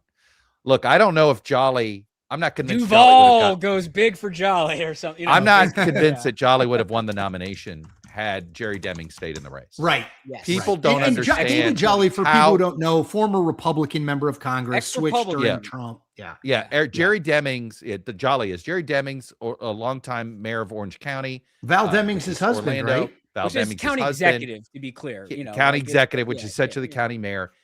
Well, I'm saying the title is mayor there, but I'm just right. for folks. Most Same, places yes. the county executive. Yes. Yeah. Look, he was I'd have rather been him than Jolly in a primary. The pollsters miss this all the time in Florida. The African American vote, people think of Florida as a Latino state and that, it must be the Hispanic vote. In a Democratic primary, the largest vote is African American vote. Yeah. Not Yes, there's a large Hispanic vote too. It's Puerto Rican, it's Colombian, it's yes, there's Cuban vote. There's certainly, but it's it's how Andrew Gillum won. Like, this is not an unusual thing. And when there's an African American Democrat on the ticket, you just see a bigger turnout. My only question is whether Jolly has the right, I still think African American turnout is going to be up in general in the South, particularly because of what we saw with the Supreme Court, and we've already seen evidence of that. I don't know if Jolly's done enough here to, I don't know what the motivation is in the state of Florida, and that's my question there. But maybe he wants Angie Nixon to win. I could see it's sort of like, if it happens, you would say, well, it was because of this, this, and this. I just don't know this, like I said, I don't think the voters think the state is in bad a shape. They're not looking to change course drastically from Ron DeSantis' 8 years. I think there's certainly fatigue with Republican control of the state, but there's not like it's time to throw the bums out. Yeah, totally. By the way, I wanted to share a piece of data about the live stream itself that gives me real joy. Just on Twitter, we've got, between our 3 live streams, DDHQ, Chuck's, and mine, we've got like 80,000 people at 12:09 a.m. Eastern time. That makes me happy. Yes. Thank you for watching. I think it's important to know. And we're obviously across YouTube or across Substack, so it's many more than that, but I can easily see the numbers on Twitter. And I just think that's very cool. So, Skelly, why don't you just again, for people tuning in, let's just reset where we are and what we're waiting for. So, David Crowley, the sort of candidate who a lot of Democrats who were scared about, Francesca Hong, who is a Democratic socialist, winning the Democratic nomination for governor in a pivotal, very purple state like Wisconsin. David Crowley ended up being the candidate they coalesced behind, and that so the coalescing apparently happened significantly enough that he is in the lead right now with 91% of the estimated vote in, which is remarkable because Hong did lead in the polls, but perhaps she had a bit of a ceiling at about 40%, which is where she's at. We are mainly waiting on Milwaukee County. Now, anyone who has watched an election night, a general election night in recent memory, 2024, 2020, particularly 2020, or the TV show Succession, yes, would know that Milwaukee County is the Milwaukee County is very important. It's not usually, only in a race this close would you be like, oh, we got to watch all that. There's about 20,000 votes left in Milwaukee County, and most of those are 16,000 votes that we know are absentee votes being tallied in the city of Milwaukee. Mm-hmm. Now, David Crowley is the county executive of Milwaukee County. And so on paper, you would think that this would benefit him. However, a lot of those votes were likely cast earlier on in the process of voting. And this race had a bunch of in and out candidacies, including Crowley, who dropped out on July 8th and got back in on July 17th after Lieutenant Governor Sarah Rodriguez dropped out. And then like about a week or so later, former Lieutenant Governor Mandela Barnes drops out. And so there's been a lot of, and early voting had started by this time. So there may be a fair number of votes for some of these other candidates who aren't even running anymore.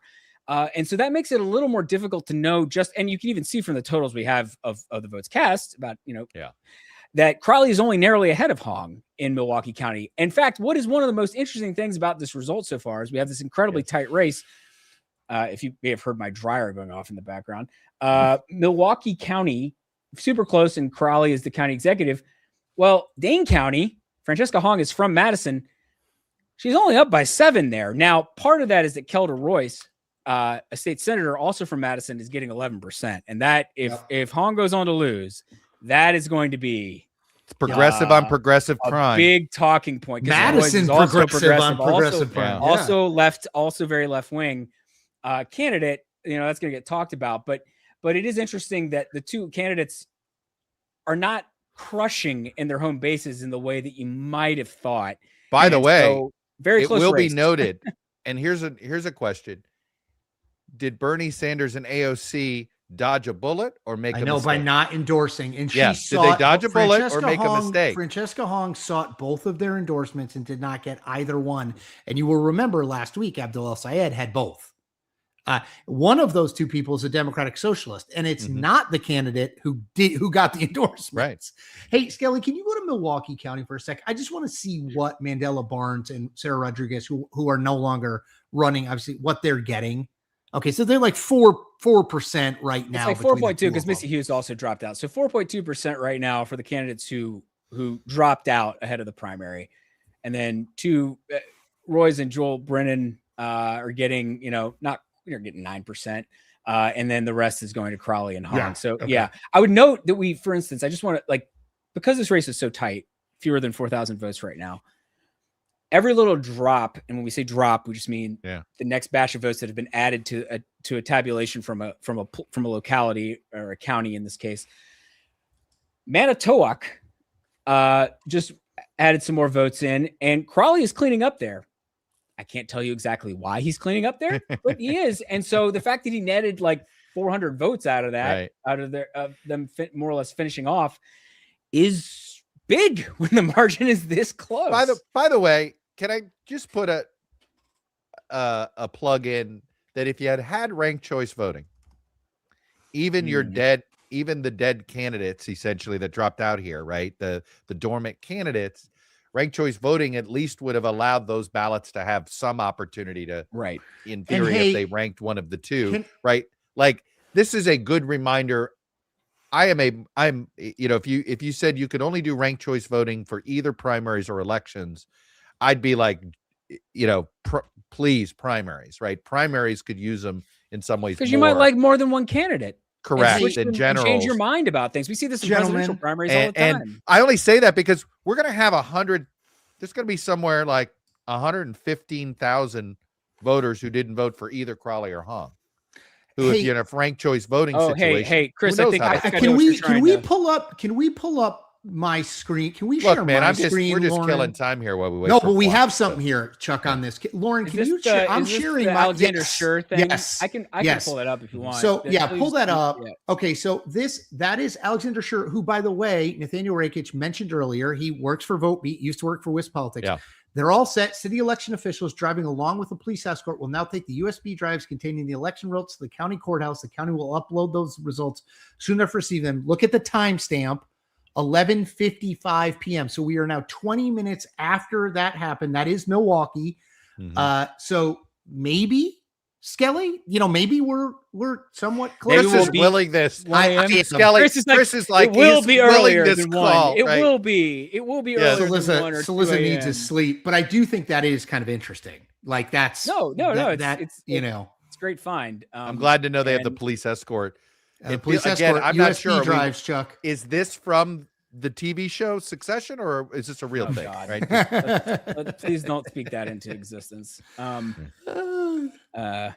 So yes, we are waiting on the Milwaukee votes. That if someone has a notable lead out of that, if it's Crowley, that would be that's it. potentially gives us the path to being able to project this race. If it's kind of it doesn't really clarify things, then we may be SOL. We're in for a longer. Yeah. So that's the situation right now. And this is truly fascinating. We were talking about this earlier, but it's maybe worth bringing up because more people have been jumping on. Is it worth going to any of can we bring up the live streams of either of Crowley or of Hong's victory parties here? We should take a look. Quick update from Alexander Schur, who is on the ground. By the way, you can follow him at Alexander SHUR. This is 6 minutes ago, so 12:10. He said, city officials have handed results to the county clerk, George Christensen. He has a picture of him told me it'll take about 20 to 25 minutes to upload the results. Okay, so that was 6 minutes ago. So let's call it 14 to 19 You have like minutes. did you have a chronometer going about here, what like, time? what time our are we live gonna get the stream? call? I mean, I feel like you've got, man, I've got this race called by 1 p.m., 1 a.m. I would just say, I do look, we always give shout outs to local reporters. I'm going to put this in like our YouTube stream and everything. Follow this guy, Alexander Schur, because he's got a lot of it. Anyway, I'll keep monitoring. Someone asked, have Wisconsin primaries been this close the last several cycles? I would say no, but we have seen the situation arise where, just so people can see it, I'm going to bring this back up on screen so we don't lose track of where we are. Sometimes I forget to bring the results back up, and then people are shouting at me, understandably, in the comments. But we have seen races before. Right. In 2022, in the Senate race there, Mandela Barnes ended up winning the nomination effectively unopposed by the end for U.S. Senate. But that was after like 3 other candidates dropped out not long before and endorsed him because it looked like, he is going to win. Right. But we had something of the same effect here where in that universe, if there had been more opposition to Mandela Barnes among segments of the Democratic Party, perhaps they would have gotten behind an Alex Lazary, who's, son of the owner, the main owner of the Milwaukee Bucks. Right. Or is he the Bucks owner? No, I forget. It's his dad's the Bucks owner, and he's the son. He's the son. He's the son. Yeah, He's the son of Mark Lazary. Mark's the owner, and or Sarah Godlewski, or however, I forget how to pronounce her name right now, but who's actually running for an office tonight, I believe. Lieutenant governor, I think. And anyway, feels like how many lieutenant governor candidates can we fit in one race? Well, Wisconsin, 6,000. Yeah, well, okay, so different states use different methods. We were talking about this earlier tonight. Vermont has a separately elected lieutenant governor, separate office on the ballot, both in the primary and in the general. Wisconsin is one of the shotgun wedding states, as it's sometimes jokingly called, where they have a separate primary for lieutenant governor, but then the governor and lieutenant governor do run together on a ticket. So you're only casting a vote for a combined ticket, not separately governor and lieutenant governor. But it's Pennsylvania's like this too. They're elected separately, and then they have to go together. And sometimes they're not necessarily, simpatico. You guys know Smart Politics, the guy from the University of Minnesota? Yeah, of course. Eric Osterheimer. We love that guy. Yeah. He's good. Anyway, the last time he had this, he put together a whole list. Love it. We haven't had a close Democratic statewide primary in Wisconsin in governor. You have to go back to 1942. Jeez. And back then he probably lost, if I had to guess. It was 42 was a good year for Republicans. It was 0.3 tenths of a point separated first from second. 24.3% was the winning number. It was both the narrowest and lowest winning share ever. But there hasn't really been the most competitive primary this century. Really, is a Republican primary. Tim Michaels over Rebecca Kleefisch. That was a pretty close race. In the was that for Senate? Republican sign. It was Republican. But for Senate, governor. Because Michaels. I know Michaels has run for. Two Evers beat. That was for 2022, right? Yeah. And Kleefisch is now in Congress. No, you're thinking of I'm thinking of the other statewide. Are you thinking about Fishback in Minnesota? In Minnesota, Kleefisch, Fishback. Wait, German names. You can understand why I made a mistake. Yeah. No, perfectly understand. I was like, I don't think she got elected to Congress. I mean, Kleefisch, but look, somebody else pointed this. We are waiting mainly on Milwaukee. Let's think about I'm trying to spitball here. Essentially 10-point swings, like 10 to 20 point swings in a primary, right? Where obviously there's Obama, Clinton, and New Hampshire, right? Where all the polls said one thing. We almost had it last week where you had double-digit leads for one and all this. But I mean, this is I'm trying to think of where this is just so unusual. I mean, I guess you could maybe it's the Mel Carnahan race where after he died, they put him on, and it was kind of you had to vote for the dead candidate to elect Gene Carnahan, or remember that? Yes, or to it give was the vote governor for Mel because Gene would be the candidate. Yeah, because there was going to be an appointment. I mean, I'm trying to think of just sort of just amazing 10. I guess very weird. After the death of Paul Wellstone, when that was the other Mondale one. just sort of collapsed. That was what I was thinking of, and of course, we all assume that Mondale would walk in and win that, and he loses. Kelly, anything jump out at you that you could think of where Roy Barnes and Sonny Perdue, like that was a big miss, it was if close. I remember. That was 98. Yeah. Mm-hmm. I pinged Skelly on Dane County because I think Dane has reported some more votes, and this is Francesca Hong's home base. She's in Madison. It's also Kelda Royce's home base, which is maybe proving to be a problem at the end of the day for the left of the Democratic Party. But she got there was about 1,000 more votes reported. We think there might be a little bit left, but very little. And this is a place where, at the end of the day, Hong needed to win by a lot, or at least a decent amount. Right. And she is up, but maybe not by as much as we would have expected. Well, and Royce is playing a role in that breaking sort of, anyway, there were a few more votes that came in, and they didn't necessarily help her all that much. Hey, an old friend of mine reminds me of other amazingly close Democratic primaries in Wisconsin. I'm going to go in the real way back machine, but it's a fun little story. 76 presidential primary. Carter beats Udall by 7,500 votes. It ends Udall's campaign. But the Milwaukee Sentinel put out an early edition that said Carter upset by Udall, and Carter got to hold it up like he got to do a Harry Truman, like he was Truman. Yeah, that's fun. When he ended up winning it, but it was, I think, Udall's last stand in Wisconsin in presidential politics. There's been some incredible primary nights on that. Hong is speaking now. We should try to go on YouTube. Let's take a listen. Can we do that? We should be able to if it's on her website. Yes. If we share the screen there. Yeah, hold on. I'll pull it up, Skelly. You keep the votes thing up. Let me see if I can pull it up real quick. They should have. Just keep talking because I'm going to need to find it. Yeah. No. Let's go back to the full screen on. Let's see. I'm going to look on her. If anybody does have a link to her, just put it in the chat. I'm looking for her YouTube page just in the event maybe they have it there. Let's see. Any new information? Sadly, no. No, we're just waiting. But per my guy Alexander Schur, maybe we may not have too it much longer? soon. We may have it soon. That may just be me wish casting. Yeah, that another place that not a lot of votes, but they just finished reporting a couple minutes ago.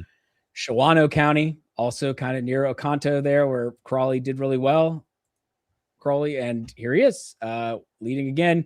It's 351 votes, but it's 351 votes in a race that is currently got a margin of fewer than 4,000. So, yeah.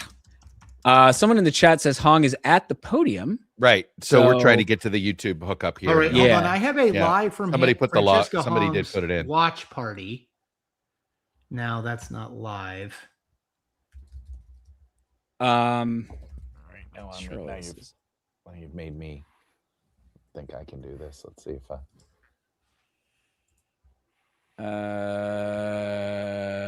no, those are all Francesca Hong ads. So that's not it.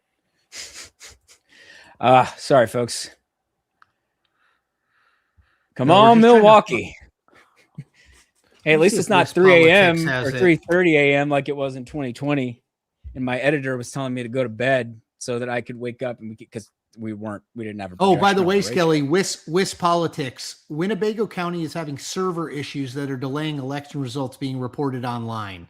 Okay. That was from earlier. It's not dated, but just if we're wondering.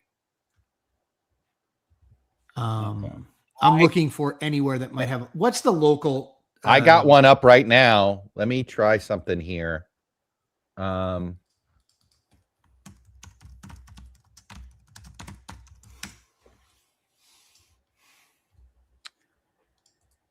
Man, I'm really looking forward to looking at a precinct map of this election because there's just going to be a lot of different stories told. In this state, we love you too. Can you Yeah, we hear did it. this make it up? Okay. Yeah, we got it. Good. And so many of you, Chuck, turn it up on your computer. given themselves because they see themselves Better? in our movement. I can't tell you enough how much it means to see you all here. Lauren, can you turn it up on your end? The art, the music, the community. No, okay. Bracelets. Mutual aid. We are growing community through a campaign and through hundreds and thousands of conversations that we've had in places that I don't think folks were expecting to talk about a gubernatorial campaign. I met so many folks who knocked their first door with this campaign.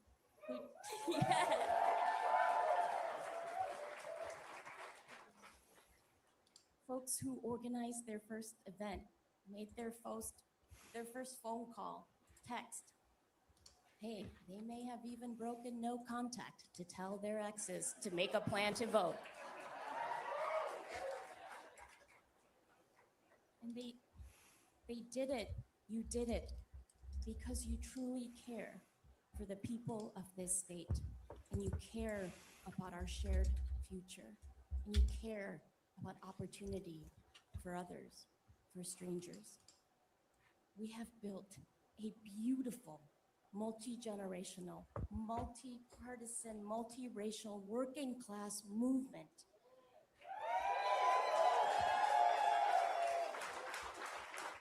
And it is a movement that meets the moment. This is unprecedented here.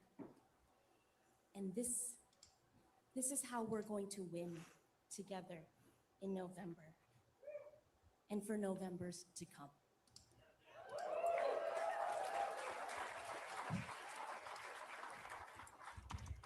The fight continues no matter what. Because no matter who wins this primary, we're going to continue to fight for each other. We are going to collectively reject despair, and we are going to unite. We're fighting for our communities whose land Tom Tiffany happens to be selling to big tech and big oil. Where it's Tom Tiffany's Medicaid cuts that are shutting down our hospitals. And when our neighborhoods defund Tom Tiffany. And when our neighborhoods and our neighbors are disappeared by uncontrolled ICE fascists, it's Tom Tiffany who shows up in support.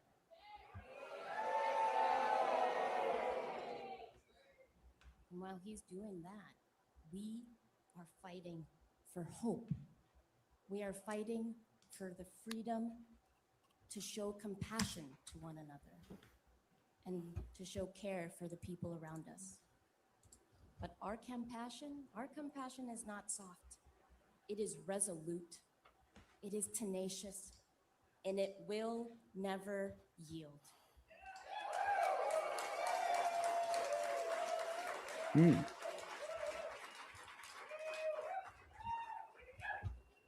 It is a demand that we are fighting for each other. And in 11 weeks, no matter who's on this ballot, y'all, we are going to fight to win for one another. Kind of sounds like a concession speech without well, saying but it's she a didn't concession concede. speech. She didn't No, concede. not. Door open. I've yeah. But definitely more morose and dour than, celebratory, I would say. Yeah. Interesting. Okay. For what it's worth, we did get some Good job, more votes Chuck. in Thank from Winnebago, which has been slow. They mentioned that they were having some technical difficulties. About 7,700 votes came in, and Hong won about a net 900 vote gain out of it. So she actually now leads in Winnebago. But overall, Crowley still leads by a little over 3,000 votes.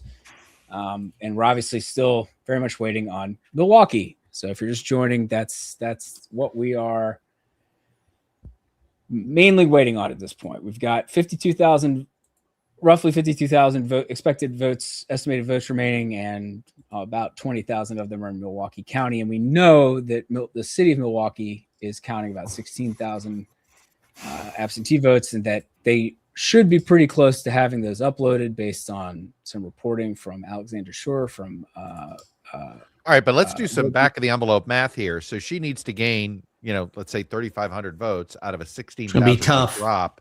Yeah, like that's a massive win she needs to have out of there. Again, she's got to get 38 whatever 3,000, and he has to get zero. Yeah, 4,000. Right. Yeah, I mean, if they're like 50,000 votes, well, here's the thing, and why this is really tough to do back of the envelope is that we know that there's a good chance that some of those absentee votes are going to be cast for candidates who are no longer in the race. And so knowing that percentage is really important. Is it 25? Mm-hmm. Is it 35?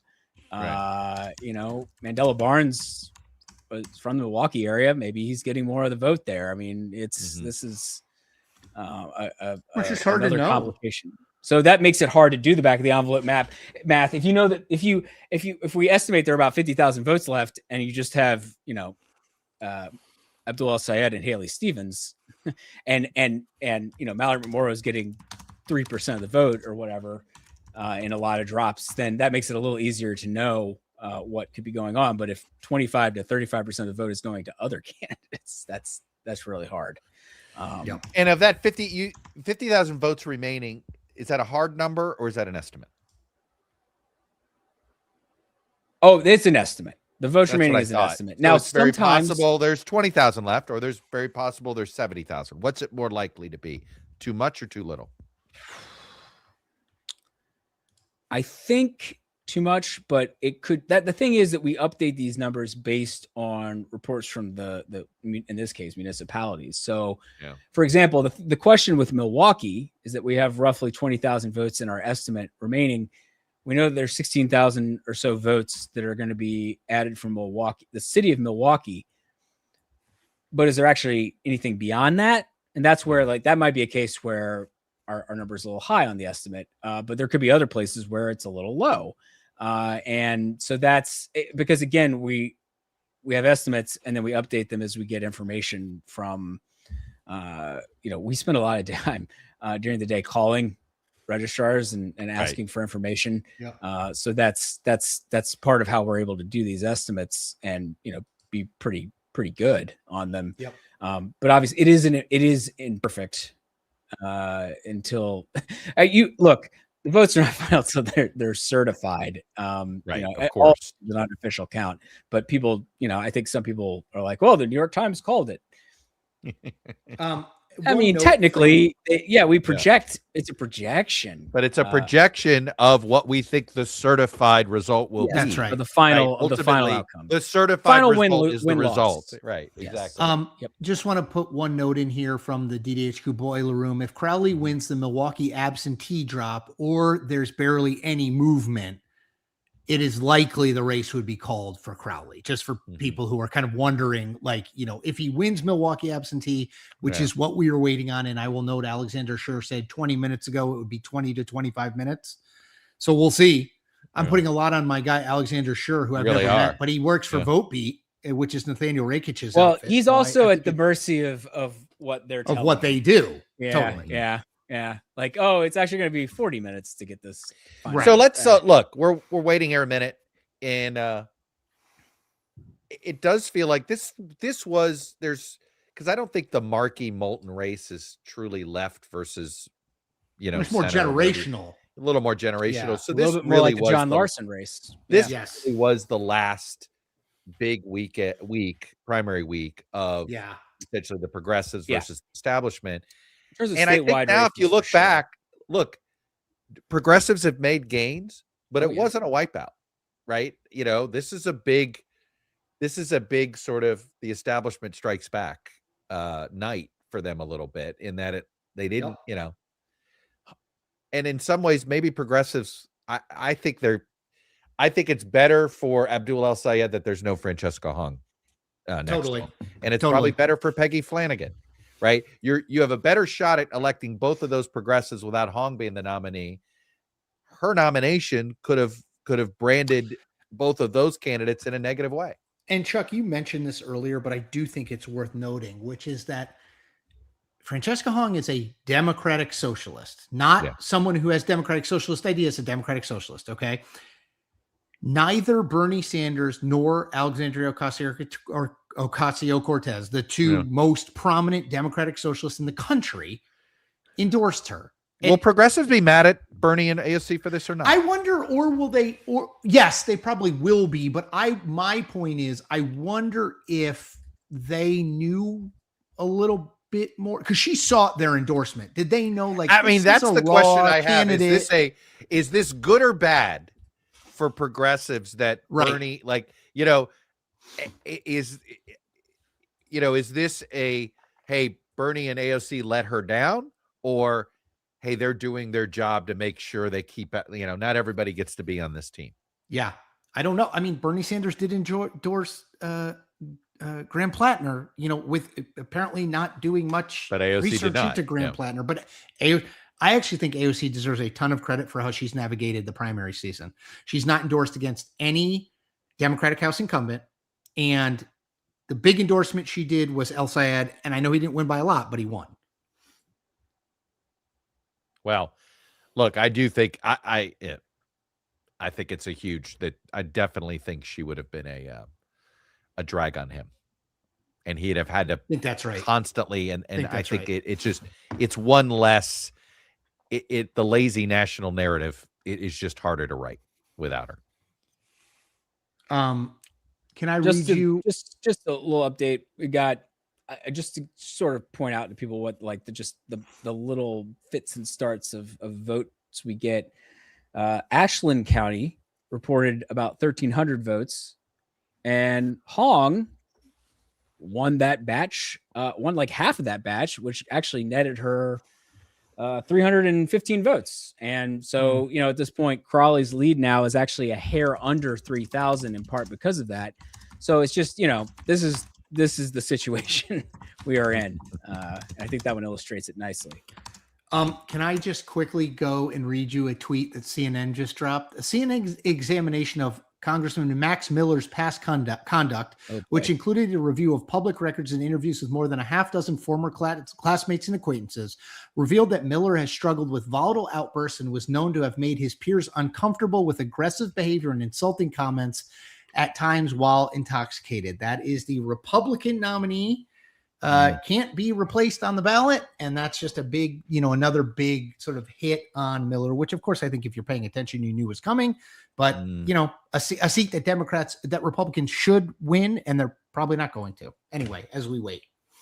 Boy, the entire Ohio ticket is let's just say, they're on their back feet a little bit. Yeah, Vivek is struggling, I think. He's struggling. Yeah. Houston is caught into this. It's by the way, Lindell is not conceding because he claims there's clearly voter fraud. Yeah, clearly. No. But his teams Dominion, are check the machine. No. He is going to do an investigation overnight, and he'll be back this in the morning. So. Of course. Good Lord. Yeah, I know. I mean, it's the number of historians that are going to ask the question, what was America doing in the 20s? Were they just drunk? The My Pillow guy? Were they drunk the whole decade? Like, who were some of these people, right? Like, jeez. Ludicrous. Of course, I mean, I do love it when you lost, like when you lose in your own primary, and well, clearly there's something wrong with the count. That's right. The only way you can lose if there's something wrong with the count. Well, it's like the Simpsons meme, right? It's like, am I wrong? No, it's all of them. No, it's all the children who are wrong. It's all the voters. Yeah, it's all the voters who are wrong. Yeah. Of course, Lindell also, it's like in for a dime. Well, I think that's a famous, $1. but since I did a Mo Udall, I think it's that famous race. He goes, well, the voters have spoken, those bastards. Yep. I think that's when he uttered the line. I think that's a Mo Udallism, but well, the voters have spoken, the bastards.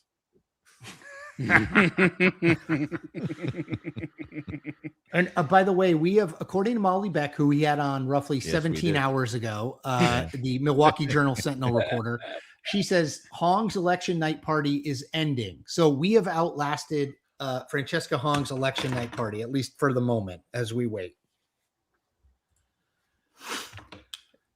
Yeah, it is this now. All for those that care about these things, both prediction markets are at 90%. Crowley. Yep. Crowley. Yeah. Crowley. Yeah. Yep. I love the Mike Lindell not conceding. That is precious. It's Well, it perfect. would sort of it's, be- it's Cherry on the top. If he does, but if he Hey, did, he's I mean, it's like consistent. you're on All right, brand. the man I'm is just gonna consistent. say, You cannot deny that. You gotta be on brand, right? People in the comments who may not have been here last week, I don't take kindly to election conspiracy ridiculousness, and that guy on that front is truly embraced it to a degree that is, yeah. And are the pillows any good? Does anybody ever? I don't know. Never got one. I mean, there were some people in the comments saying earlier that they are good, so I don't know. I mean, are they okay? Maybe he makes good pillows. Does he at least make a good That's pillow? awesome. I mean, I like a good pillow. Hello, I'm Mike Lindell, and I'm excited to bring you my Giza Dream bed sheets for the best offer ever. Lauren. Lauren saved that sucker. He had it. He goes, I couldn't find any Lindell ads, but I did grab a My Pillow ad for at some point for the night. Thank you, Giza Lauren. Dream sheets. How could you go wrong sleeping on those bad boys? You know, there's that Egyptian cotton. By the way, I have a quick breaking news update. My ass is officially numb from sitting on this chair. You need a better chair, buddy. I do. Is there a My Chair guy that I could buy from? Yeah. Oh my God. I just want to know, you know, when these podcasts, when live streams first began a few years ago, there was the X Chair company. I'd hear all my podcasting friends, you know, where's our free X Chair? We should get branded. I remember chairs that. for you. Yeah, the X Chair. Tony Whatever happened to Kornheiser that? was doing X Chair reads left Yes, and right. he was doing X Chair reads. He was doing X Chair reads while wearing his My Undies, you know, or Me Undies, excuse me. I think it's Me Undies. Yeah, it's me. My Undies are what I have on. Yeah. I've Tommy John'd. I've not Me Undies. I have Tommy John'd. Those are good. Oh, interesting. Yeah. I had a pair of Me Undies that the Kornheiser clan gave me. They were quite soft. I think it was the Modal, which is softer than cotton, Chuck. I don't know if you've done that read. I've not done that read. No, I'm a Quince is I have Quince, and By the way, you know what this shirt is? Quince. Quince. I need a Quince sponsorship. I wear Quince clothes. It is. I love Quince. You know, I do too. I mean, this is one of those you're like, yeah, they pay me, and I would wear love them anyway. Exactly. It's good stuff. All right, Milwaukee. Is there a number I can call? Well, Milwaukee. I mean, it's land of plenty. Alice Cooper. Just love that Alice Cooper is probably taught more people our age about the history of socialism in Milwaukee than pretty much, you know, could have been so many good jokes. You know, with foreign Alice travelers Cooper have been coming to Milwaukee for centuries, Chuck. I was not aware of that. You know, Skelly's going, man, these old guys Skelly's too are young for that. No, he's no, too young no, for it's Wade's fine. World. Honestly, I'm just like looking for any data points that are worth sharing. And Fun not Alice finding Cooper any. fact that I know Chuck knows. Excellent golfer. He's like a scratch golfer. Yeah. Yeah. Anyway, that's all I got. That's my one Alice Cooper. I'm out. That's my one Alice Cooper fact. Well, look, he always had the song that we just, you know, our favorite song in Miami. It was sometime in June. Just School's Out for Summer, man. That was just, you know, that was the anthem. You know, that's when you cranked up your Alice Cooper. Yeah, totally. Oh my gosh. Well, just, you know, so folks know, some other races did happen tonight. Yeah, let's roll through them. We could go on the nomination. I mean, 5 hours ago, Darlene Graham and Ralph That's right. Norman. Good on you, South Carolina. Yeah. Yes, Darlene Graham and Ralph Norman are advancing to an August 25th runoff in the Republican special nomination race to replace Lindsey Graham on the ballot. Peggy Flanagan, I mentioned her victory in Minnesota. So that was a win for progressives. and a pretty substantial win. Like that wasn't very close. Yeah, Yes, not she's up by 20 points basically right now. Yeah. So yeah, I mean it's gonna be somewhere in that range. Ned Lamont, this was not a progressive victory. Well, Ned Lamont used to be viewed as something of a progressive. I was just going to say, it tells you where the Democratic Party is where going. the party has where changed. Lamont Now he's the establishment. He's now the establishment. Right? Yeah. Yep. Yeah. He won renomination. John Larson lost renomination. I don't have that one to bring. Well, maybe I do somewhere. Let's see if I can bring that up. John Larson. That was a wipeout. Yeah. It was not close. He's lost by about 20. It looks like Democratic nomination in Connecticut's first dark blue seat, but Larson's been there almost 3 decades, and he's not going to be there anymore. That was more of a generational challenge than an ideological one. So not really. I remember there was a lot of pressure. There was a lot of people trying to convince him not to run again. To just he was like retire. Going to lose. That was what right. people said. And He has health issues, like demonstrated public health issues. And he had an issue or two. Yes. Yeah. But look, they all get. I just did a whole deep dive on Alabama football, and I always say that there's a lot of people of a certain age remember that Bear Bryant retired and died within a month. And there's a whole bunch of older folks. That's a searing memory for a lot of people. It's sort of this idea that once you don't have something to get up for every day, that that might be it. And I think that is when people wonder, why do these older politicians keep going? I really think it's that sort of mindset that there's this almost fear that you stop working. That's it. Yeah, totally. That's why people stay in the Senate forever. It's the same thing. I mean, as someone pointed out, Paterno was the same thing. Yeah. Yep. Maybe this is Bear Bryant died in a hospital bed, by the way. Maybe I can get on my little hobby horse. You're talking about term limits could be a good thing, but a lot of political science research suggests that the kind of term limits that get imposed, where it's like 6 years and you're out, kind of thing. Mm-hmm. Yeah, 8 is enough. So is there some world where we could pass some sort of constitutional amendment where you get 3 terms in the Senate, no more than that? That's 18 years. Yeah. Maybe it's the same 9 terms in the House or something. Is there a way we could do this where it would be like a kind of a federal limit? A federal limit that is reasonable, and it takes into account the fact that super short term limits are actually bad. They actually they're bad. More power. Well, and you saw that, by the way, in one California. Census. Maybe with the House, it's 1 full census. I mean, I think I always remind people of California's term limits. I just know that the people most passionate about that will never go for it because it's too long. And it's just I was like, if you're trying to find a workable solution, I'm kind of an look. I don't like term limits, and I'll explain why. I think that every state legislature that has put term limits in has weakened the legislature. It strengthens the lobbyists. Yes. So and the executive as a result, and it strengthens the executive. I think term limits usually just give power brokers more power. That could be lobbyists, that could be donors, that could be party leaders, that could be your elected statewide officials.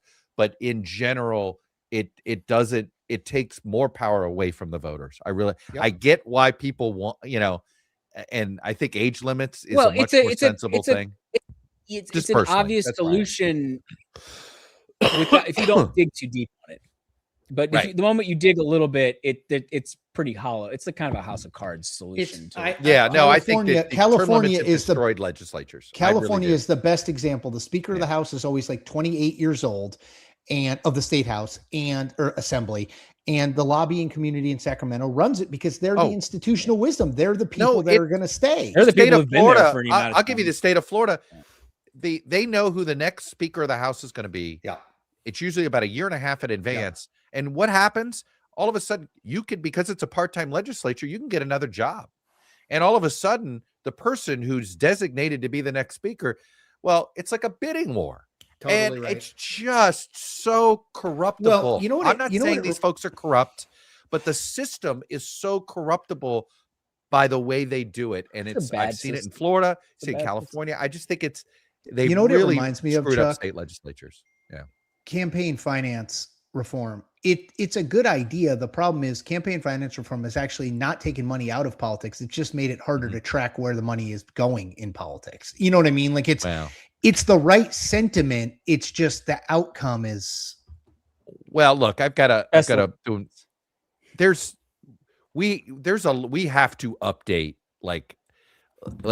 we have to update a lot of our sort of infrastructure of the small d democracy. There's clearly got to be if you can't legislate campaign finance reform, and the courts have essentially said you can't, then it's going to have to be a constitutional amendment. But I think there's growing bipartisan support for something that would be. I think you could force transparency and instant disclosure. There's a few things you could put in that I think could at least give more flexibility to put some limitations on money. Yep. But you're going to need a constitutional amendment. We are everything I see suggests we are close, but who the hell knows, what close means. Well, Milwaukee. The debate internally of the projection team is whether or not it will come before 1 a.m. and Eastern. Yes, to be clear, 1 a.m. Eastern. We have East Coast bias here. Yep. And I see it's 8 minutes to see right now. The over-under is 1 a.m. and there's 8 minutes to it. That's and everybody's taking the under. I said it'd be right at 1. Yeah. Because I want to push, basically. That's exactly right. Everybody gets their money back. But look, I keep saying let's step back. I mean, I still think this is the fact that we're here is truly a remarkable 15-day. This is an unusual campaign. I mean, to come off of the Michigan result and then get this next door basically is with all the crazy in and out candidates dropping out and wild. Truly a wild. We got this right here is going to be the thing that gets talked about if Hong loses. Oh, with the fact that it was another progressive, but the other part of tonight. And it was a point I kept harping on last week too, is thank God for these Democratic primaries. They're going to be wonderful blueprints to use for us to get to understand the Democratic presidential primaries in both of these states, because both will, obviously Michigan's in the early window. So that's that's going to be a fascinating, very important. And we have a good fresh map to use. And now we have one, frankly, in at least a pretty binary primary result in a state we really haven't had a competitive Democratic primary in a while like this. Yep, totally. Oh, absolutely. It's remarkable. I mean, it's just so damn close. I mean, even now it's like, it's 3,000 votes. 3,000 votes. Little more than 3,000 votes, which is why, by the way, for people asking, that is why the race has not been called, because as you can see, there are roughly 19,000 votes remaining in Milwaukee. Oh, sorry, let me go back there. Yeah. I'm clicking around too quickly. That's it right there. And I mean, look, let's say Hong wins 12,000 of them and she could net 5,000 and who knows, but unlikely given what we keep seeing, but who knows? Well, I think the thing Alexander is Schur. I have an Alexander Schur update. Oh, here it comes. There will be a very long delay to the Milwaukee upload. 5 of the USB sticks were missing results from the elections. Election officials have to go back to the absentee facility to get the results again. By the way, this is all done. The reason they have to go back, they don't just transmit that stuff. It's a very secure process. Because you can't put it, because you're not going to let foreign entities have a shot at hacking this stuff. I mean, And here's the other thing that people. Okay, so obviously this is oh my God, it's not just one race though. I think it's always worth reminding people that we'll get focused on multiple things top on the of the ballot. ticket, but there might be 14 things that people voted for on the ballot, and so if there are missing results, it actually might not even be the gubernatorial results that are missing. It might be some down ballot race that got cut off for some reason. There's some sort of error when they were moving things on, Anyway, this isn't the first time. So, oh, cool. Sorry. Oh, thank you. Yes, I'm covering for the fraud. That's what I'm doing. Thank you. Of course you are. Skelly, stop reading the comments, bro. Yeah. How many times? Well, I got, it's not late enough or early enough for me to get really jazzed up. Yeah, so very close race, and we don't have a solution yet. I may be checking out. Cillizza has to take children to their preschool physicals. Have to be there at 7:15 tomorrow morning.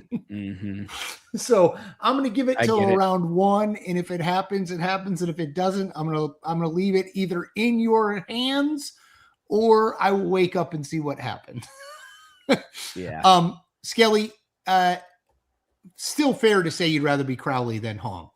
Yeah. Oh no, I think for sure. I mean, I'm just seeing a lot of people on Twitter and stuff saying 90% chance it's Crowley, this blah blah blah. You know. I mean, well, that's what the markets are saying, 90% chance, right? I mean, that's where that's coming from.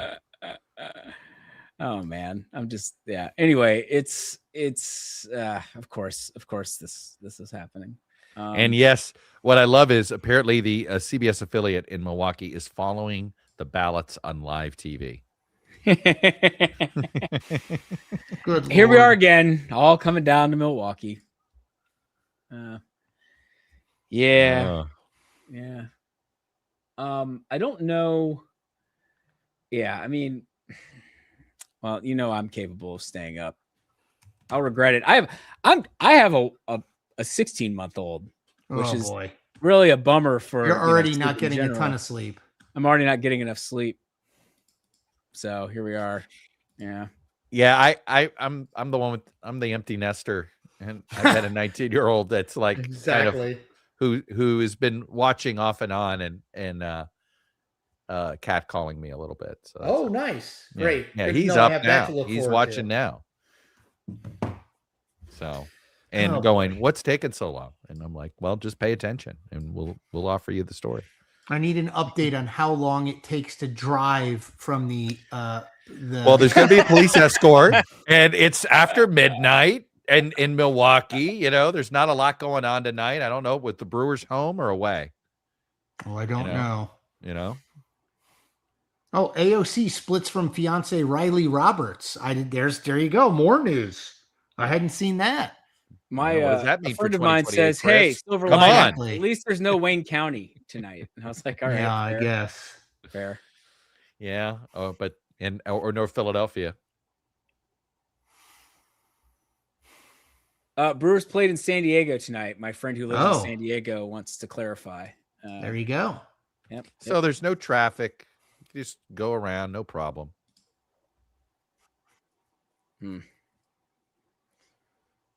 Well, this is the downside of this business. Sometimes, Yeah, seriously, it is a lot hurry of up and late wait. nights. Yes, a lot of Gotta late hurry up nights. and wait. There's no doubt. Oh, Chuck, I see the people. I see the live stream. Yeah, it's fantastic. Yeah. Oh, you guys are watching the thing. Yeah, I haven't pulled it up yet. Yeah, well, let's just consider that Kelda Royce right now has about 57,000 votes. Well, right. Not all those necessarily would have gone to Hong, but I mean, she didn't need many. Hong would be winning right now. Here's a quick update. At the same time, however, if Brennan had dropped out, he used to work for Evers. Maybe those votes. This is the thing, right? I'm just trying to say the ifs can really go down quite a endless array of Here's an update from let me find out who this guy is.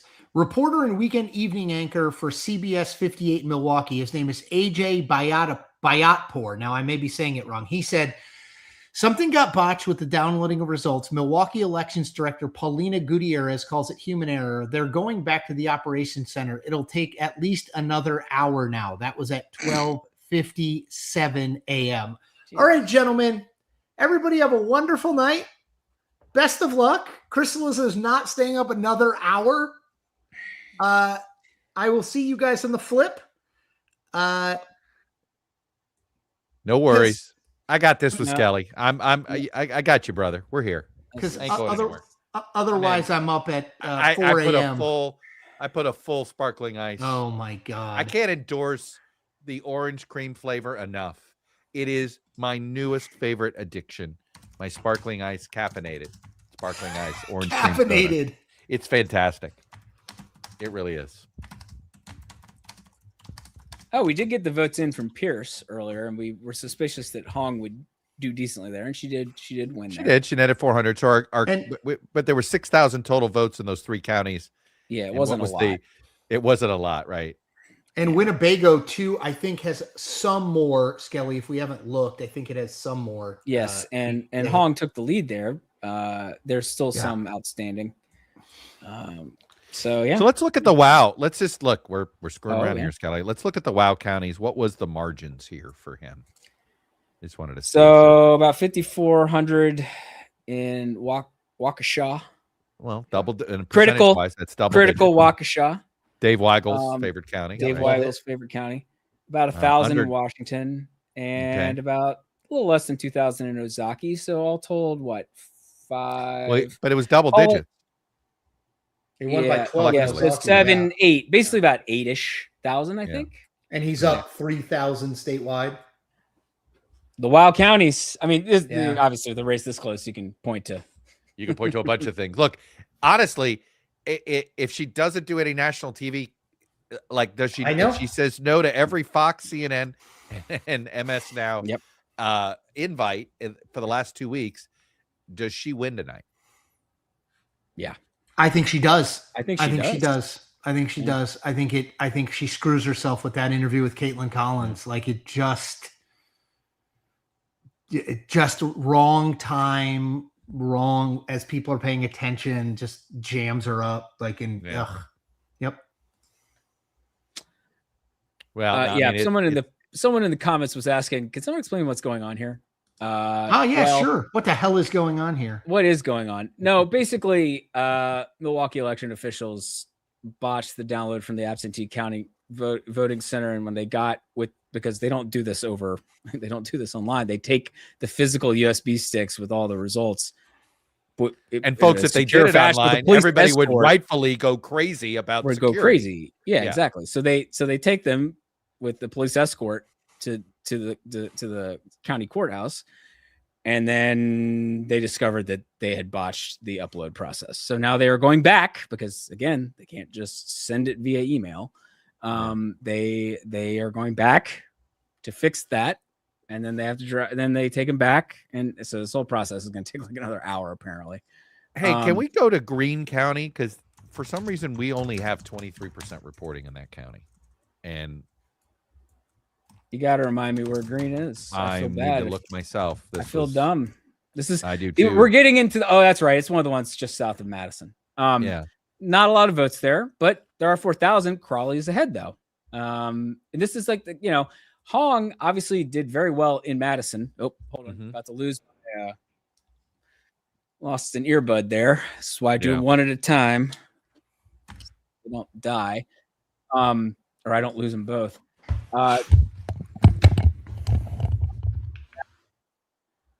The counties that surround Madison, like Rock, for example, are Democratic leaning, or at least some of them are.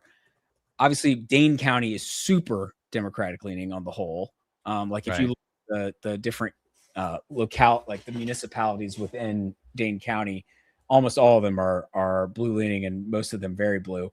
But to some extent that is also the case, or at least light blue places to the periphery. But but these are super small counties. I mean, there's not very Rock isn't, but Greene, definitely is. But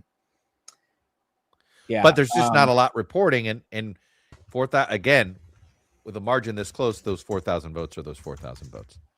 Can you just not quit us, Chris? I can't resist. It's hard. Lauren cut me off, but I'm still here. I was like, dude, I'm not. If I'm still sitting at this computer, I want to be on camera at all times. The content gods. So on the whole, I think what's also fascinating is that unlike in the Michigan race, where you had some places, particularly some of those counties that are centered around very progressive college communities like Ann Arbor and Waukesha, and Kalamazoo's Western Michigan and Ingham County, where East Lansing and the state capital of Lansing are. East Lansing's where Michigan State is. You had El Sayed getting like 60%, 58%, those kinds of numbers. The thing about tonight, and does reflect the split field to some extent, but there are not a lot of counties where someone is cleaning It's up. all relatively close. Yeah, Right. it's not a lot of dark colors, which shows the kind Yeah. of major wins, right? Yeah. Hey, I got a bit more details on the recount because a lot of people have been asking. Please, if it is. Here's a sort of a timing problem. You can't file an ask for your recount until the canvass is completed. Well, the municipal boards canvass first, then the county boards week or canvass. 2. That could take up to 14 days. Yeah, it's like 2 weeks. Yeah. Right. So you may not get and you can't really ask for the recount if until that canvass is done. Obviously, if in this case, let's assume it's Hong that's behind. If it's between 0.25 and 1, she's got to put all the money up front. Anything less than 0.25, then it's then the state pays for it and it's automatic. But you start bumping into some general election ballot issues. Yep. If this is necessary, and if it really was drawn out, if it really is that close, I think it's hard for her to walk away. But if it's, I don't think she does this if she's paying. Oh, Scott Tranter in the house. Mr. Tranter. Hey, Scott. Look, I got the last race. I was just listening to Chuck. I was going to say from the race projection team, what you were saying is right, Chuck. Look, the recount numbers aside, the 0.25%, the 1%, all that kind of stuff, from everything we looked at from basically congressional races above, if you've got more than 1,000 vote lead, you might be entitled to a recount, and you should pursue that if you want.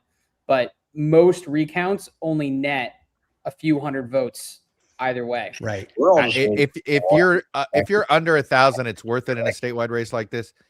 But if it's over 1,000, I mean, you're. It's just so hard because you have to gain 1,000 and the other person has to gain 0. Grant. I mean, like. Yeah. Well, and look, here's what we're discussing on the race projection team here. We went through all the counties. Wisconsin, look, they're good in some areas. They're very good about telling us when they're completed. And so we have a very good idea of what's left. Obviously, this Milwaukee drop is the big one.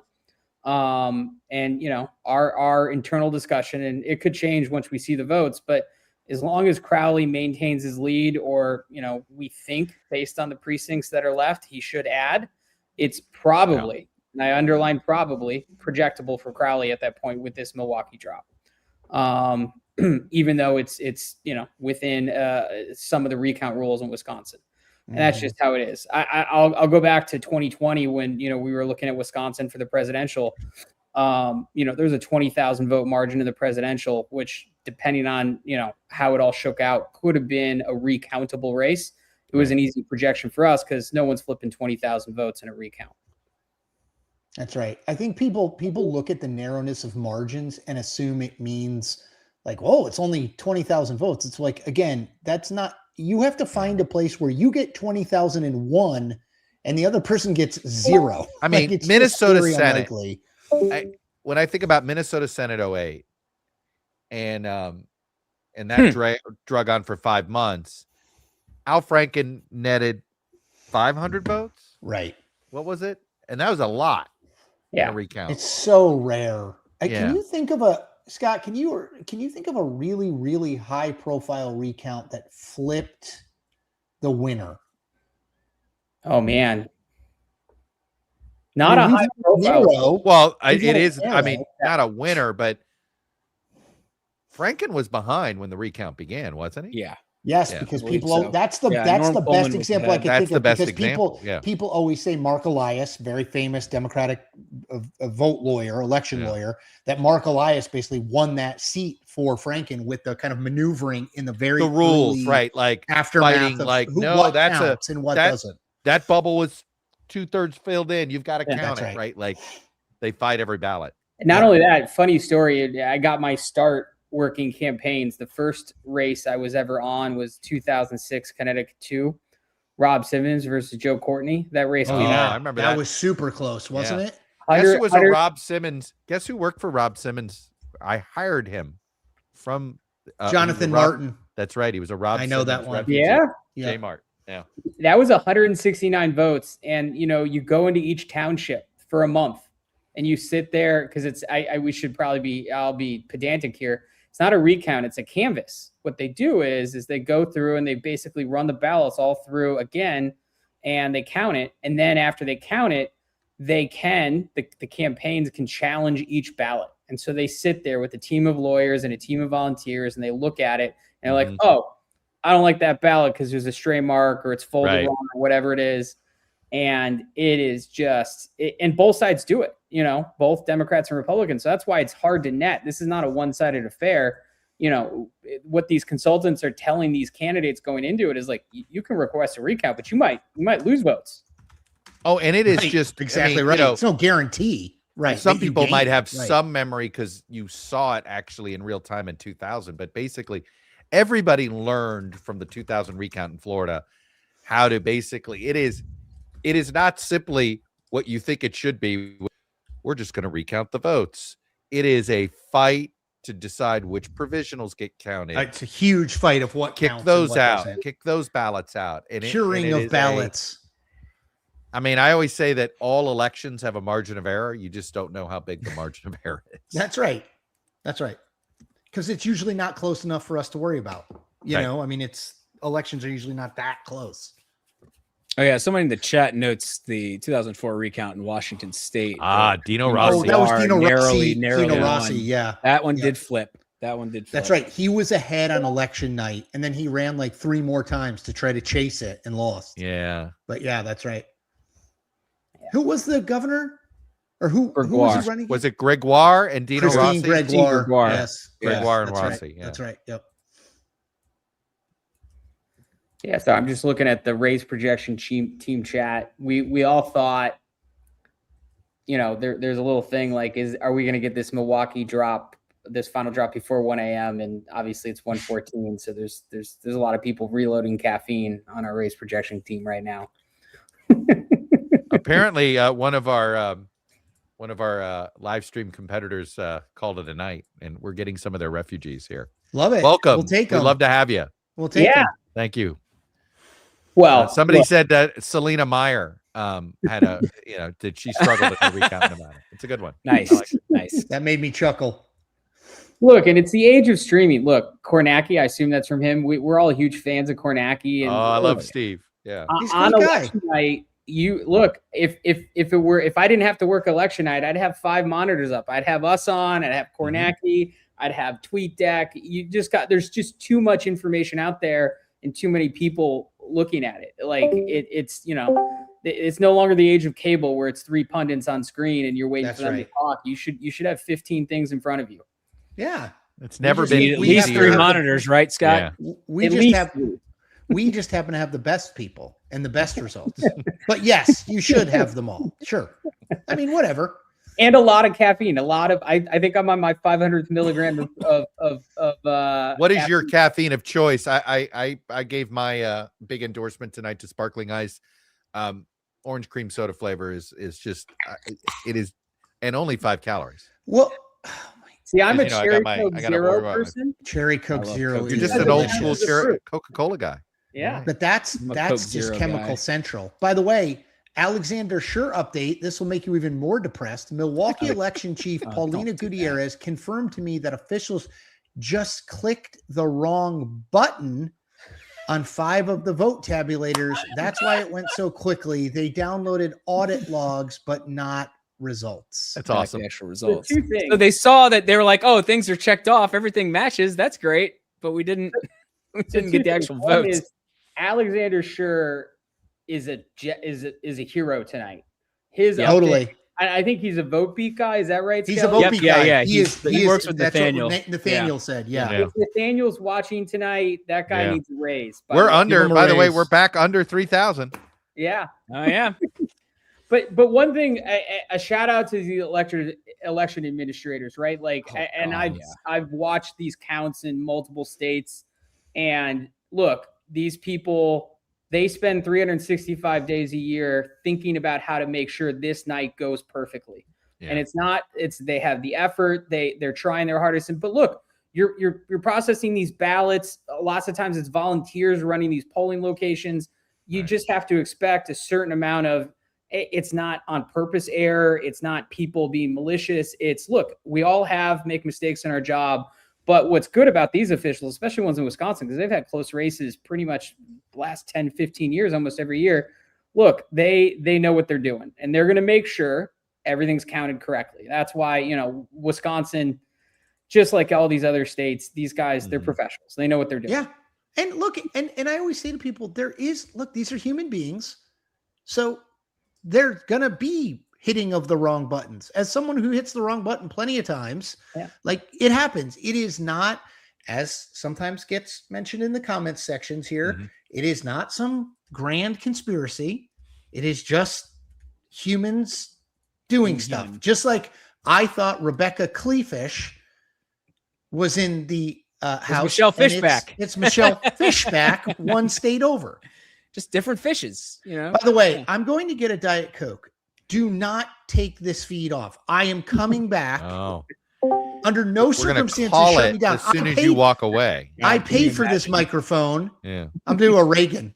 All right, I'm coming back. Hold on. Nice. New Hampshire. I'm just going to get So, Mr. Trainer, 76, 80. What did you make of the watching the prediction markets tonight? So look, we're biased. The only thing we're saying on our side is I wonder what's moving those lines up and down in those prediction markets. It's not vibes from Twitter, it's election data. Right. And it's the stuff that it makes our team real excited because that we are purveyors of this information. What I will say is a little bit of knock on these prediction markets.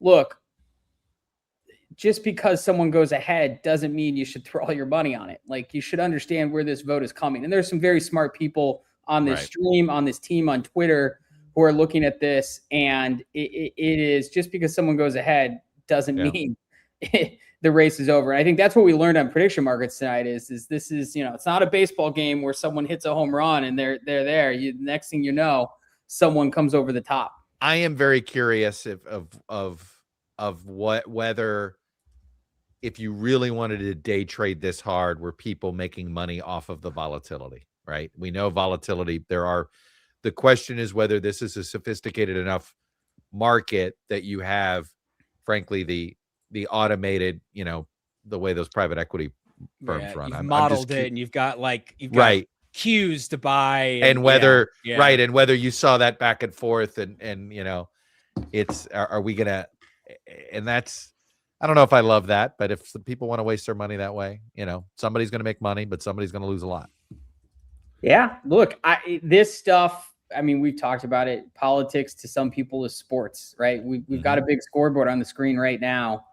And I think the way these races are going, people are more enthusiastic. You get more turnout. You get more surprises like we had last week in Michigan and tonight in Wisconsin. So, we're just going to get a lot more close proverbial games. Yeah. Do you just, by the way, how do you look at the Haagen-Dazs sponsorship? Yeah, there you go. So let's talk the polling error conversation that's going to be had. We sort of landed on this isn't polling error per se. This is just race was too volatile and polling wasn't going to be a good way to see it. Yeah. Look, I mean, in the last 30 days, Crowley was in, he was out, he was in. And look, if you run a decent poll, you are in the field for at least 3 to 5 days. And so a lot of these polls that came out, look, half the time you're in there and all of a sudden Crowley gets out and you're still asking about Crowley on your poll. So like, I don't know. I don't necessarily think this is, look, polling errors are polling errors, but I think structurally this one is just hard and there's nothing polling can get around when you got these people coming in and out. The other one is, look, Tony Evers threw his weight behind, and I'm a biased believer. I think the machine works, and I think he said, "Hey, I just didn't know if Evers had one." Yeah, no. I'll just be honest. I didn't know whether he had one, but he clearly did. Yeah, look at Dane. Look, I think all of us thought Hong was going to win by was going to be winning Dane by more than she was. Assad numbers. Yeah. Yeah. Look, it is there is purpose behind what these campaign workers do. And obviously none of us know for sure, but I'd certainly like to know how much Thanksgiving mattered to some of these voters. You know, whether that was, and I say that like Twitter thing, you know, if they'd had a response for that question, right? Meaning that it was just sort of might never have happened, even though it was ridiculous, and you could sit, you're just sort of like, it just left an impression, and that's like for some voters, that's all they had. You know. Hey, can you share my screen, Lauren, real quick? All right, there we are. Alexander Schur, our guy. This is 121, so a minute ago. Back at it, officials will be extracting results from the 5 tabulators that they mistakenly forgot to download results from last time around. You have an actual, there they are, working hard. Just wanted to share that. So I know I keep saying the end is in sight, and I think I'm just telling myself that, but I just wanted to share that. I've got an old colleague of mine from Milwaukee, Charles Benson, the NBC affiliate there. He, I think, just got off air, so he wants to jump on. So I'm going to get him. Bring him on. I'm going to get him a link here. Jump out. I'll talk to the race call team. You make him. Thanks, Scott. Screen. Hang in there, guys. Appreciate you. Yeah, man. But I gotta get him the link. Okay. There was one other thing that I wanted to share while we're at it, which is, this is from Jaron Zhu, who used to be a Kalshi guy. He points out, he says, now that Winnebago is basically all in, we're getting to the point where Hong not only needs to win the Milwaukee City absentees to win, but win them by close to 10 points, which is, so it's obviously we are still, waiting on Milwaukee County, but that it's not just about like her emerging slightly ahead. She would have to be significantly ahead, which I think what it seemed to me that she's got to win. She's got to win this Milwaukee drop big. And it's not totally out of the question, because we know that it could be older ballots when Crawley was not really, seen there. So maybe she can net 3,000 or 4,000 votes out of it. I mean, it's just hard. It's hard. But again, there's enough votes out there, right? You have to, you have to. It's not out of the realm. Right. We'll see if I can get him on StreamYard here. Yeah, so you can get him on. But he's been doing Wisconsin elections forever, and knows this stuff. Plus, he can give us a little bit more, I think, on sort of Crawley, like what kind of candidate is he going to be? I mean, in some ways, he isn't. He's been a candidate for 10 minutes. It was kind of a campaign that wasn't working, and then all of a sudden it worked. And that, now he's got to now he's got 3 months to screw it up, right? You sort of won this 2-week sprint. Just to emphasize, and we've said it a bunch, but it is the last 3 weeks in this campaign have been among the weirdest 3 weeks you will see in terms of candidates. I feel like I'm leaving something out here, like missing another campaign where we've had something. I mean, like I said, there's the Mel Carnahan race is one. I mean, see a movement like this. I mean, you do see it in presidential primaries, but as Scully was pointing out earlier, momentum driven. We're kind of used to that. I mean, I remember Rubio came like this close to knocking off Trump in Virginia, and it was like, polling had showed it like a 20-point race, and so. But we expect that volatility in a presidential primary where voters know they got to hold their ballot till the end, right? That they know that, nobody's going to sit here and vote early. But for I'm just trying to think of something as unusual as this, where it was a double-digit comeback win. I mean, it's it's not quite 28-3 Falcons, leading the Patriots, but I think it felt that way to some Hong supporters, I'm sure. Yep. Right. So there's a clarification here. The USB sticks are not, in fact, missing. They were just the wrong file. They downloaded the wrong stuff. Downloaded onto it. Now they need to go around and get the right file on it and bring them back. You've all done this. You drag the file over. You drag the wrong set of files over. Yep. Right. That's it. To the little to the damn thing. Yep. I've definitely accidentally downloaded an audit file off of like Secretary of State site thinking it was the results. So there you go. And then was Jeffrey very Skelly annoyed. can make I was that like, mistake. I was like, wait, why is this file so small? Oh. So Skelly, what did you do in the middle of the night during Michigan? Because you were on for like 10 hours straight. Well, Like, there was a lot to what talk did you about. talk about? I mean, we talked about the results. We talked about primaries. We talked about this primary some and what the closeness of that race might mean for this one, which, well, that turned out to mean said a lot. Something. Yeah. And, discussed sort of strengths and weaknesses for each candidate. Did a little chatter about 2016 Michigan map versus the 2026 Senate Michigan map, Democratic primaries. Well, you and could talked about polling error. I mean, funny enough, suddenly it was like 5 a.m. and I don't know. I mean, where by the way, I just came across a Grace Panetta tweet and I'm like, wait a minute, what are we doing? She's still here? awake. Where is she?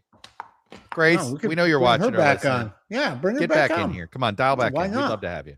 Well, We're opening the doors here.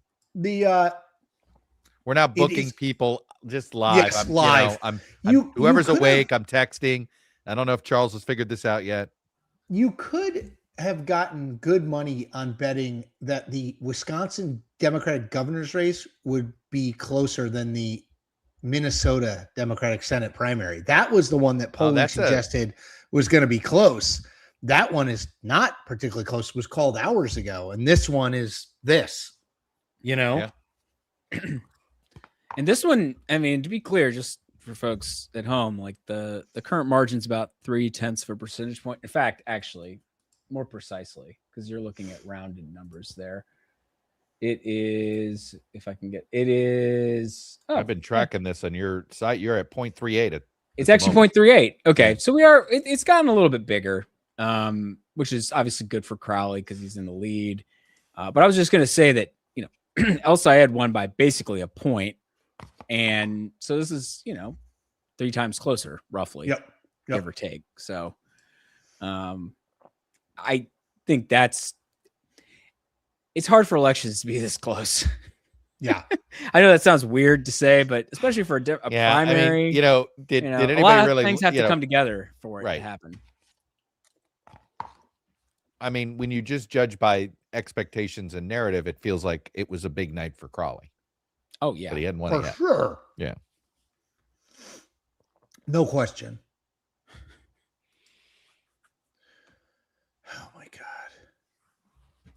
Hey, Skelly, while you were gone just for a minute there, I was reading a Jaron Zhu tweet that basically said, given Winnebago County, that Hong now not only has to win the remaining Milwaukee ballots, but probably has to win by something close to double digits to make up the margin.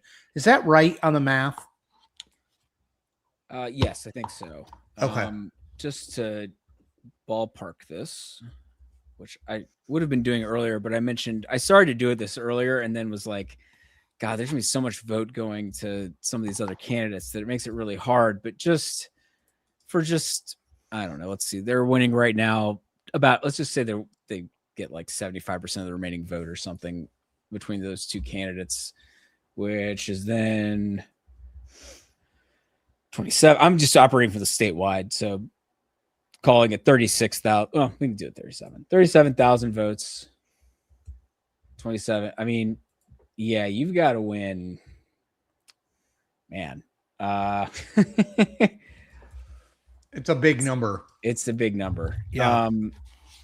Is it 2-1?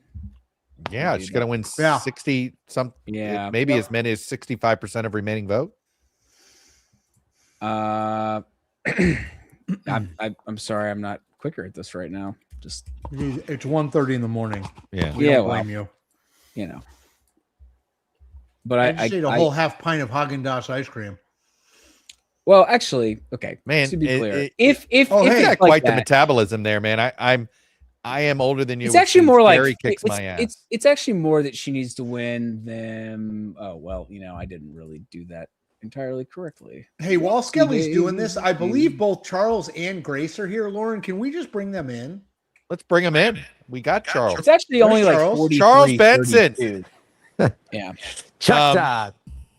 And, Hi, Grace Grace. Panetta, Charles Benson Hi. has been the king of Milwaukee and Wisconsin politics for forever. Longtime friend. We've had people in our live stream say, "Hey, Charles taught me at Marquette." Right? You teach I there don't as teach well. there, but I've helped out over there. So you're not on the air at the moment. You guys taking Not- a break? What Yeah. can you tell us about Milwaukee ballot counting? All right. So what we're waiting for is this familiar term that you're familiar with, Chuck, known as central count out of the city of Milwaukee. And I was down there early in the evening, and this is where all those early absentee ballots go. And it was around 27,000. Those are the people who vote in person, absentee, or mail in their ballots. And so at last check, there was 27,000 of those absentee ballots. We heard that they had finished the counting. They were doing the processing, putting it all together, putting it on some thumb drives, and then they take it by escort, police escort, over to the county courthouse. And then they do what they have to do there to get the thumb drives in and, the checks and balances. Well, they find out that 5 out of the 9 thumb drives had the audit log. This is all terms that I'm not all that familiar with, but they didn't have the results. They didn't have the results that were put on those thumb drives. So they weren't able to plug in the number. They weren't able to hand it off to the county to say, here are those 27,000 ballots, and here's what the number tells us. And we're still sure that those are super early absentee, meaning they were probably from a week or so ago. No, because he said some are day of, Chuck. Right. Some are day of. So this is, the absentee, there's 2 ways. It's mail in and there's in person.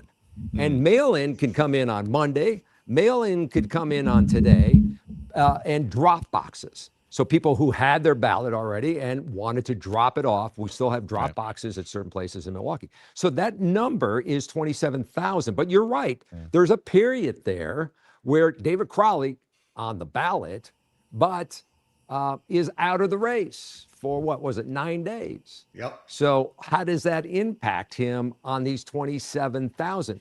And I'm sure you've been talking about this, but this is his hometown.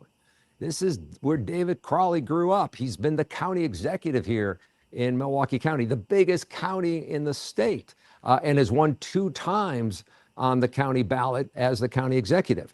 And look at this. It looks like it may all come down to what that Milwaukee vote says. And with 27,000 ballots there, that's a big number. When you look at the margin, I'm looking at it now, and I'm keeping an eye on he's up by 2,700. And this could be the game changer. And Chuck, I've been here many election nights in 2020 where we wait and we wait for the city of Milwaukee. It's a big blue city. It has the biggest number of potentially Democratic votes. And here we are again in what is turned into a razor thin governor's race. And the one city that David Crowley and obviously Francesca Hong are waiting for is his hometown. Hey, Charles, it's Chris. Can I just ask you about David Crowley? What do we know about? Like you said, I mean, he's a known commodity in Milwaukee. He was in the state assembly. I think. I mean, he's been around. Yeah. What kind of candidate? And again, just in case anyone had any doubt, no, the race has not been called. Yes, David Crowley's ahead. No, we don't know the winner. But what kind of candidate would he be in your estimation? What's your? Because we had all been kind of assuming, well, Francesca Hong's ahead, she's going to be the nominee. Spent a lot of time on her. What about him? I think with Crowley, what you get is a guy who comes at this from a background, he's really offended when they say he's the established candidate. I mean, this is the guy that comes out of the toughest zip code in Milwaukee, 53026, economic disparities, highest incarceration rate for Black men.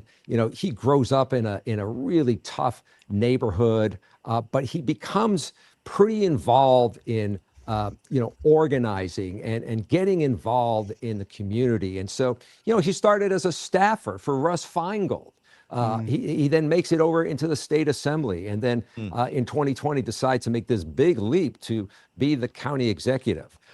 He's a guy who did not earn his college degree and went back within the last year or two to get that college degree. He was a few credits short. But when you look at, he's been able to enter into places, rooms with leaders, and skillfully talk about what he's looking for, what he wants, and he represents, I think, a fresh face in politics where he's looking to get things done. Will he shake things up if he becomes governor? Will he be another Tony Evers? Absolutely not. And it will depend on if they win the trifecta, depending on who becomes the governor out of in this after tonight. But I think he brings a whole set of skills and standards that has found him appealing within the business community, appealing among other leaders. And I'll give you one other example if I'm getting too nitty gritty here.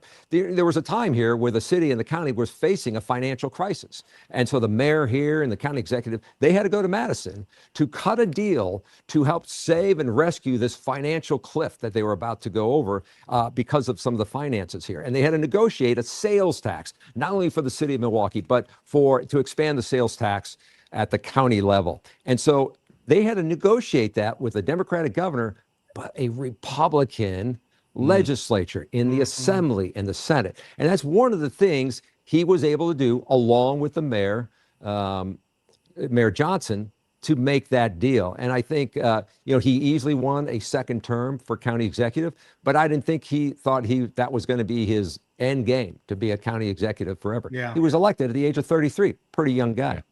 Yeah. Hi, Grace Pranetta. Thank you for being here. Hi. I think I can't speak for Charles for sure on the last time but you interviewed Francesca Hong not that long ago, correct? Yes, correct. I was in Wisconsin, not this past weekend, but the weekend before. What do you make of this? The person you thought it looked like she was cruising to this. Did she know this could happen to her? Yeah, I mean, when I interviewed her in Wausau, I did ask, what have you made? What has it been like for you going through this absolutely wild primary where you have people dropping out, people getting back in? She sort of just said, we're focused on our message and being out there on the trail. She didn't, want to seem to get too caught up in sort of the politics and the intrigue of it all. But look, I think, no one really knew what was going to happen too much going into tonight. This is in many ways even more uncertain than the Michigan Senate primary. And in some ways, this result is much less of a surprise, right? Like we had some advance going in that like the polling was not going to be perfect. Yeah. Michigan was a good warning for this. Yeah. Yeah, it was. Yeah. So we were a little bit more prepared. I think, the most surprising thing, which y'all touched on earlier, is how there have been very few counties where one of them is like doing super well over the other. Not a lot of dark areas on this map. Not a single over 50%. I double checked. Yeah. If there's anything that's super surprising to me, it's that.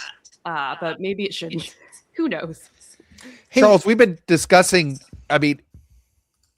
should Hong, if she ends up coming up short, is it her underperforming in Dane County rather than Crowley?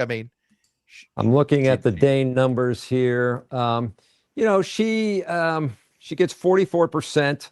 She runs up the score there. That's her biggest margin. She gets 11,000 more votes than David Crowley. So that's a good performance. I think it's the other counties where she maybe thought she could run up the scoreboard a little bit more. When you look at the state of Wisconsin, 72 counties. So what's the purple there for you? Are those Crowley's?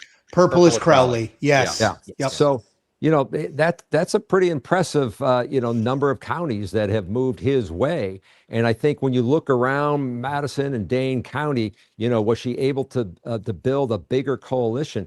I was with her yesterday. She talked about having like 300 events, around the state that they had organized, 7,000 volunteers or people. She really had built this grassroots campaign. She didn't really go up on TV. She didn't do that traditional TV and did a lot more on social media. So I think she thought She had this grassroots that would help deliver and provide the dividends that she would want on election night. But the thing that really, really has surprised me, even at this point when we don't know the exact outcome, is Tony Evers. I mean, Tony Evers is this mild-mannered guy, right? I mean, I say, he's the Mr. Rogers, and I say that in a positive way because he's just an easygoing guy. He doesn't play a lot of hardball politics like you might normally see. And so when he makes this decision to say he's backing David Crowley, he takes a big risk. Crowley takes this big risk to jump in.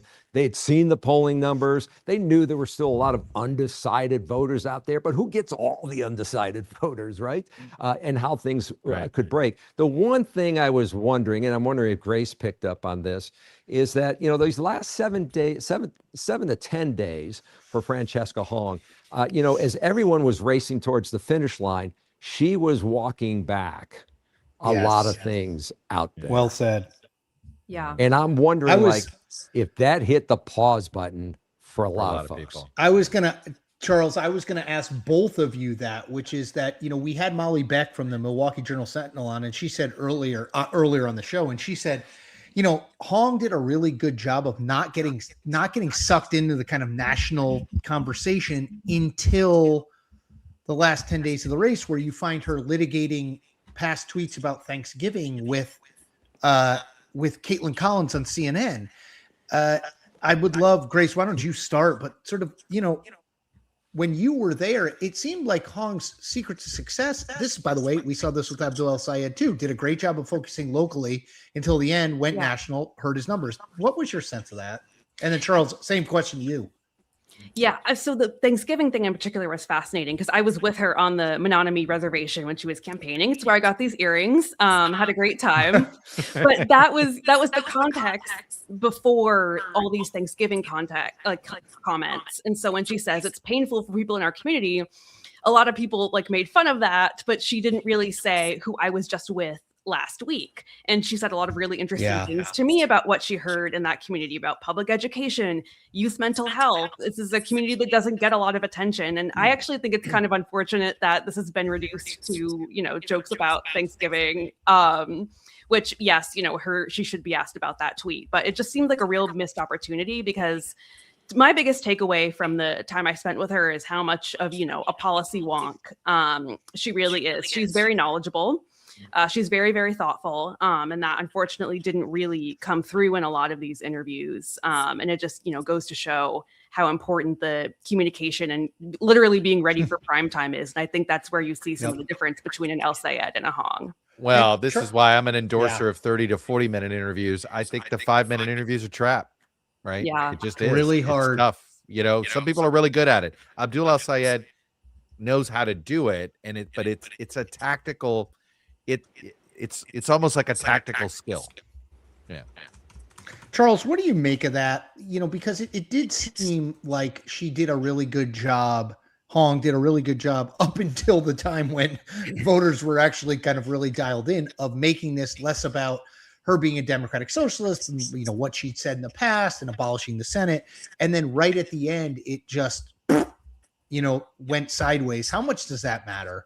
Do you think? So when I'm going to look backwards and I'm going to see, what happened, and we're still obviously waiting for the final results, but I will look at those final 7 days because when you look at her entire campaign, she really builds this coalition around, the working class. She talks about a term that we sometimes don't always hear in politics about the system being rigged. She's not talking about elections. She's talking about the economy. She really made a connection with voters around this working class theme. She's a single mom. She's the daughter of Korean immigrants. She worked in the restaurant business. I mean, her roots are sort of with the working class, and she made that connection. The one thing that I always found fascinating is when even early on in the polls, when people were still way undecided, Francesca Hong was always up there as at least leading those who had made a decision.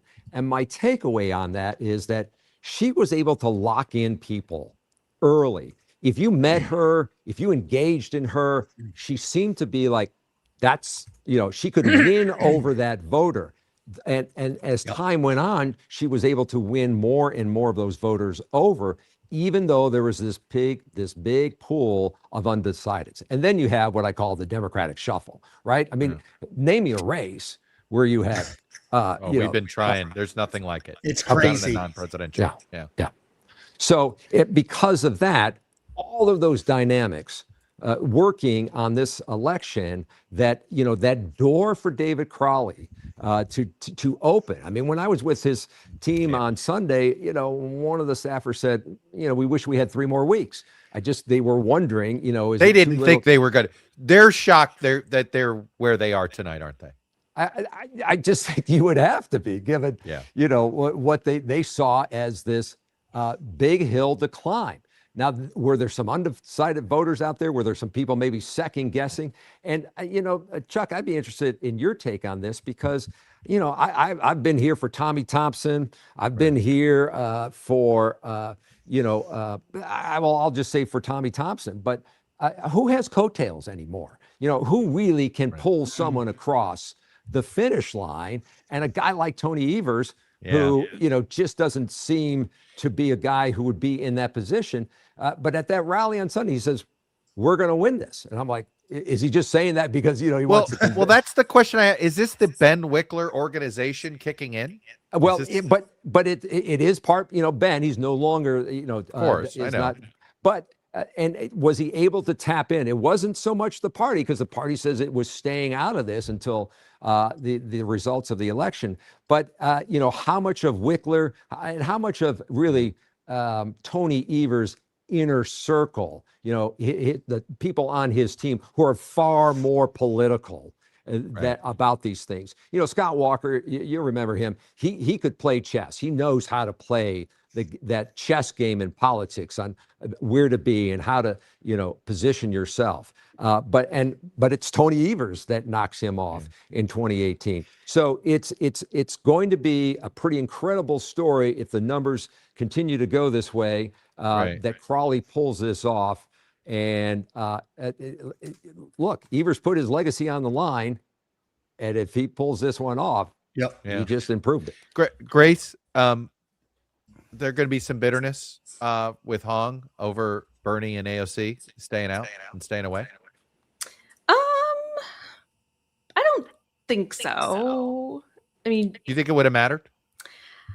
Such a good question. Maybe if Bernie had gotten in earlier. AOC has been much more selective with her endorsements this cycle. I'm not surprised that AOC didn't endorse here. Bernie, I was a little bit more surprised by.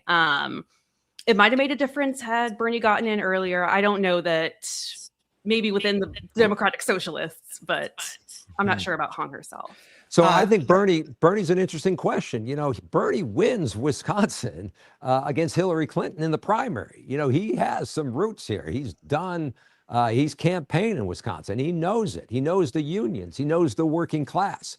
So I think it's a fair question to ask, what could he have done if he did make this endorsement? And what would that have looked like on this election night? Could it have changed things, especially if it had been earlier, or did he need to come in that final week when things were, looking different for her with all these national media interviews? I just wanted to confirm real quickly, Hope Carnop, am I saying that right?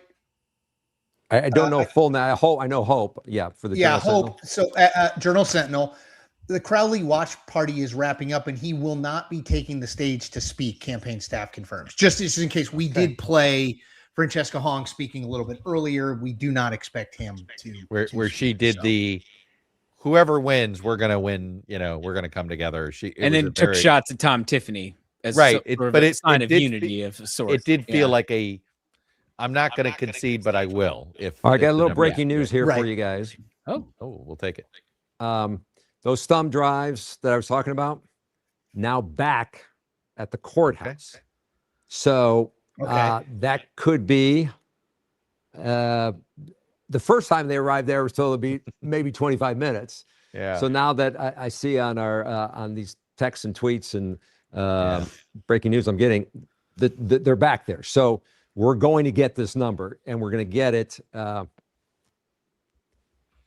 maybe in the next relatively half hour. soon. I was just gonna say. Right. Well, it sounds like. Are you going to go back on the air? Or are you We're guys not going done to go for the back night? on the air. I'll be doing kind of what you're doing here. So, Gotcha. I have my eyes right on it. But if that number does come in, I'll have to duck out because I Yeah, do of want to course. get it on our air. Of course.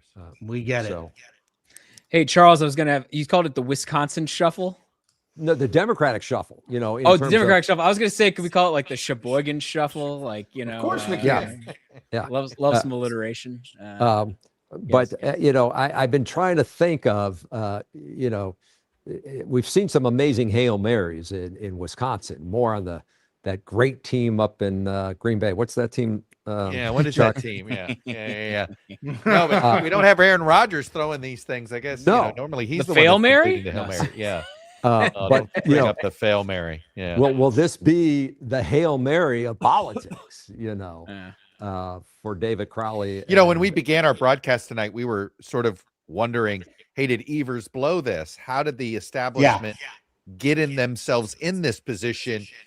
And, you know, was him hemming and hawing too much? And then we had this discussion with Molly Beck, who said, well, the AG not running also sort of, you know, through the quote establishment ring through the loop. I mean, you know, would it have been fair to sort of say, hey, Evers sort of, you know, here he is bailing everything out and he's going to be the hero now. You're in some ways you're painting him as the hero.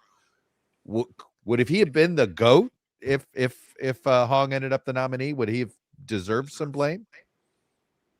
I think it would have been, especially if you know, it would have been, why did you wait? I mean, if the thought process was, you know, that this is who you wanted in the first place, you know, why not? But it was interesting. You know, the other people on that ballot was the current lieutenant governor, Sarah Rodriguez. So she had been with Evers in his second administration. Mandela Barnes, you know, who successfully won the 22 Democratic primary for the U.S. Senate, where a bunch of the other candidates would drop out at the final week there to give him the easy sail to win that nomination.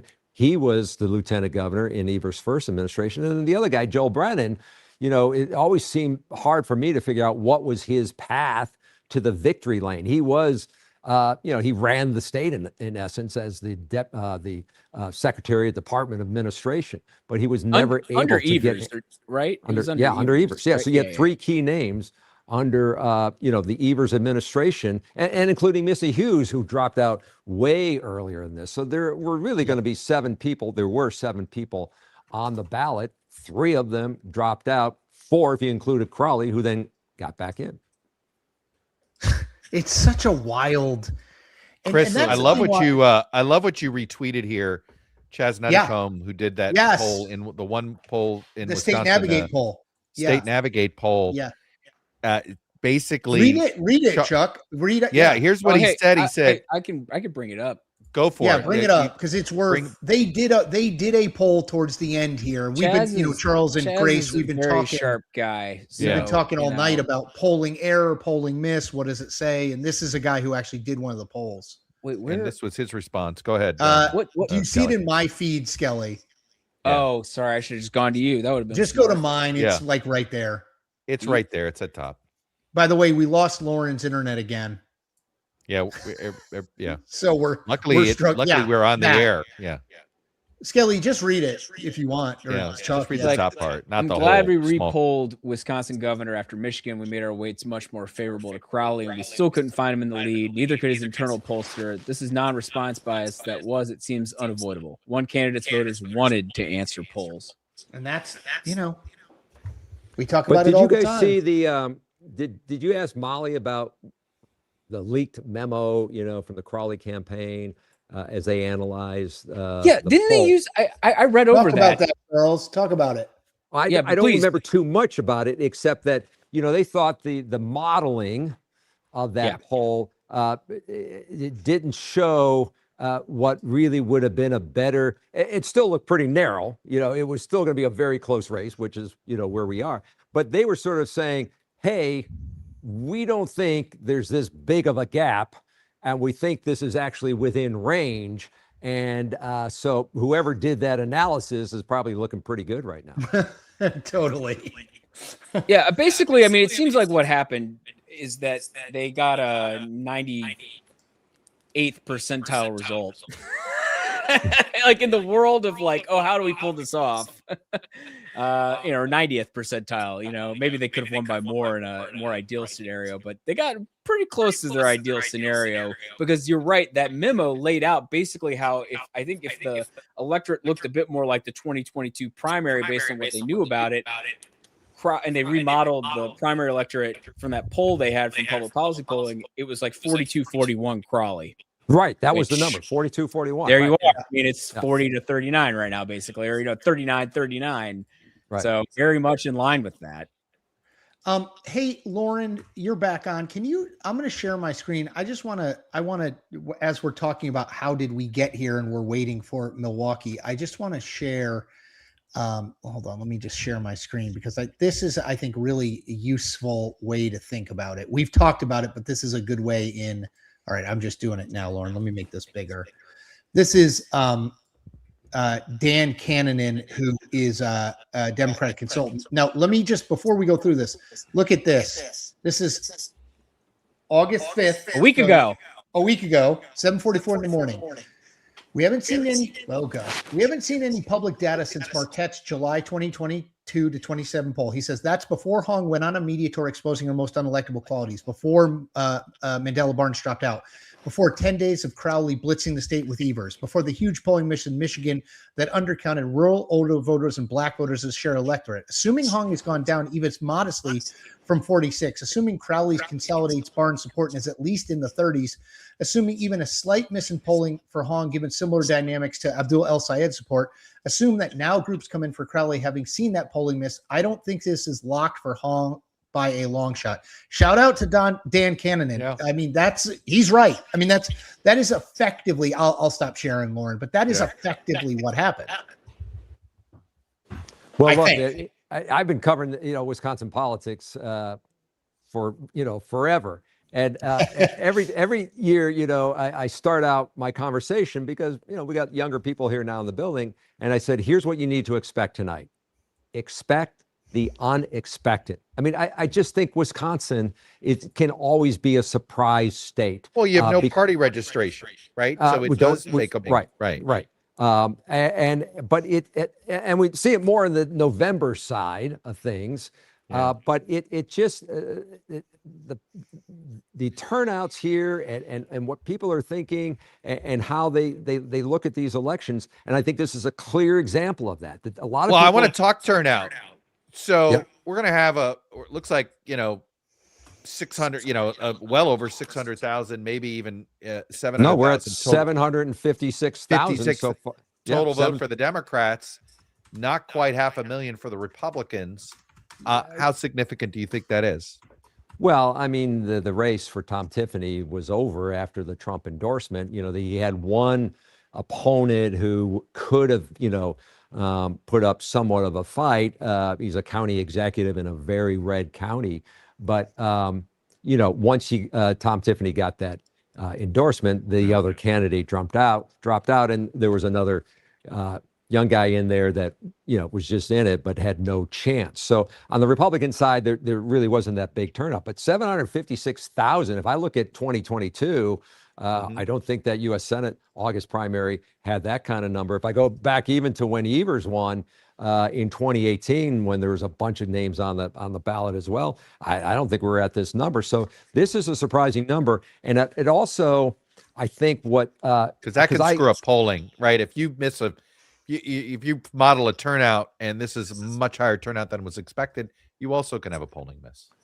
And so that's what's going to be interesting to look at here. I'm just reading some messages here to see if something has changed. But here's what I do. I look at early voting to try to gauge how interested the voters are. And early absentee ballots were almost identical to the 2020 U.S. August primary for that U.S. Senate seat. Ron Johnson was on the ballot that day, too. He actually had a primary. So there was a big turnout on the Republican side and a fairly decent turnout, but not this kind of number in August of 2020. 2022 for when Mandela Barn becomes the nominee for that U.S. Senate race. So what a point is the early vote looked like it wasn't going to be much different, and it certainly. So a lot of people waited until today to vote. Look, I'm just looking up previous primaries this century, and there's none, Republican or Democrat, that I can find with this high of a turnout. In Wisconsin? 50 in Wisconsin. Yeah. So it's just you had about 680 for the Michaels Cleefish race. Yeah, and that was close. You had about a little over 600 in 2010 for Walker Newman, which certainly had its share of turnouts. You asked about 2018. That was about 500,000. Yeah, that's what I said. 501. Yeah, so, I mean, Skelly, we do this. There is a correlation between high primary turnouts and success in election and success for that party come general election. There is some relationship. I do think that, when you do have a situation where one party did not have the main race driving turnout, like in this, you have to be cautious about that. But I do think we've seen, pretty consistently in this election cycle that statewide Democratic primaries are higher. By the way, I know we have echo issues. Everybody keeps saying echo issues. I don't know what it is either. We're working on it, guys. Hey, Grace, I have a question because you were literally on our air for the entire night, last Tuesday night and into Wednesday morning.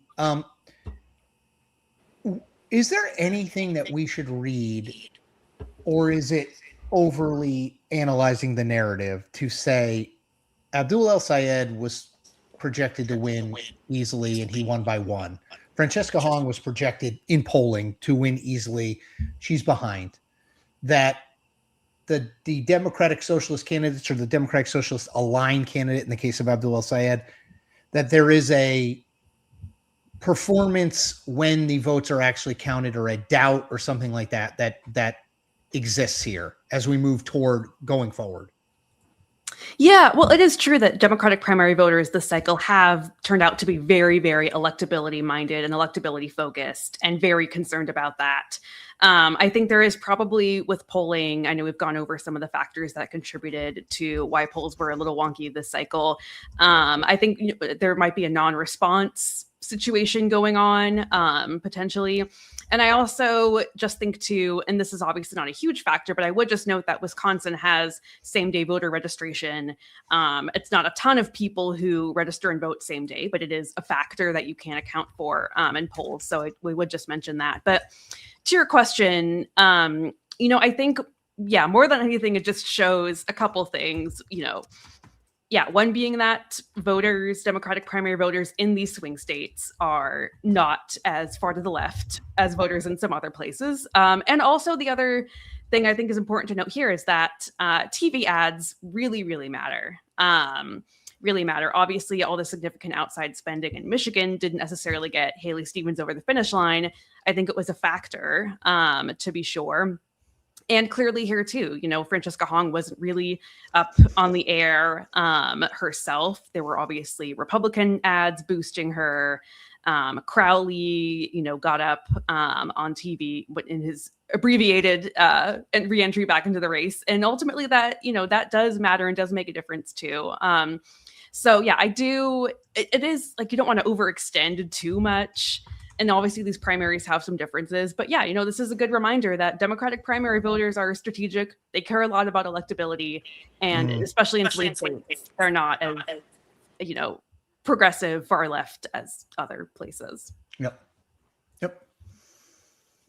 And still we wait. We now know that they have the drives per Charles. They have the USBs, which we think. I would assume they actually double checked. We think the right made information. Sure that the sticks had it, the memory sticks had it. And that was 5-ish 10 minutes ago. So we assume that this is in process, like the people who are in charge of this now have the information they need, and we are just continuing to wait.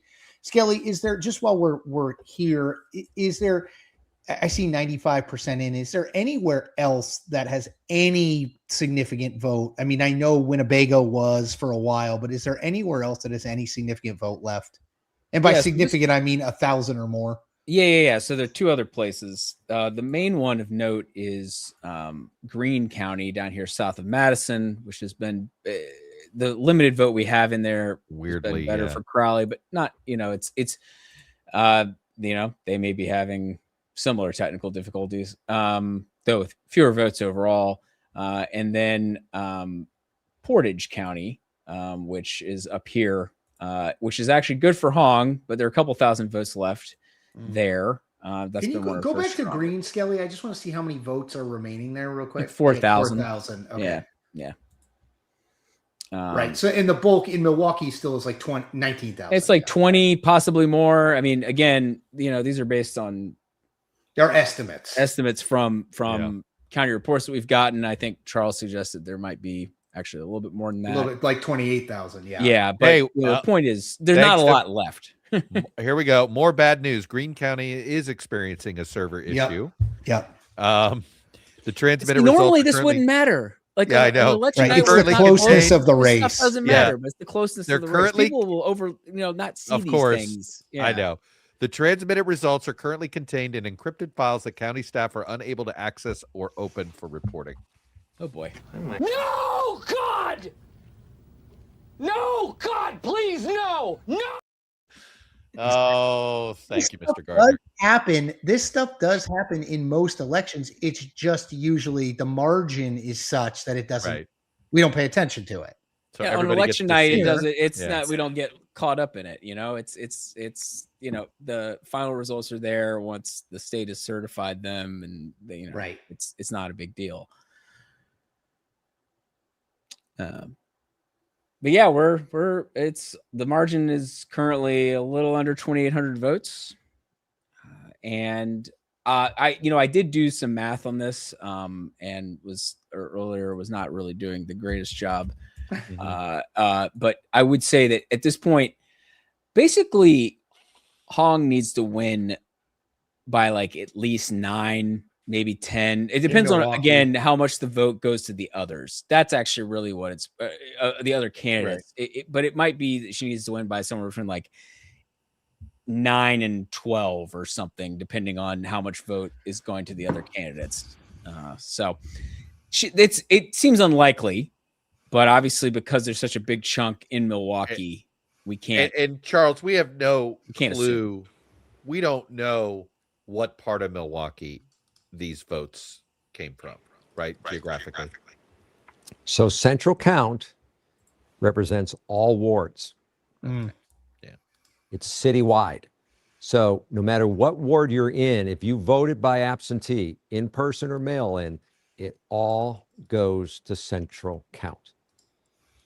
So it's not a certain part of the city or one part. It's Skelly, bring up city. Milwaukee County for us. You were giving us a little bit of this is likely where we don't have our Milwaukee County map broken up by precinct, but give us a general sense, Charles, of where Hong's strength was. We assume it was in downtown, in that area. I haven't been able to drill down to see what that number was like, because I only get the sort of the big bird's eye view, but I would be interested in seeing, because you would think, and still we don't have all the votes. I mean, this is Crowley's backyard. It's his county. So you would think he would have had sort of that hometown, home field advantage. She did spend some time over here, but Crawley, to me, it's, is it his hometown? It's the city he grew up in? Is that the one that's going to decide the outcome of this election? Yep. Yeah, and we've already said this, but it is fascinating to see Crawley only up by about a point in his home turf, and Hong only up by about 7 on her home turf, and no one north of 50 in a single county. At least the last time I checked. We're not a state where you have to get above 50, or there's a runoff. Oh no, sorry. I just meant the lack of blowouts. Like no one's getting blowout county results. Which right. Is, I mean, Kelder Roy's. I'm looking at Kelder Roy's. She was still in the race. She was able to get. Maybe she comes in third. She's behind. There's a blind quote from a Hong person that's blaming Roy's for not dropping. Yeah, I mean, there are a lot of votes in Dane County that might have gone her way, in particular. but also statewide, obviously, to some extent. 16,000 votes. She's a state senator from that county, and Same so vicinity, yeah. Yeah, so that's and I was actually looking at this race. I mean, was it going to come down to Dane and Milwaukee County? I mean, they're the two big powerhouses for Democrats, but one was Hong's base, the other one was Crowley's base, and I was almost like it was, Milwaukee County versus Dane County. That Milwaukee County much bigger, but could they run up the score there, and would they offset each other, and then the rest of the state would settle the matter? But this has just been absolutely fascinating to me, having covered so many Wisconsin elections, having been up late at night on so many elections. Yes. I'm still thinking we're deciding that 2000 race, where George Bush lost by less. And what people forget about that is that if I never got distracted by Florida. It was really tight. If Florida stays with Gore, Bush challenges Wisconsin, because remember that would have Gore needed Florida to get over, but Wisconsin would have been enough to flip it back to Bush or whatever. Wisconsin had the chance of being the Florida had it not been for that. Charles, there was one other. Oh no, Skelly. Did you see the? We're now sitting at 0.28%. Yep, we are within 3/100 for the auto recount. Yeah. State paid I for think recount. the last Dane votes are in. I'm just seeing what a little more came in from somewhere. Yeah. I'm not 100% sure. I think there's more there's more from Green that just came in. Oh, Scott. maybe that's what it was. I think that's what it is. Well, that's not saying that here. Yeah, I'm not sure. Okay. I mean, look, all it takes is like actually I can actually. Oh no, it's Monroe. It's Monroe. Sorry. Now ask me where Monroe County is. Charles will know, but I will not. Trying to think. But I think that's where she's gained she gained marginally there. Final bit from Winnebago a couple minutes ago. Yeah, because she's only down like 2,000 votes out of that. Yeah, and Monroe, she gained about 100 votes. So yeah, that's how it went from 2,800 to 2,100 was those two combined. Yep. So there you go. Yep. So yeah, so close. Yeah, we're down to 2,117. So we're getting an interesting little tidbit here from Michael Pruser on our colleague on our decision desk. We are a decision desk on our projection team. Absentee ballots in Winnebago. So that's what we just got 4 minutes ago. Mm-hmm. Had Hong winning by 10 more points than the county as a whole. She netted like 600 out of that, but obviously it helped. A similar result in the Milwaukee absentee drop would net Hong enough votes to take the lead. Again, I mentioned this earlier. If she roughly wins by 10-ish points, what's outstanding there, she could catch. Now, obviously, that might be less likely in Crawley's backyard, but it is. We've been talking about this all night, though. We have no idea where these votes came from, right? Exactly, and that's what I'm saying. It's like we don't know, and so that's we know roughly how many votes are left, but we don't know. Can't know what the makeup are. Well, at this rate, we're not going to know until Thanksgiving who wins. Are we allowed to make Thanksgiving jokes? Yeah, I like that. Good one, Chuck. Yeah. Yes. Hey, Skelly, something weird is happening with your map. Oh, that's because I scrolled over. Sorry, I was just sorry. No. Thank you. Appreciate that. Yeah, Kelda Royce is the Ralph Nader of the 2026 Wisconsin Democratic primary is worth noting. I mean, like, she had 58,000 votes. I do wonder though, Joel Brennan staying in the race, like probably more of his votes would have gone toward Crawley. I mean, that's the thing, is that you can kind of go down this. Yeah. And right. probably Sarah Rodriguez too, to some extent. I do think more Mandela Barnes votes might have gone to Hong.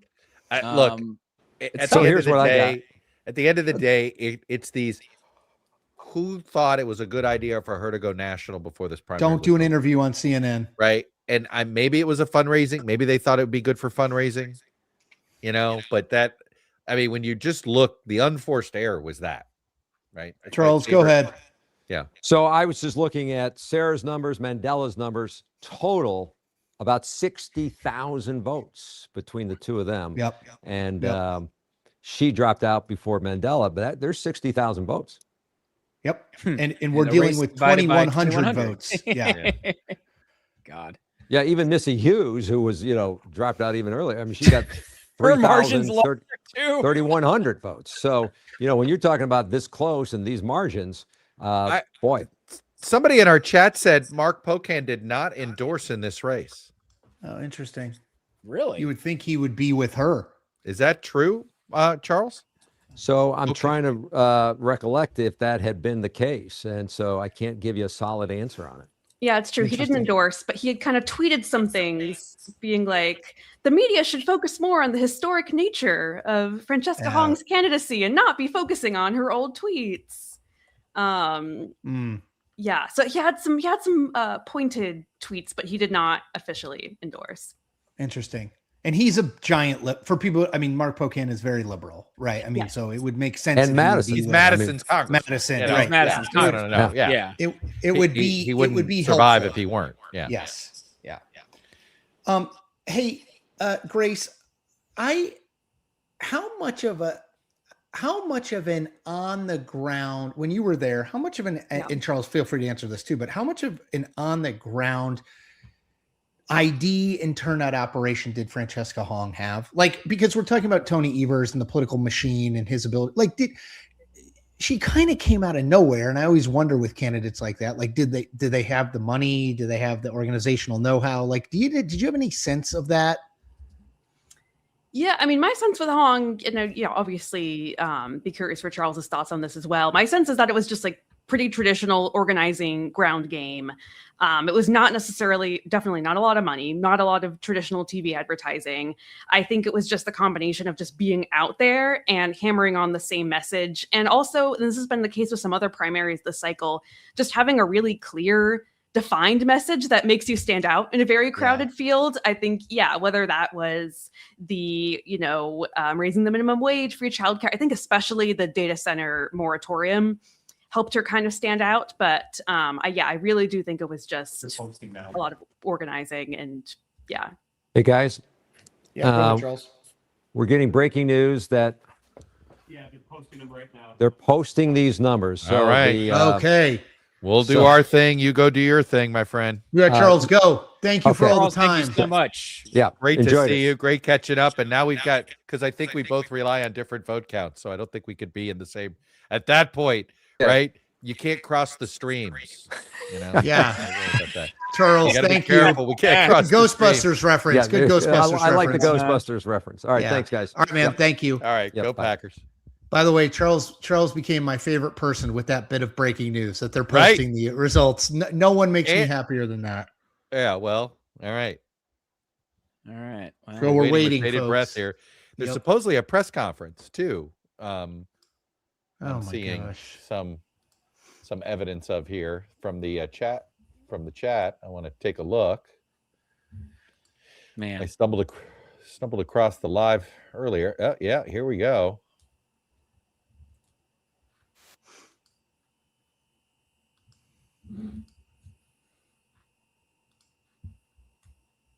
We're literally waiting, folks. If you're wondering, we have been told that the results are being uploaded in Milwaukee.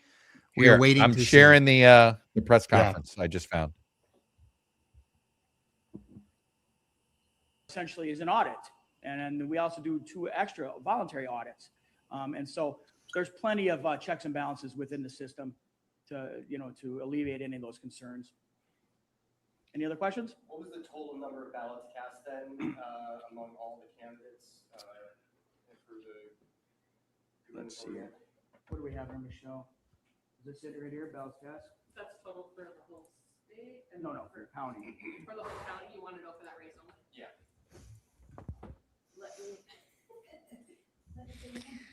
They just upload. I have the numbers if you want. Do it, Skelly. Let's do it. I'll unshare. Of won this batch of votes. Batted about 25,000. He won it by about 1,200 votes, and so Crowley is projected to primary for governor in Wisconsin in a pretty remarkable result. Wow! Really unbelievable. Quite incredible result. I believe the Wow counties. Good job with the Wow. Yeah, we got to do Wow county. Wow. Yes. Wow, indeed. Wow, chicky. Wow. That is, yeah. Yeah. Wow. Also, we just there it is. Florida, Florida, you can't do this. Okay. I mean, I know you count faster. Yeah, I'm telling you, but no. Nixon Vindman. I'm telling you, this Nixon Vindman primary. Chuck, I'm going to be sneaky close. I'm shutting this down now. I'm gonna fly out to Florida and give them a lot of extra USBs. Be like, here's the deal. Just go put these on these USB drives. Here's what we're gonna do. Look, I have high confidence in my people out in Florida. The one thing we now know how to do is count votes. Election. Oh my God. There's a reason why Florida is maybe the best administrated state. It's because they went through the most disastrous thing possible in 2000. So hey, by the way, it's a voting system like screwing up a presidential race. Yeah, before we sign off, and I'm about to leave. Yeah. Over 90,000 people just on Twitter on our three DDHQ, mine, and Chuck's streams. People are watching. Grace Panetta. Grace is like, this is an early night. Grace is she's just about to have dinner. Yeah, this is so civilized. Yeah, I mean, this is like a whole thing. You'd be able to like actually get up tomorrow. I know. Right, so imagine that. I mean, a remarkable result, not just because it took forever, but a remarkable result in that a guy who, Skelly, he dropped out July 8th and he got back in July 17th, is now the Democratic nominee for governor in a critical swing state and will be an incredibly sought after if he wins. And I would say he's probably slightly favored at this point in a general against Top Tiffany, incredibly sought out surrogate endorser. David Crowley becomes a very important person. Oh, I mean, look, a win in the general election, and this is a potential. I mean, look, any Democratic governor of one of the big 7 swing states is automatically going to start getting talked about. 100%. Grace, you have a thought before we go? I know we're already putting the guy in the White House in the name of observatory. How about that? Yeah. Wisconsin, y'all. It's gonna just always keeps us on our toes. It's critical. Can't get many people are saying. Many people. Hey, can I just know? Do we have everything in from Waukesha, by the way? Weigel was just asking. Believe so. Chuck, can I just make one last point?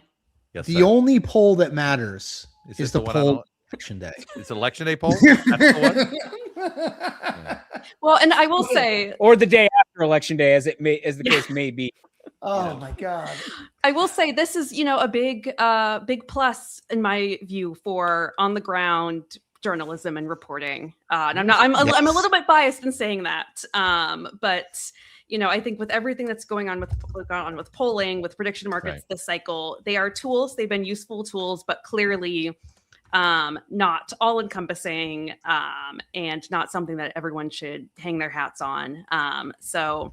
Yeah, the vibes are so back. We've just made a full circle as an industry. I was just going to say, back to the vibes. Back to vibes, shoe leather journalism. I mean, I'm very happy that polling is being, in some ways, that these public polls are sort of getting trashed here because just, there's nothing wrong with letting actual elections happen. And if you're blind in them, it's not the end of the world, Yep. And by the way, Alexander Schur of VoteBeat on the ground in Wisconsin is the real winner. David Crowley may have won the Democratic nomination, but Alexander Schur won my vote. Follow him on the internet to Grace's point. All right, I'm leaving. All right. Good night, everybody. Grace, thank you so much. Grace, shout out to you. Grace. Thank you, Chuck. Thank you, Chris. Skelly. Thanks, guys. Thank you, Skelly. Chris, Skelly, you still win the night with that shirt. John Reese, Lauren Gardner. Cool. Shout out to Lauren, John Reese, Scott Tranter, Drew McCoy, Eric Cunningham, everybody behind the scenes. We really appreciate cue the music. We got to get us Davis. off stage. Right. Yeah. Yeah. Davis. Then you can start playing us off the stage. All right, y'all. Be well. I'm out. See you next week.